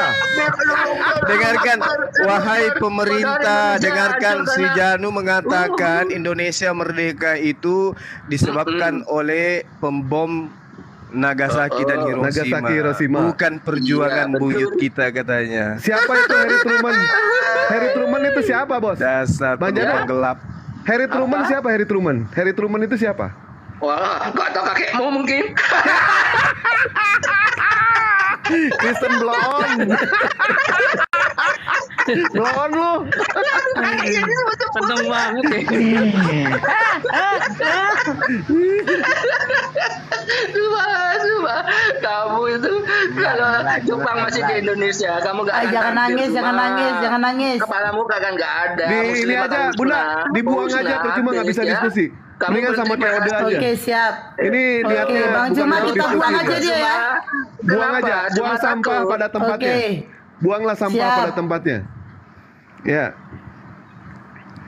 Oke, yang minum itu tikus. Ya udah, berarti pahlawan-pahlawan itu semua dihapuslah jadi dari daftar pahlawan. Ternyata tak ada pahlawan. Ini cuman hadiah katanya. Buset, parah. Berarti dulu kalau ini teriak-teriakannya haleluya gitu ya. Padahal kalau kita tengok ya, di situ berteriakan Allahu Akbar, Allahu Akbar. Nggak ada yang teriak-teriak haleluya. Nggak ada aku tengok. Mereka ikut teriak pada saat mereka menjadi tukang bersih gereja, menjadi tukang sapu, jadi menir yang keliling mungut pajak ke pribumi, jadi mata-mata gitu, ibadah sama majikan. Begitu umat Islam berhasil mengusir majikannya, yang paling kencan teriak merdeka kakek buyut mereka tanpa malu-malu. Itulah. Begitu majikan mereka, Waalaikumsalam warahmatullahi wabarakatuh. Begitu majikan mereka berhasil diusir oleh pahlawan, tempat ibadahnya dilindungi. Dibiarkan mereka sang mantan pengikut tadi untuk tetap ibadah, melestarikan tempat ibadah yang dibuat oleh majikannya. Betapa indahnya Islam itu. Gak ada gereja mereka itu dihancurkan. Ini gereja penjajah, hancurkan. Enggak. Kenapa anda dihancurkan? Karena masih ada saudara-saudaranya yang mau menempati tempat itu untuk ibadah. Coba mereka, gimana keadaannya? Andaikan dibalik keadaan, wow, sudahlah. Tapi Bang Suma, sejarah mencatat ada beberapa daerah yang tidak dijajah. Coba, apakah semua daerah dijajah? Yang tidak Kayak, dijajah itu basis-basis Kristen. ya itulah, makanya kan Nah itu dia. tidak semua Kenapa? kan. Ya, kenapa nggak dijajah di situ? Karena di situ adalah apa? Kantong-kantong agama yang ditempati Berarti misionaris-misionaris dia yang datang kan, dia datang bersama dengan bukan berarti misionaris. untuk sebagai misionaris, bukan berarti untuk menjajah. Iya, Oke. menjajah membawa misionaris. Kodeyu Sehingga- diskusinya Bilang nyantai ya gimana Kodeyu. Soalnya mau daerah aku yang tinggal dulu dijajah? sholat bentar ya. Sehingga daerah-daerah yang basis misionaris itu ada, itu tidak menjadi konsentrasi untuk dijajah. Gitu loh. Makanya di negara kita ini ada basis-basis teman-teman Kristen. Karena di situ memang tidak dijajah, tapi tidak terlalu, disebabkan karena di sana sudah ada pengikut penjajah. Gitu, Bang. Ya, menjelas itu. Karena kalau sistem perdagangan awal kan bukan penjajahan. Perdagangan Ya. awalnya melakukan penguasaan dalam hal Awalnya perdagangan. awalnya Bukan itu berarti ulangan untuk 20 datang nomor membunuh 10. baru merampas, bukan kan? Tapi karena Enggak, ada Bang. perlawanan di situ. Ulangan Sehingga- 20 nomor 10 sampai nomor 13 itulah yang dipraktekkan dulunya. Apabila engkau mendekati suatu kota untuk berperang, maka haruslah engkau menawarkan perdamaian pada mereka. Apabila kota itu menerima tawaran perdamaian dan dibukanya gerbang mereka, maka harus semua yang terdapat di situ menjadi pekerja rodi bagimu dan menjadi budak bagimu. Itu betul. Belanda memang lakukan itu kepada kita. Kerja rodi dan memperbudak kita. Gitu. Karena kita sudah capek disuruh kerja rodi, kita melakukan perlawanan. Memang tidak semua mayoritas Islam. Ada juga dari Kristen, ada juga yang Katolik yang ikut berjuang. Memang betul. Tapi 100% penjajah itu pasti non-Islam. Itulah. Terus Makanya itu di Bibalnya Ustaz, dia bilang kasihilah musuhmu, gimana itu ya? Zaman dulu kalau itu. Itu makanya bagian dari mereka tidak ikut menjajah. Nah itu celakanya kalau mayoritas di Indonesia ini adalah Kristen, kemudian datang penjajah, ya hancurlah negara ini karena tidak akan ada perlawanan karena dikasihi. Ya betul. Hancur. Kacau. Indonesia habis. Oke, Makanya saya kira kalau- gitu. Kalau Teman-teman sekalian. makanya kalau ada satu daerah itu yang jelas-jelas jangankan bilang mau dijajah, itu tidak ada. Malah mereka diberdayakan. Dikasih sekolah. Ya kan tadinya kita tidak ada sekolah, mereka yang berdayakan untuk buatkan sekolah agar supaya kita ini yang Oh melek itu pendidikan untuk anak-anaknya mereka. Itu untuk anak-anak mereka. Dan itu juga bagian daripada misi mendirikan sekolah, tapi dengan catatan ya harus ikut ke agamanya. Itu bagian dari misi. Coba aja sekolah-sekolahnya itu pasti sekolah-sekolahnya itu berbaur agama Kristen. Dan itu masih ada sampai hari ini jejak-jejak sekolah-sekolah itu. Sekolah Santa Maria dan seterusnya. Pasti berbau Kristen. Tapi itu sudahlah ya, itu sudah berlalu. Ya, Sekarang lewat saatnya kita mengisi kemerdekaan ini dengan baik. Dialog kita Makanya adalah saya dialog tidak anak menanggapi bangsa, masalah itu. sebangsa dan setanah air, beda keyakinan, itu wajar kita dialog. Iya betul itu. Kalau ini saya kasih poin 100. Karena saya tidak mau masuk ke ranah tadi itu. Karena memang itu tidak perlu. Karena kita kan satu Indonesia, NKRI ini. Jadi Kita tidak hanya bawa tema itu, pemahaman- Bang. Tapi yang bawa tema itu saudara Abang sendiri itu membawa tema itu. Kami mengcounter itu. Ya. Bahkan kalau misalkan kami menanyakan aturan peperangan di dalam Kristen itu seperti apa? Kan tidak ada aturan sama sekali. Iya, Tidak ada memang aturan. kita akui.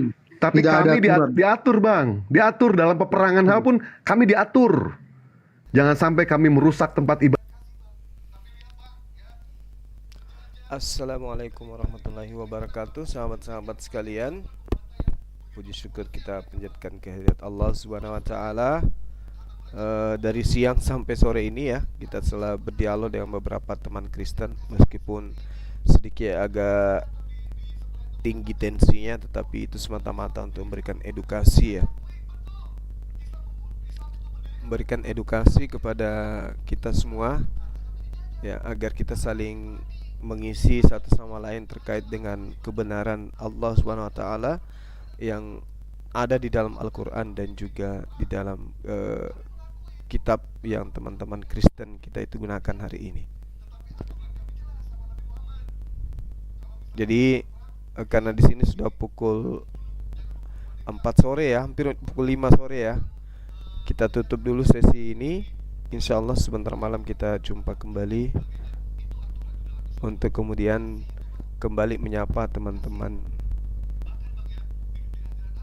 agar bisa memberikan pemahaman gitu ya. Yang pasti yang perlu kita pahami bahwasanya di dalam Keluaran 23:7, jangan kau bunuh orang yang tidak bersalah, itu adalah perintah. Dan ternyata orang-orang Yahudi melanggar perintah itu, sehingga pembunuhan yang terjadi terhadap Yesus adalah hasil dari pelanggaran terhadap aturan Tuhan. Karena ini adalah hasil dari kesalahan, ini adalah hasil kejahatan melanggar perintah Tuhan, maka buahnya tentu yang dihasilkan adalah suatu kesalahan. Jadi pembunuhan terhadap Yesus itu adalah buah dari pelanggaran perintah Tuhan di dalam Keluaran 23:7. Jangan kau membunuh orang yang tidak bersalah, atau jangan kau membunuh orang yang benar. Nah, itu dilanggar, berarti penyaliban ini adalah pelanggaran yang terjadi terhadap perintah Tuhan. Ya, bukan perintah Tuhan, tapi pelanggaran terhadap perintah Tuhan. Saya kira begitu sahabat-sahabat sekalian. Terima kasih atas kebersamaannya. Mohon maaf ketika ada kata-kata yang kurang berkenan. Itu semata-mata hanya ada di forum dialog, forum debat ya. Dan insya Allah di luar, ketika kita bertemu dengan saudara-saudara kita Kristen, kita tetap bersaudara, sebangsa dan setanah air. Tidak ada kebencian, tidak ada dendam, tidak ada saling hujat dan seterusnya. Kita tetap saudara. Ini terjadi hanya di ranah debat, tidak terjadi di luar, di dunia nyata, dalam kehidupan kita sehari-hari. Begitu ya sahabat-sahabat. Jadi tetaplah cinta, tetaplah sayang kepada teman-teman kita yang Kristen yang ada di sekeliling kita. Sayangi mereka, pergauli mereka dengan baik sebagaimana akhlak Islam. Selama mereka tidak mengusir kita dari negara kita, selama mereka itu tidak kemudian menghujat menista agama kita, dan selama mereka tidak menghantam harga diri kita sebagai umat Islam, maka tetaplah berlaku baik kepada mereka. Mereka adalah saudara-saudara kita sebangsa dan setanah air.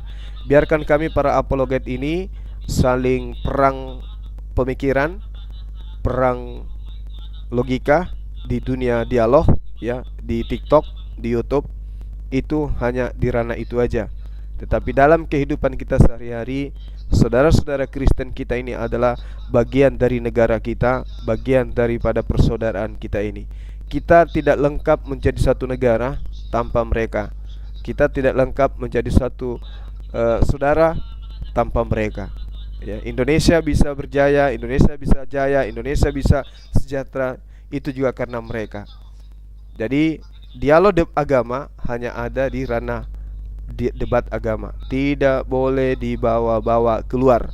Mereka adalah saudara-saudara kita juga ya. Mereka makan bersama dengan kita, tumpah darahnya sama dengan kita. Kemudian buah yang kita makan sama dengan buah yang mereka makan. Ikan yang kita makan sama dengan ikan yang kita makan. Nah, cuman makanan yang spesial di ibadah mereka itu kita tidak makan. Tetapi bukan berarti itu menyebabkan kita membenci kepada mereka. Ingat sekali lagi, niat pertama kita terjun ke dunia apologet adalah untuk menghapuskan kedengkian, kebencian antar umat agama. Dengan adanya dialog-dialog seperti ini, justru orang-orang yang selama ini keras membatu hatinya akan lembut. Ternyata sisi keagamaan yang benar itu seperti ini. Biarkan mereka menilai dengan baik. Tetapi kita tidak ada kemudian tendensi kebencian, dalam arti kata memusuhi dalam perspektif pribadi, melainkan hanya dialog dan perang logika saja.